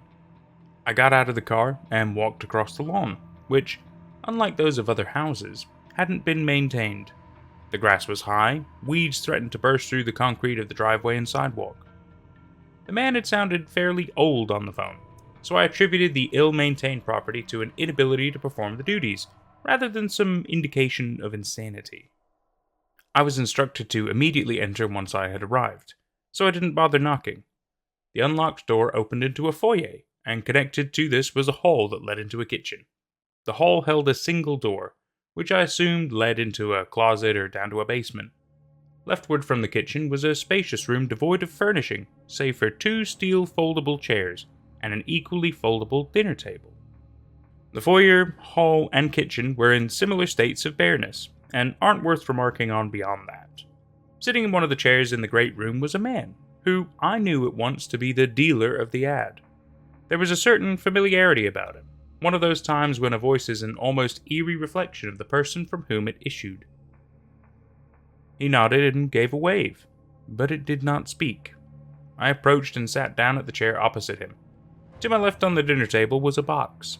The top of the box was a clear case, through which a neat stack of money could be seen. The base of the box was black, with a timer at its face, and a clasping mechanism which sealed the upper portion of the bottom. "It's a time-release device. Now that you're here, I will start it," he immediately does. "And once an hour has passed from this point, the box will open, and you are free to take your payment. You needn't say anything once that time arrives, and can depart a slightly richer person. Now all you must do is look at me. You may of course blink, but please do not speak or look away. It's very important that you be both silent and still." And so, the staring session began. It was expectedly awkward for the first few minutes. He stared right back at me, but after a while the oddness of the circumstances became dull, and I grew accustomed to them. His face wasn't unusual, but it wasn't exactly handsome. Easy enough to look at, but not someone you would have necessarily wanted to linger on without incentive. He was about 65, hair grayed and thin, face starting to sag, blue eyes slightly squinting, visual acuity no doubt dwindling. Despite his incessant assertions to the contrary, I couldn't help but think that he derived some abstract sexual amusement from this. Some sort of staring into the eyes of your lover thing. But despite the incredibly uncomfortable experience of that hour, soon to be described, he at no point exhibited any behavior which would suggest arousal. About 10 minutes in, the strangeness of the experience was doubled.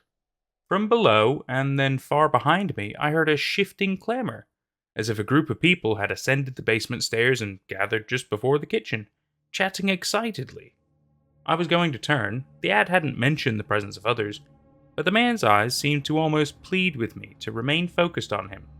He didn't speak a word, though. Resisting instinct, I kept my gaze fixed on him, and listened to the noise of the crowd behind me. The weird thing was that while I could hear them talking, and even mentally differentiate between speakers, I couldn't understand a single word that was spoken. They had moved into the kitchen by this point, but none of the words were intelligible to me. And even weirder was that it was obvious they were speaking English. I could recognize the nuance and structure of the language. The man's eyes imparted nothing beyond the unspoken insistence that I keep mine on him. My inability to recognize the words, which were clearly English, troubled me greatly, and I started saying words in my head to reassure myself that I had not somehow forgotten the language. I couldn't check exactly how much time had passed, the timer being too far out of my peripheral vision, but about 40 minutes into the experience, the voices were right behind me, in the great room. There were perhaps 12 distinct voices, all chattering and laughing and speaking some unrecognizable variants of a language I'd been speaking for nearly 2 decades. Women, men, and children conversed just behind me. Not a single one, for even a moment, being understandable. I was terrified. Their appearance and migration from the basement to right behind me was strange, yes. But the possibility that something was wrong with me, that I might have had some sort of stroke or neurological slip-up, was far worse. My eyes had stayed on the man, but my mind had momentarily receded, turning over these bleak possibilities. Upon returning my focus to the man, I saw that he was crying. Inaudibly, of course, but the tears were there, the lips slightly quivering. Instinct almost compelled me to ask what was wrong, but I stopped myself, both for the sake of the experience and a new fear that speaking would somehow draw the attention of the partiers to me. And for some inexpressible reason, I was sure that getting their attention wasn't something I wanted. A new terror dawned then. What if the group continues their movement and they press forward, swarming around us? With each second that passed, I grew more certain that seeing these people would cause something horrible to happen. Their voices did grow louder, but no closer in proximity. I started to shake, my heartbeat quickened, and my breathing became labored. I tried to calm myself, but the presence of those people behind me was so dreadful, in a way that I still cannot find the words to properly describe. Against my control, as I shuddered, I let out a low moan. It was barely audible, more of a release of air than proper emission of the vocal cords. But the man's eyes grew wide with terror, and from behind me, for the first time, I heard something I could understand. Oh, would someone like to join the party? I froze in place. Even my heart seemed to quiet its movement. The noise behind me still continued, but with considerably less people causing it. The attention of several members had apparently been drawn from the conversation. Drawn to me. I became like a statue, not even allowing myself to blink. The man's eyes remained wide, but he'd stopped crying. He stared at me with what I can only describe as mindless terror. Despite my earlier belief that seeing these people would bring about some horrible event, I tried to see within his eyes even a dim reflection of the scene behind me. But nothing was reflected, not even his thoughts. I could have sworn I heard a request to join the party, a woman's voice. Think it was one of dear old Dad's friends? A man's voice. Ha! That old fool couldn't keep a friend if his life depended on it. You two sure saw to that. A third voice. Another man. A chorus of disconcerting laughter erupts. Ah well, should we go back downstairs? The others who hadn't spoken seemed to respond in agreement, although I couldn't understand them. As gradually as they had come, the voices went away, returning downstairs and eventually fading to inaudibility. A few minutes later, the timer beside us went off, indicating that the hour had passed. The man almost collapsed at this moment, sagging back in his seat and breathing raggedly. I went to help him, but he held up a hand, dismissing me. Before I could say anything, he cried out, "Thank you," and repeated the same multiple times between breaths. He'd started crying again, although these tears seemed to be from relief, or maybe even joy. After a few moments of this, he recovered himself and sat upright in his chair. He gestured to the box and said, "The money is yours. You're free to go. Thank you, sincerely, for accompanying me during this time. For noticing me. Please take the money and leave this place. I'll be heading out myself soon enough." Despite the utterly bizarre experience, I didn't want to ask any questions. That migratory horde of partiers had scared the shit out of me, and I didn't want to remain in the home any longer than I had to. I grabbed and pocketed the money, not bothering to count it, and walked away, waving behind me as I went. I made my exit as quickly and quietly as possible. I closed the door, relieved that I hadn't heard rushing footsteps ascending the stairs. My friend was still parked outside, right where I left him. I got into the car and let out the heaviest sigh of my life. Guess he was a no-show, huh? Not surprised. No one just gives away $5,000. What are you talking about? I took the money out of my pocket and showed it to him. He looked at the money, then to me with an expression of incredulity. But you were only in there for 5 minutes. Did you steal it? I laughed.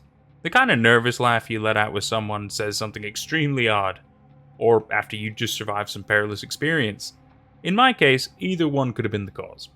I eventually composed myself and said, "What are you talking about? I was in there for an hour. The money was in a locked box with a timer set for that exact amount of time."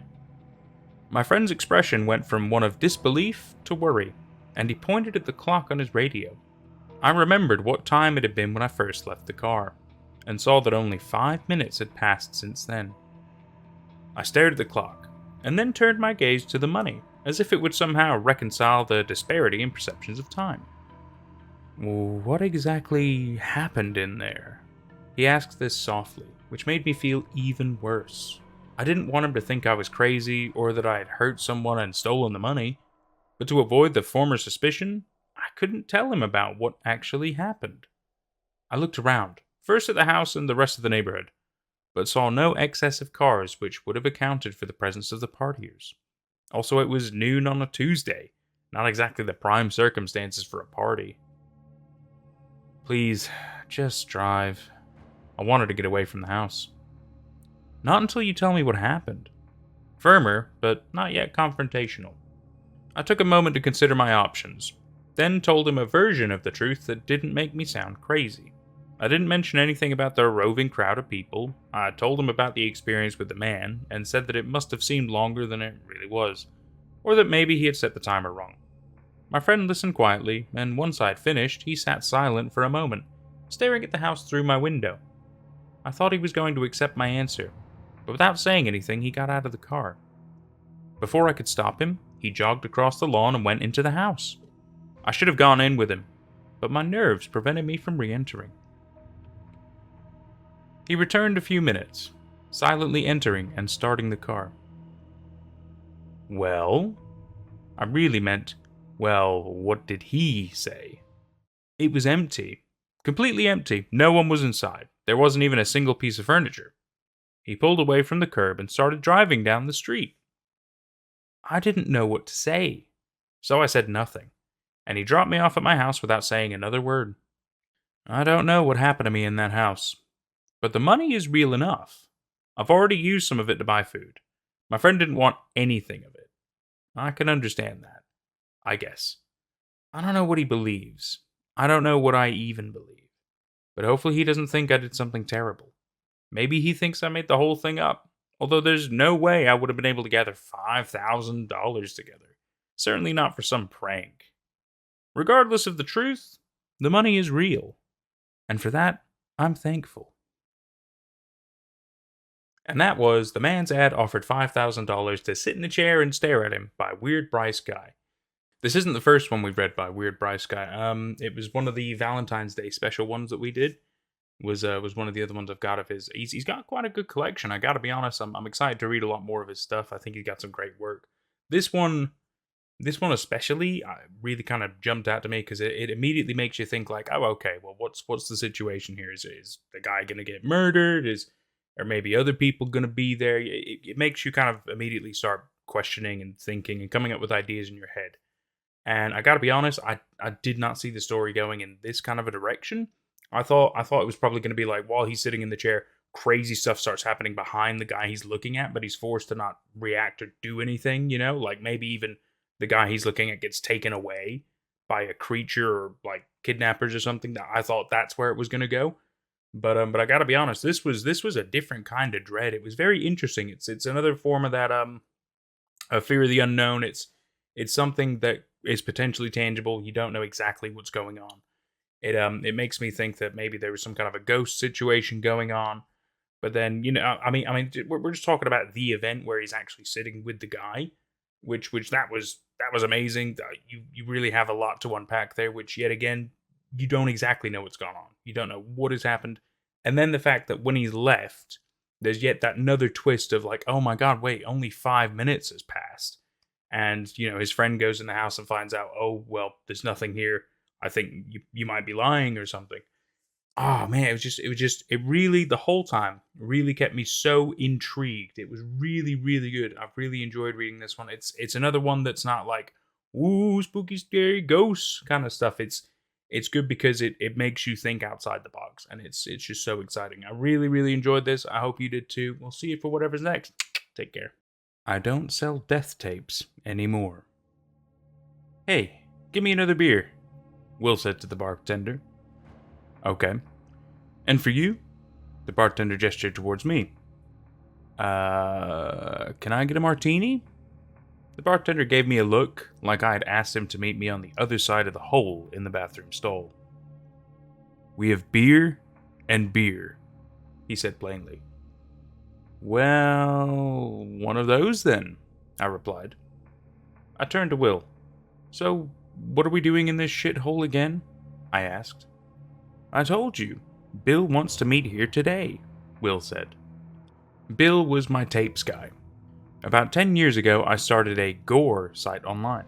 At first, I could barely scrape together enough money from porn ads posted to my site to make rent. But then the competition started to grow, and I just didn't have enough unique content to gather views. Until I met Bill. I don't ask Bill where he gets his tapes. He just brings me a crazy new batch every week. I pay him, then we go our separate ways. Usually me and Bill meet at a Taco Bell or a pub, but today he dragged us halfway across town to some scummy dive where half the patrons look like they would sell their mother's cooch for a hit of anything. Probably a good half of my website viewers were in here. Fine, but why this place? Will rolled his eyes, gave a shrug, and took a big swig of the beer in front of him. I looked at mine and did the same. A couple beers later, and I was starting to get into the heavy metal blasting on the jukebox. Then I felt a hand on my shoulder. Hey boys, follow me. It was Bill. Bill gestured for us to follow him to a table in the back of the bar that was unoccupied. Come on, Bill, I said. Why did you take us to the place Ted Bundy picks up his dry cleaning? What was wrong with meeting at a Wendy's?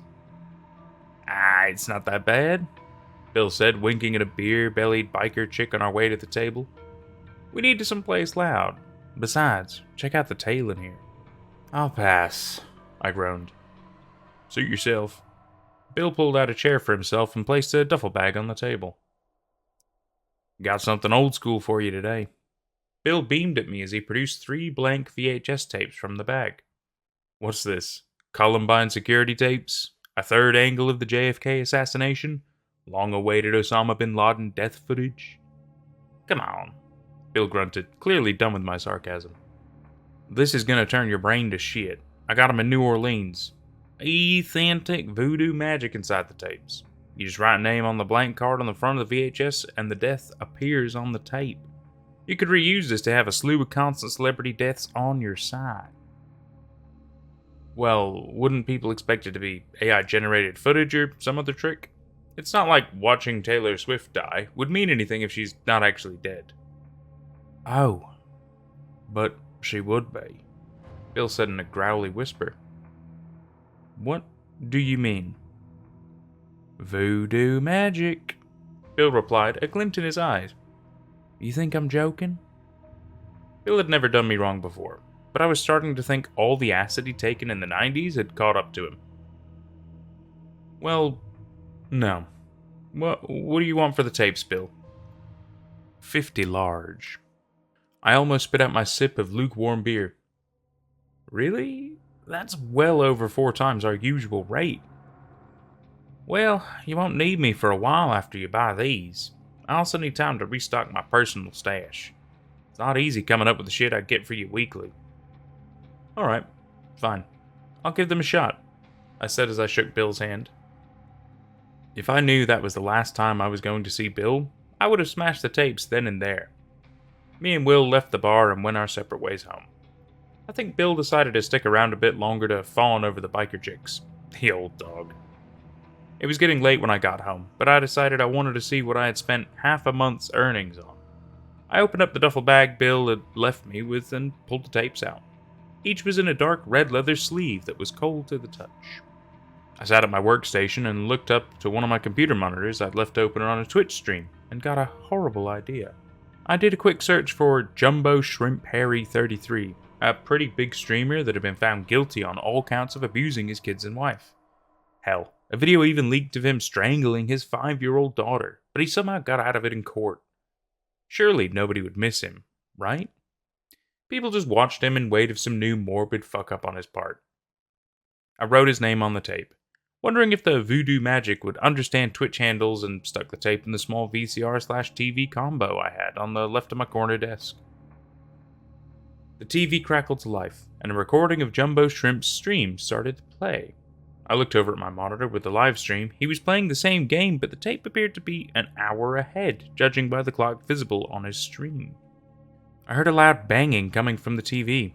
I looked back at it just in time to see a SWAT team burst through his door and start pumping round after round into his chest with automatic rifles. The SWAT members started to leave the room single file, leaving Jumbo Shrimp sputtering and twitching on the floor. All except one SWAT. He stood there, just staring into the camera. He took a step forward, and then another, and another, until he got to the streamer's body. Then he reached down and forced his hand into his chest, ripping his still beating heart out. Between the riot gear on his face and the grainy VHS footage, I couldn't make out who it was under the helmet. But I swear, I could make out a thin, evil smirk. The SWAT guy walked over to the door where they entered, heart still in hand, and began to write, "Another one," on it in blood, before everything cut to static and I was left alone in my room, wondering what the actual fuck I had just witnessed. I turned back to the live stream and waited. Sure enough, he was swatted an hour later. It was different from the tape, though. The SWAT called out to him and he pulled a small gun from somewhere out of view. When the SWAT entered, he took aim and fired before being gunned down. The team then surrounded his body and one ran over to shut off the stream. I was flabbergasted. At this point, it was close to midnight, and knew calling Bill would be fruitless. He was probably balls deep in some trucker mama from the bar at this point, so I decided to turn in for the night. Around 3 a.m., I woke up to a banging, like somebody was throwing something around. The banging sounded like it was coming from my office, so I went to investigate. I cracked open the door and saw one of the tapes whipping around the room, but when I entered, it fell to the floor. I checked the label on the tape and it said, "James and Bill." My heart jumped into my throat, then plummeted into my stomach. I popped the tape into my TV and saw a man I assumed to be James in a room with walls of tapes with labels written in marker. James was backing up into a corner, screaming, "Bill, you don't have to do this.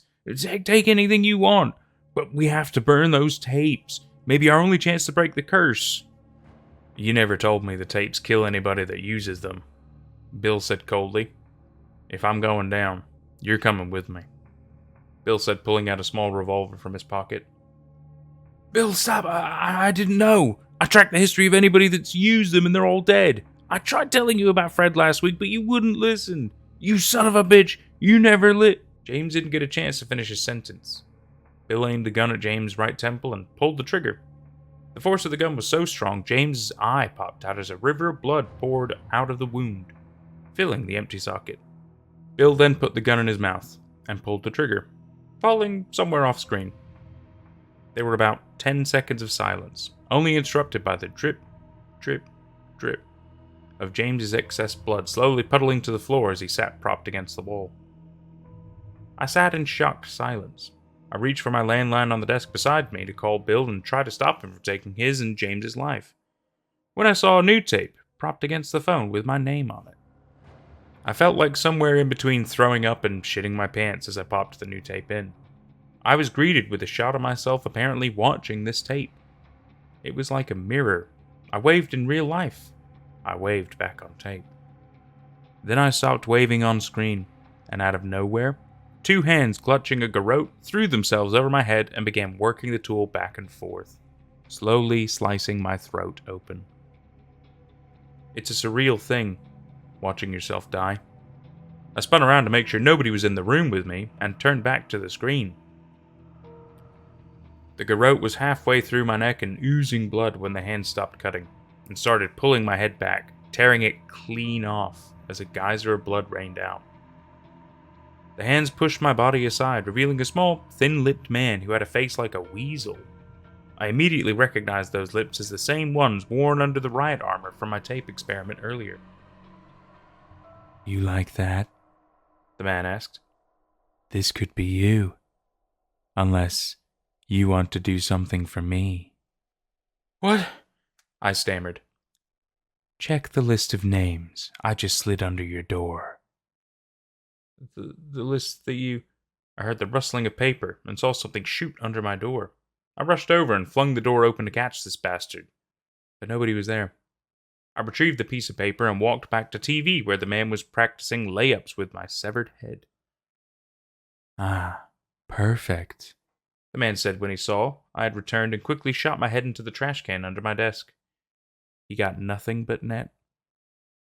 So, you're going to write every one of those names on that list down. Every name gives you another hour of life. Unless you actually want your head to be used for a game of HORSE. When you finish this list, I'll have another ready for you. Do anything to harm those tapes and I'll gut you like a fish quicker than you can light a match. Cheers. The tape stopped. So, now I've been writing names down onto the tapes in between writing paragraphs, here in some last-ditch attempt to clear myself. But I know sooner or later, he's going to come for me. I'm going to have to sleep at some point.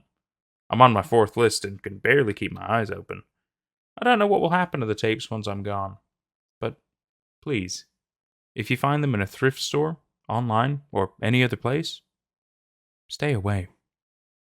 And that was I Don't Sell Death Tapes Anymore by Bongo Bongo's Revenge. So this one's kind of interesting because I feel like a lot more could have happened, really. I mean, we had like a little bit of an example of how powerful these tapes are. It immediately makes me think of things like Death Note. Pretty much is the best explanation, or even similarity, really. But I think the fact that, like, whatever this entity is that's possessing these tapes, I suppose, or owning them, is kind of like a silent contract, if you will, that when you use these tapes, it will come for you as well, unless you do its bidding. Pretty straightforward kind of stuff, still horrific. And then I think the best part is the fact that he's like, oh, okay, well, every name that you write from these lists that I'm going to give you, you get an extra hour of life. Well, I mean, and he makes it sound like, oh no, I've been losing sleep and stuff. And it's like, well, yeah, but if you've written down 24 names, I mean, that can't, it's not like the names are going to be insanely long to write, right? That's a whole day right there if you write that 24 names. And I don't know, I'm just, I still think it's terrific. And I mean, it's made me kind of, remind myself that gore sites exist, which is always a fun memory, isn't it? But like, I'm talking about more softer gore sites, like Lemon Party, for example, or Meat Spin and shit like that. Not anything more horrific as in like real proper dark web kind of stuff. Yeah, because those are like red rooms and stuff, I think they're called. I don't remember. Anyway, I have enjoyed this. Don't get me wrong. I still think it's really good. I just feel like could have been a little bit more out of it. But that's just me. I've enjoyed it. I hope you have too. We'll see you for whatever's next. Take care. I'm customer support for a video game, and I've started getting some weird messages. Hi, I'm Peter. I work as a customer support for a video game that you've almost certainly heard of, if you're here on Reddit. Let's call it Wizard Quest for safety's sake. There are different ways that customers can contact us, but I prefer responding to text chat, since, if I'm honest, I'm not very good on the phone. That's not to say that I'm great at text chat either, but let's not tear me all the way down just yet. There's a bunch of things customers might choose to contact us about, whether it's payment issues, they're locked out of their account, or problems in the game itself. Our bosses really don't like us helping with any of that last stuff, so it's pretty much always going to be a polite redirect there. The customer who started all of this off didn't seem to be after any of those things. Her character name was Rust on a Fly, and her ticket just read, "Hello." In my experience, those tickets are usually either completely pointless or hiding a complex tech issue that requires about 5 hours to solve. For anonymity purposes, I'll just put my name as CS Pete. "Hello, this is CS Pete, contacting you in regard to the ticket you sent. What did you need assistance with?" "Hey, you, I need a word." Well, this already put my nose out of joint because I don't like having to repeat questions. I hate it when customers need you to coax answers out of them. So I left it a few seconds to see if she'd follow up with anything. When it became clear that she wasn't about to type anything else, I gave up and asked again. "Good morning. What did you need a word about?" "What's it about?" Well, this didn't seem to be going well at all. Perhaps English wasn't her first language? I tried to figure out what I'd said that was unclear, but I was already behind on ticket count. We have a target number to close a day, and I am not good at thinking when stressed. After a few seconds of further silence, I gave it another try. It is about the ticket you sent. It just had the description, "Hello. I wanted to ask if you need help with something." I think I left a book here yesterday. It might have got mixed up with the others, but mine wouldn't have had a sticker in it. I frowned. Was this a prank? Did she think this was the library she'd contacted? But that made no sense. I could see from the ticket info that she'd sent it from in-game while playing on a character, not by email or on the online form, which congratulations to anyone who finds a way to send a ticket to us through that route. Well, either way, she'd sent a message and I could hardly ignore it, no matter how bizarre it was. I tried to think it over. There were certainly books in-game, but they were just items you use to teach your character spells or readable items that explained lore or had silly little stories in them. You could trade them to other players or sell them to in-game vendors, but it wasn't a game where you could just drop the item on the floor for anyone to pick up. As for stickers, well, that was anyone's guess. Perhaps she was just using a translation that was missing the meaning. I decided to ignore the parts I didn't understand and gave it another shot. Is this an in-game item that you have lost? I can search for it if you have the name. I don't think so. All the ones I checked had one. What is the book called? Please, it's Losing My Sins. I've checked everywhere else. Okay, 1 second. I'll check the logs. I didn't recognize the name offhand, but that didn't mean much. While I used to play the game constantly, most of my friends had split off to their own lives or different games, and it wasn't so interesting for me anymore. I was out of touch with a lot of the new stuff these days. First things first, I was going to look at her character's inventories to see if she hadn't just stored it on the wrong one, or maybe just deleted or sold it to a vendor. Before I could do anything, though, her next message came through. Tell you what, why don't we check in the back? Follow me. And then I saw that she had gone offline. It bothered me that she hadn't waited even a second for me to do the checks I'd promised, and I was a little irked that she'd raced away so fast.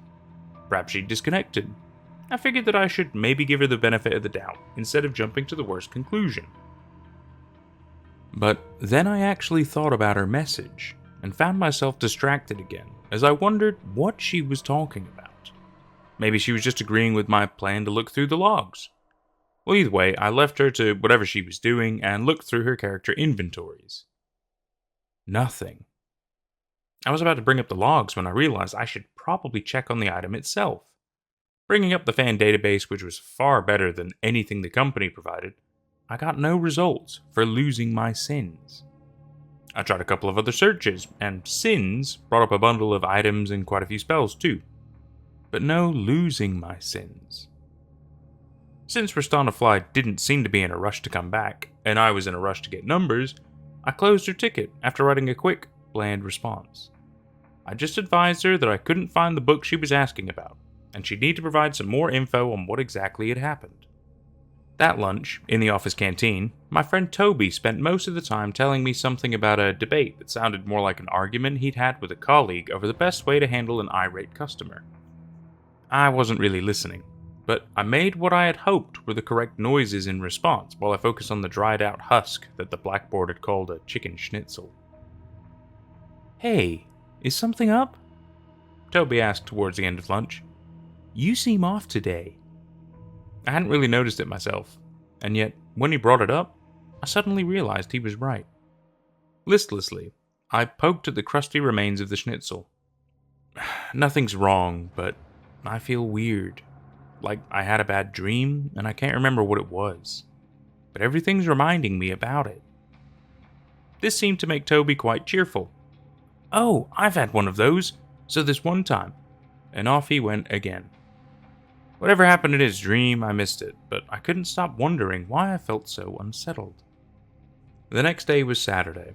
I figured I'd pop over to the library to pick up a random comic or two, since I was supposed to be saving up for a holiday, and I wasn't sure I was ready to commit to a long-term series. It wasn't very busy. Spread over 2 floors, it had an orderly, almost clinical vibe. There were no cheerful decorations up, no stands with pictures of cartoon characters, and outside of the books themselves, everything was either white or pale green. The librarian station was a circular desk in the middle of the lower floor, and most people could be found somewhere in the vicinity. I headed up to the top floor, which had the comics section, and a small shelf with the few fantasy books this librarian permitted. He was a tall man with a short black beard, his broad build more the sort I'd have expected to encounter at the gym. While I didn't get the impression he liked the sorts of books I was into, he was friendly enough whenever I needed help. The only windows in the library were way overhead, touching the distant ceiling. They were too high to look out across the town. But you did at least have a good view of the dismal grey clouds that almost always decorated the sky. Today was no different. The wind was whistling around the small library, and occasionally the windows jerked and shook.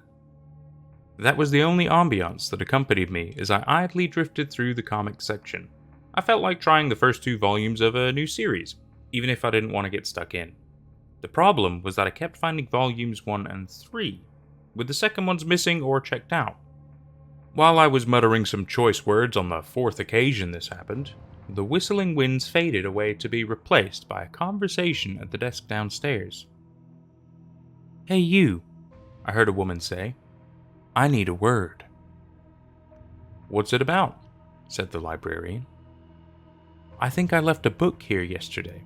She tapped on the desk. "It might have got mixed up with the others, but mine wouldn't have had a sticker in it." A shiver of recognition went through me. I hadn't picked up on it at first. I'd read these words before, not heard them out loud. But this was more than just familiar. "I don't think so," said the librarian, his voice suddenly tense. All the ones I checked had one. I left the manga shelf and tried to subtly look down at the conversation taking place at the desk. It's extremely unlikely that I would have gone unnoticed had anyone else actually been down there. But aside from the woman speaker and the librarian, nobody was about. And these two were completely focused on each other. While I recognized the woman's words, I didn't know her. She had dusty blonde hair, looked to be in her late 30s, and wore a green turtleneck jumper that seemed a size too big. In contrast to her, the librarian's smart shirt was just a little too small, which had the effect of making him appear twice as tense. Seeing him standing like that, I had the sense that I probably didn't appear far different, frozen as I was up here. The dread I felt was overpowering. Was it really that big of a deal? "You read this conversation before it happened," I reminded myself. "Of course it's a big deal. That's impossible." Forgetting any attempt at subtlety, I stared fixedly at the lady as I awaited her next words. Part of me dreaded hearing the name, as though it would close a door behind me forever. "Please," she said. "It's losing my sins. I've checked everywhere else." Well, shit. It was like I was standing in the middle of a spotlight, the sound of trumpets blaring all around. I felt as if all eyes in the world were suddenly on me, even though neither of the 2 below turned to look. I stumbled away from the rail and collided with the bookcase behind me.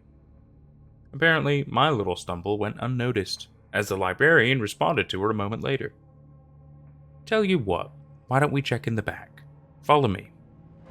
I heard the sound of their footsteps, and a door opened and shut shortly after. Whatever had just happened, I felt like it had to be significant. Moving seemed like a disruption, and once again I had that sensation that there were eyes fixed on me. They can't see me if I don't move, right? I thought. It made as much sense as hiding under the covers. As though the monster under the bed would be turned away by such a feeble defense. Slowly, almost shaking, I approached the rail and looked down at the desk again. It was almost disappointing to see that nothing had changed. Feeling like I should hang about to see if anything else happened, I grabbed a random volume 1 and hurried downstairs. Nobody else was around. When had they all left anyway? So I had my pick of chairs. Though I settled down in a chair, I was unsettled. My eyes couldn't focus on the meanings of the words in the comic. I turned page after page, simulating the act of reading. But if you'd asked me to repeat anything of what I just read, I wouldn't even have been able to summarize it. What is wrong with me? Nothing happened. Why do you even care? But I was certain that conversation was exactly what Rastanafly had sent to me in that text chat yesterday. That wasn't possible, though. I had to be misremembering. Maybe I dozed off upstairs without realizing, and in my post-sleep state, I'd started imagining things. Suddenly, I had the sense that I shouldn't be here. Perhaps it was that the wind picked up, and the rattling of the high windows grew violent. Maybe it was just the general vibe of nobody being around. My familiar library felt like a stranger. There was no sign of the librarian, and I didn't know how long he'd be, so I dropped the comic on the desk and left. All I wanted was to get home and out of sight, even if nobody was around to see me. That night, I dreamed that I was playing Wizard Quest in bed. My flat is small and the bed folds down over the couch. The television is on the wall facing the couch by day, and bed by night. I had the lights off in the dream, though there was a faint orange glow around the TV. When I woke up later, I realized the setup made no sense. Wizard Quest is a PC game, and I did not have my computer hooked up to the TV, and I definitely hadn't gone to the trouble of setting the game up with my controller. In the dream, I didn't question it. I was running around in Wizard Quest with no particular direction to what I was doing. When I think about it now, I remember flashes of images, running around the village in the forest, following a stone road in an unfamiliar great valley, or just going in circles inside a barely lit castle. Then the wall shuddered with a monumental banging. In the dream, I understood it to be the neighbors, angry at the noise the game was making. As I write this now, I recall that the level of force was unnaturally heavy, violent, almost threatening. Dream Peter was terrified. "I'm sorry," I said in a voice that was practically crying. I think at that point I either switched off the game or the dream switched focus, because I don't remember anything else that happened afterwards. For the rest of the weekend, I tried to forget about silly things that I'd probably misunderstood, as though such a mundane conversation would be magically foretold to some layabout like me. Did I honestly think I was a psychic? And why would a mysterious force communicate to me through a player ticket? On the following Monday, I went into work ready to check Rustonafly's ticket and see that the chat was nothing like what I remembered. Of course, the words wouldn't match what I heard at the library. There was zero chance that she'd reference that book, Losing My Sins. And yet, there it all was. I pulled up the ticket in the database and reviewed the chat logs, and it was all exactly as I'd remembered and overheard. I felt sick. It seemed so unimportant, but at the same time it was breaking a fundamental rule of the universe. This was nothing I could tell anybody else either. They'd laugh if I told them that a customer had spewed out a record of an incidental library conversation a day in advance. I knew I'd have reacted that way if anyone had ever come to me with that story. Over and over, I thought, why me? Why that conversation? When I checked Rustonafly's ticket history, there was just one other contact where she'd asked for an item to be restored. The chat had been ordinary and dull, a simple question-answer with no cryptic messages or references. Her listed address was somewhere far to the north, so unless she'd been on a random weekend trip to my dismal little town, she probably wasn't the person I'd seen at the library. Right? Another thought occurred to me, and I checked my surveys to see if she'd fill one in for me. Apparently she had, and I almost felt better when I saw that she'd given me no stars. My indignation briefly pushing away the nameless dread building inside me. She'd left a comment, too. Didn't even try to help. I thought that was unfair. It wasn't my fault she'd ignored my questions and gone offline. After work, the library was on my mind again. Though I was doing my best to ignore any thoughts of weird predicted conversations, it was nevertheless there in the back of my mind. I should find that comic again and read it properly this time, I thought to myself as I took the back street shortcut to the library. Besides, it was actually sunny for once. The world felt brighter, more optimistic. It was almost enough to dispel that alien sensation I'd felt when I'd last been in the library, surrounded by the clattering of window frames overhead. When I reached the library, though, it was shut. There was no explanation given for why, and nobody around to ask. As the bad feeling threatened to return in full, I quickly dispelled it by telling myself I'd go to one of the bookshops in town and buy the first few volumes of that series instead. Some retail therapy would keep the demons at bay, I figured. I didn't read much of those comics, though. As soon as I got home, I found myself on the internet, looking up any information about the library closure. But there was nothing conclusive.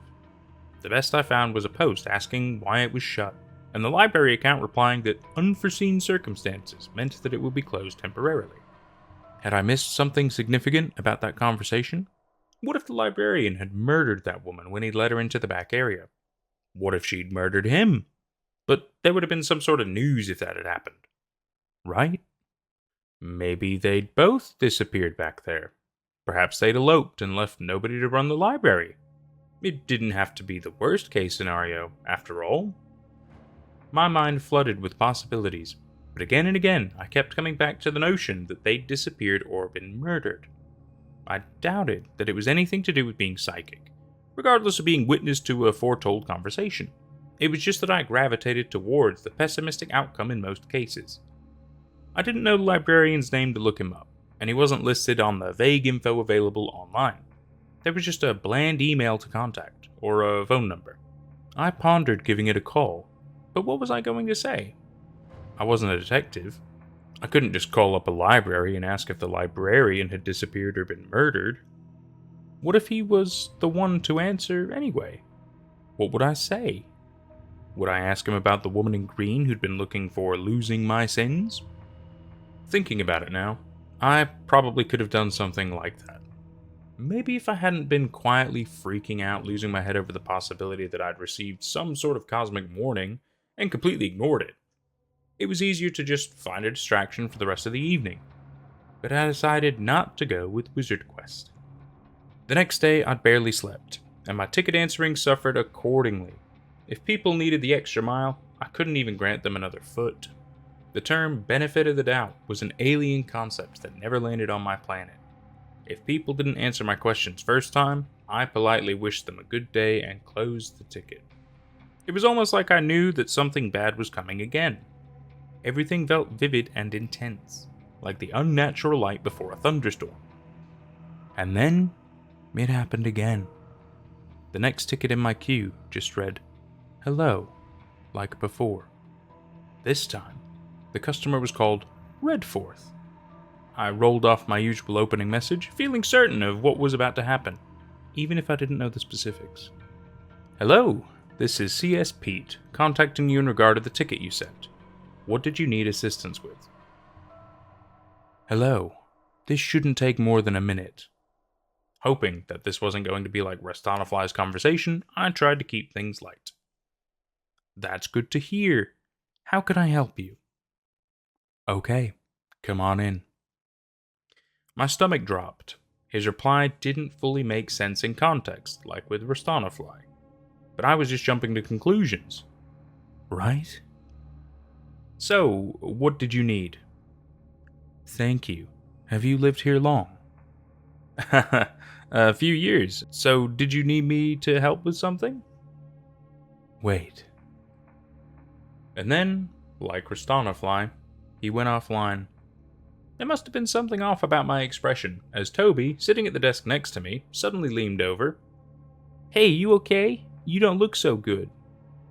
It took me a second to reconnect with the world. I jerked my head round to look at him. It's nothing. I just slept badly. I think I'm fine. There's nothing wrong." He gave me a skeptical frown. "You might want to take a break for a few. It wasn't a player giving you shit, was it?" "No, not at all. You don't need to worry about me." So here I am now, trying to figure all of this out. I still haven't found out anything about the library, or the woman in green, or even the book Losing My Sins. Maybe she got the name slightly wrong. But the only book I found with a similar name didn't seem like something important enough that the universe would break the time-space continuum to contact some random CS rep.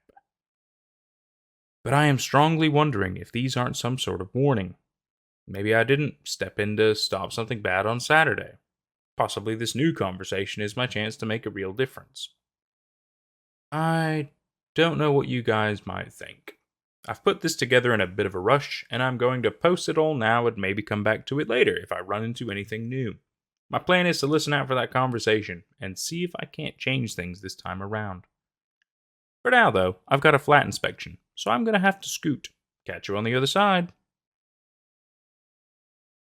And that was, I'm customer support for a video game, and I've started getting some weird messages by CS Pete. So I like this story because it's not typical horror. It's another one that gives you senses of dread and confusion, and it makes you wonder if there's some otherworldly forces at play, maybe kind of a sci-fi element going on or something. It's really interesting because it's, like I said, there's not exactly jump scares, there's not exactly an entity or a creature. It's almost like, I think essentially he's getting, it's almost like a forewarning, right? He's getting certain messages that seem to indicate something is going to happen, even if we don't know exactly what's going to happen. Now, I want to really point your attention to the last messages he got from Redfirth, because as the story ended, he's about to get a flat inspection, which probably means that somebody's going to approach his door, knock on the door, and come in to inspect. And I think these last messages are going to be about that. In which case, he himself is probably in a level of danger, or maybe the flat inspector. It's hard to say. But let me just read only the Redfirth messages, so you can really get the idea of what I'm talking about here. Oh God, excuse me. Hello. This shouldn't take more than a minute. Okay, come on in. Thank you. Have you lived here long? Wait. Just food for thought. I thought it was. I think it's great. It's just a nice little teaser in a way, really, about the potential future. I don't think there's going to be another part of this story. I think it's just interesting how that's kind of worked out, and it's just great little twist, great little touch. Really enjoyed it.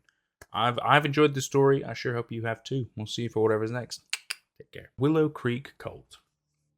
On a misty autumn evening, the ethereal veil of Willow Creek descended upon the world, casting an eerie shroud over the town. This was the night that Erin, a fervent investigative journalist, descended into its heart, her destiny entwined with the vicious rumors whispered through the town's darkened alleys. With relentless determination, Erin armed herself with a notebook brimming with empty pages and a camera ready to capture the unfathomable. She treaded into the enigmatic woods, where the tall, gnarled trees stood like ancient sentinels guarding secrets not meant for mortal eyes. As she ventured deeper into the woods, a chilling sensation settled over her, akin to 1,000 unseen eyes fixated on her every move.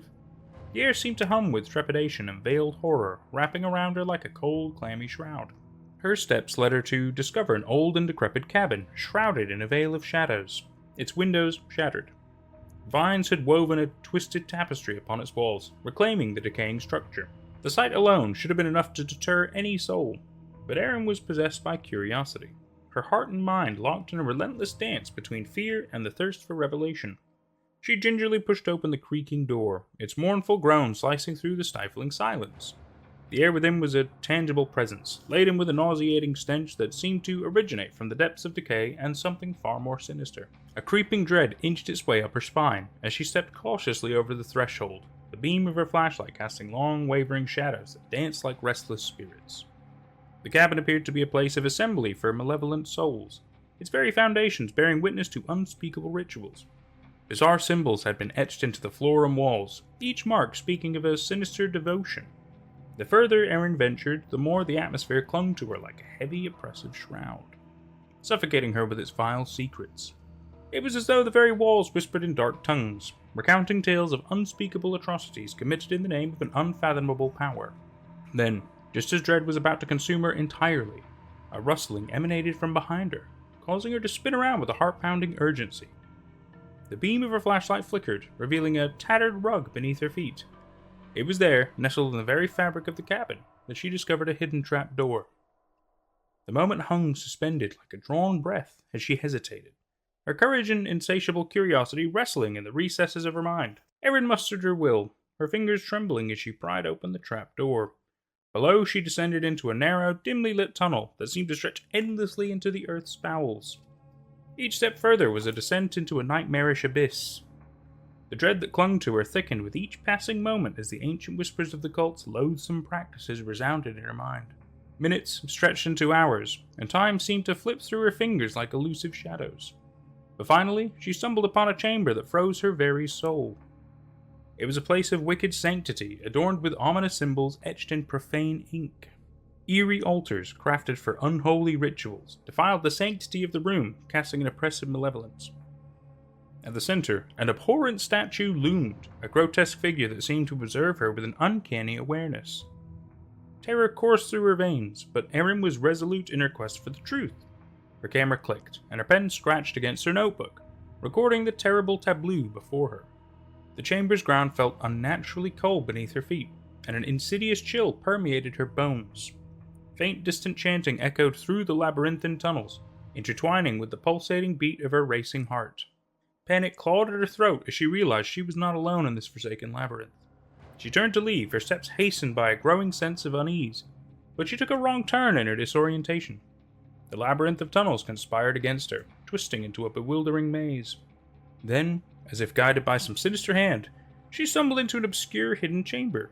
Before her stood a ghastly congregation of cultists, their faces concealed behind grotesque masks that mirrored the malevolence that dwelled within their souls. Their chants grew louder and more frantic, echoing like a dark, pulsating heartbeat throughout the chamber. Paralyzed with fear, Erin remained shrouded in the shadows, her very breath suspended in her lungs, praying that they wouldn't sense her presence. The cultists had gathered around a blood-stained altar, upon which lay a young man, his wide eyes reflecting the terror that gripped his very soul. Erin's heart turned to ice as she witnessed the unthinkable ritual unfolding before her very eyes. The cultists chanted in a guttural, ancient language, their devotion intensifying with every incantation. A dagger, its blade gleaming malevolently, was raised high in preparation for the unspeakable sacrifice. Erin's instincts finally surged to the forefront, propelling her to break free from her petrified state. In a desperate bid for escape, she turned and fled into the darkness. Her frantic footsteps echoed through the labyrinthine tunnels. Her flight, fueled by the very essence of fear itself. She knocked over a precarious stack of crates, causing a raucous clatter that reverberated through the chamber, like the tolling of her own doom. The cultists froze, their heads snapping toward the source of the disturbance. Their malevolent gaze settled upon Erin in that dreadful moment, hidden in the shadows.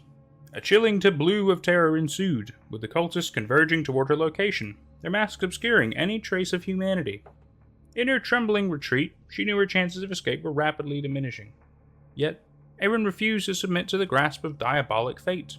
She sprinted through the tunnels, each step bringing her closer to freedom. The cultists' relentless pursuit echoed behind her, their chants growing louder, the stench of blood and decay enveloping her like an ominous shroud. The labyrinth seemed interminable, a cruel riddle designed to trap her. But her determination to survive, to unveil the truth, propelled her forward. Miraculously, she stumbled upon the elusive entrance, and as she burst into the open air, the night seemed to gasp in relief. The sinister grip of the cult loosened, and she sprinted toward her car, the cacophonous footsteps of the cultists fading into the distance.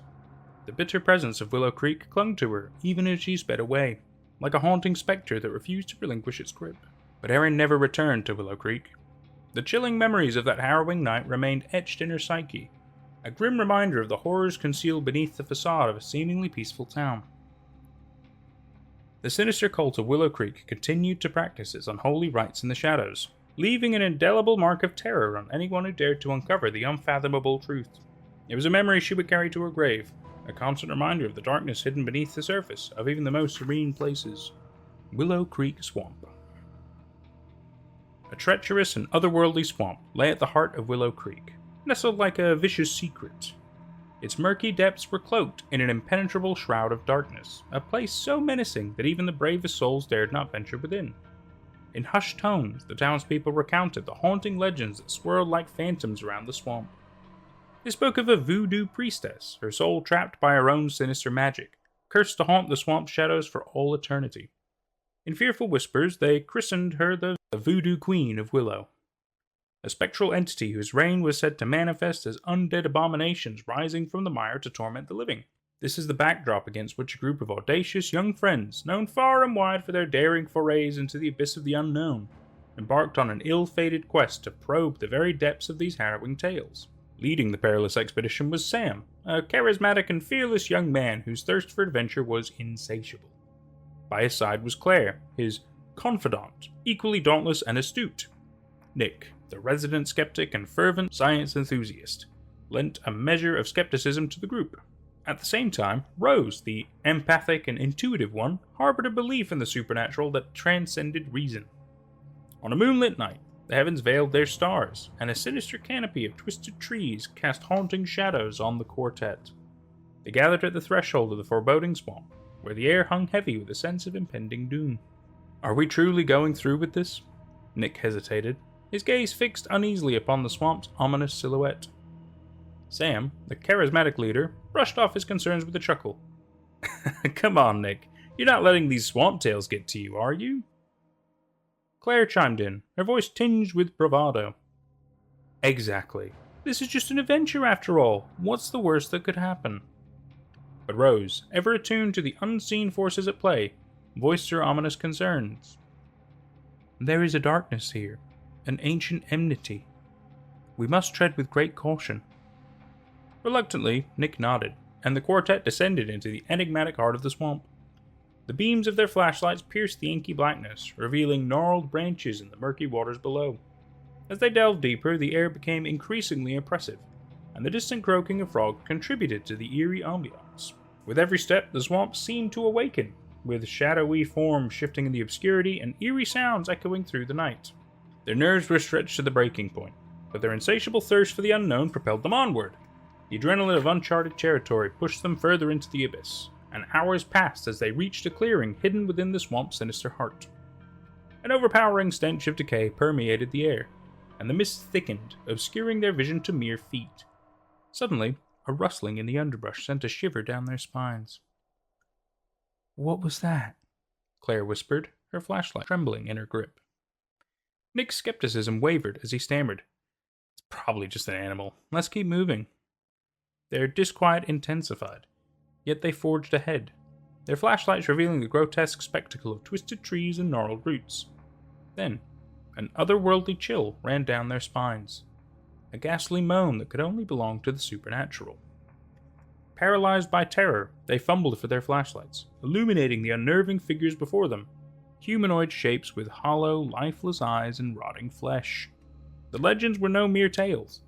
The swamp zombies had risen. In their horrified stupor, the zombies closed in, moving with a grotesque, disjointed gait, their ghastly moans echoing through the air. Sam's frantic cry shattered the suffocating stillness. "Run!" In a heart-pounding frenzy, they turned and fled, their hearts thundering with fear. The swamp seemed to come alive, its darkness closing in around them, the undead relentlessly pursuing the living. Desperation gave rise to an instinctive decision, and the group fragmented, each member hoping to outwit their implacable pursuers. Claire stumbled through the marshy ground, the sounds of pursuit echoing in the relentless dark. She lost her footing and plunged into a patch of muck, struggling to regain her balance. A clammy hand clamped onto her ankle with bone-chilling intensity as she clambered to her feet. Her scream pierced the night as she writhed and fought to break free, the grip growing tighter with each agonizing moment. Meanwhile, Nick and Rose confronted their own nightmarish ordeal. Nick's skeptical inclinations were shredded to tatters as he grappled with the grotesque reality before him. On the other hand, Rose tapped into her intuitive faculties, her senses attuned to the ill-natured presence of the Voodoo Queen's curse. Sam, isolated and outnumbered, held his ground in the swamp's heart. His commendable courage seemed futile as the undead horde closed in. Just as he believed his fate was irrevocably sealed, the ground beneath him quaked, and a resounding roar echoed through the swamp. The cursed zombies hesitated, ceasing their assault abruptly. The earth trembled, the undead figures disintegrated into the muck, their mournful cries fading into the night. As the dust settled, the group reconvened, battered but miraculously alive. The swamp fell eerily silent, the oppressive darkness lifting as the first light of dawn approached. They retreated from the swamp, the unspeakable horrors they had witnessed etched into their memories forever.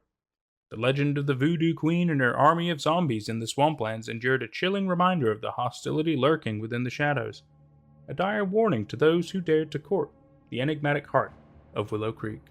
The Siren of Willow Creek. The air was crisp and laden with the sweet scent of fallen leaves on that fateful autumn evening. Adrian embarked on a solitary walk as the sun dipped below the horizon, casting long, wistful shadows through the dense woodland. The woods of Willow Creek beckoned to him, their ancient trees standing like sentinels, guarding secrets buried in the earth. Adrian's footsteps crunched softly on the carpet of dried leaves as he meandered through the forest, the fading light bathing the world in hues of fiery orange and deep purple. In the distance, a glimmer of movement caught his attention. A figure, barely discernible in the dimming light, stood by the edge of a tranquil lake. Intrigued, he approached cautiously, every step a whisper in the fading twilight. As he drew closer, the ethereal beauty of the woman unfolded before him, a vision that would forever haunt his thoughts. Her skin was as pale as the moon, contrasting starkly with her long, flowing ebony hair. Her eyes, dark as the lake's depths, seemed to pierce through the encroaching darkness, holding untold secrets and stories. She stood as if she were a nymph born of the forest, embodying its silent allure. Adrian's heart skipped a beat as he watched her from a distance, captivated by her presence. She seemed to be in a world of her own, a realm known only to her. He felt an irresistible pull towards her, as though some mystical force had taken hold of his very being. The beauty of this woman was unlike anything he had ever seen, and her enigmatic aura held him in its thrall. Days flowed into weeks, and Adrian's obsession with the mysterious woman deepened with each passing moment. He returned to the lake daily, consumed by the desire to catch another glimpse of her. His responsibilities and relationships, once important to him, began to wither as her image overtook his thoughts. The whispers of Willow Creek grew louder, tales of a mysterious entity that ensnared unsuspecting souls into madness. But Adrian, blind to the warnings, pressed on, his obsession with the woman intensifying. He painted her portrait precisely, capturing every nuance of her mesmerizing features. His poems and songs flowed like a torrential river, an outpouring of devotion to the woman who had taken residence in his heart. But she remained elusive, a distant vision that tormented his mind and refused to acknowledge his presence. As autumn deepened and the days grew colder, Adrian's grip on reality continued to slip. The rustling leaves whispered her name, and her silhouette haunted him in the inky darkness of the night. The townsfolk began to take notice of his erratic behavior, murmuring that the woods had once again claimed a victim, just as the legends foretold. One moonlit night, driven to the brink of desperation, Adrian ventured into the heart of the Willow Creek woods, determined to confront the woman who had become the sole occupant of his thoughts. The echoes of her laughter, both haunting and enchanting, guided him deeper into the shadows. With every step, he felt as though he was being drawn into an alternate reality where she held the strings of his fate.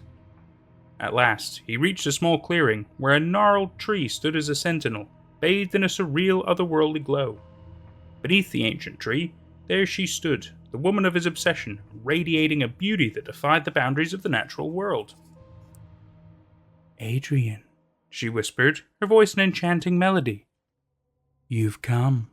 Adrian's heart pounded in his chest as he drew nearer, compelled by forces beyond his control. "Yes, my beauty, I have," he replied, his voice trembling. "But I must ask, who are you? Why do you linger in the woods, always alone?" Her lips curved into a mesmerizing smile, and her dark eyes bore into his soul. "I am the reflection of your desires, Adrian, the embodiment of that which you yearn for, but can never truly possess." Adrian's knees gave way, and he fell to the forest floor, a jumble of emotions coursing through him, a mixture of love, longing, and despair. "Please," he implored, tears streaming down his face. "I need to be with you. I cannot endure this torment any longer." The woman shook her head, her eyes holding a sorrowful wisdom. "You cannot have me, for I was never yours to have. Your obsession is but a construct of your own making, a mirage born from your desires." Tears welled in Adrian's eyes as he watched her form begin to dissipate, fading into the shadows like a wisp of smoke. He reached out, his fingers grasping at empty air, desperate to hold on to her. At that moment, the total weight of his madness crashed down upon him. He had lost himself in a phantom, a ghost of his own desires.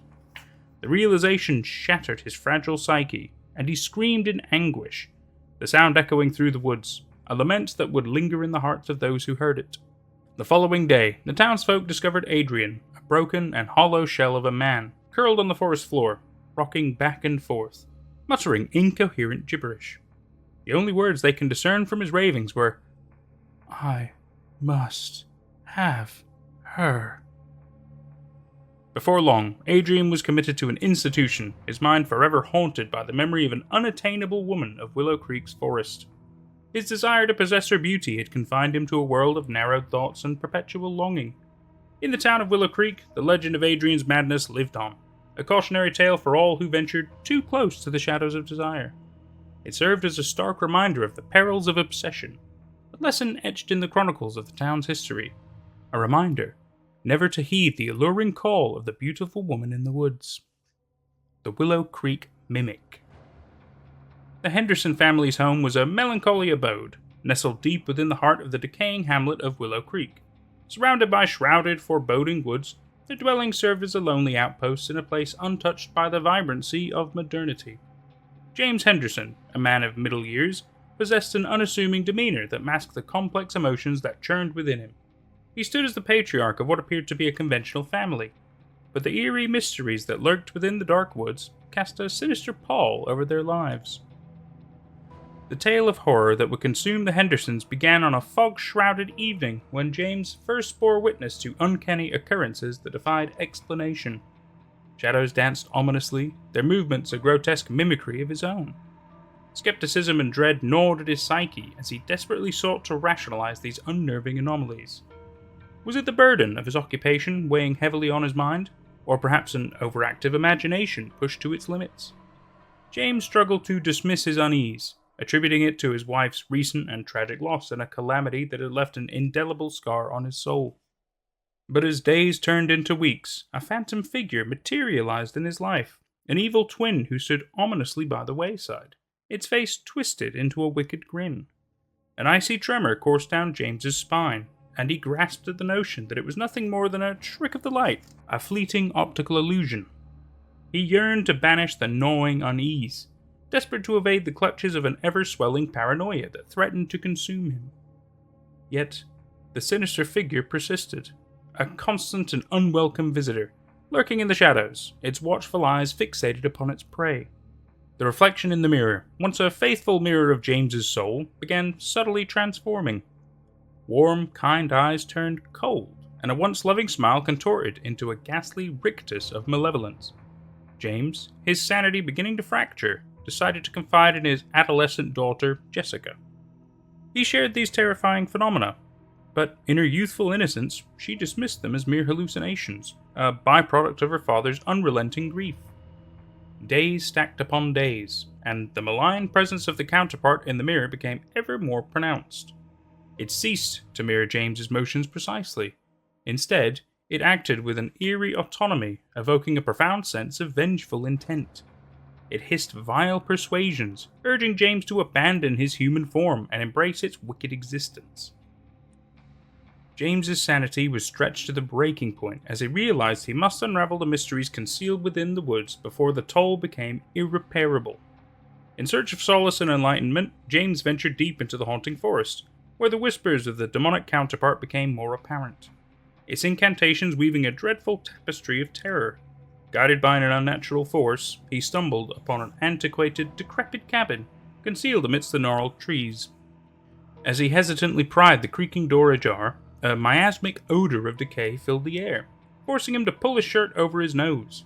James carefully explored the room, discovering ink-stained pages from an ancient journal resting atop a beaten wooden desk. The journal belonged to a man named Samuel, a prior resident of Willow Creek, who had faced the same malevolent terror that now besieged James. Samuel's testimonials recounted the creature, a vile entity he had aptly named the Shade Walker. This dreadful creature thrived on fear, stealthily supplanting its victims and infiltrating their lives until complete assimilation was achieved. Terrified by this revelation, James knew he had no choice but to confront his sinister counterpart. Armed with newfound knowledge, he returned home, but as he hastily moved through the house, James stopped dead in his tracks upon passing a mirror. Upon gazing into the reflective glass, he was horrified to see his reflection utterly enthralled by the Shade Walker. The crooked grin etched upon his reflection's face filled James with abject terror as the abomination emerged from the mirror, a blasphemous caricature of his former self. Amid this horrifying discovery, James heard the innocent voice of his daughter emanating from down the hall. "Daddy? Is that you?" A shiver shot down James's spine as adrenaline coursed through his veins. With his daughter at the forefront of his mind, James lunged at the Shadewalker, only to crash into an invisible barrier. A knot twisted in James's stomach as he threw his fists forward, only to have them slam fruitlessly into the mysterious invisible barricade. Unaware of the impending peril, Jessica greeted her father with an innocent smile. Her father looked down at the girl and enfolded her in his cold, lifeless arms. As James stared from the mirror, he saw the Shadewalker leering back at him through his own set eyes, a wicked smile crawling on its face. Days turned into weeks, and the genuine James remained imprisoned within the accursed mirror, a helpless witness to the Shadewalker's macabre masquerade.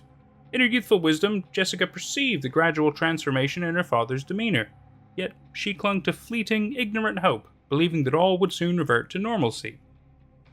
However, the Shadewalker unveiled its true malevolence on one fateful evening.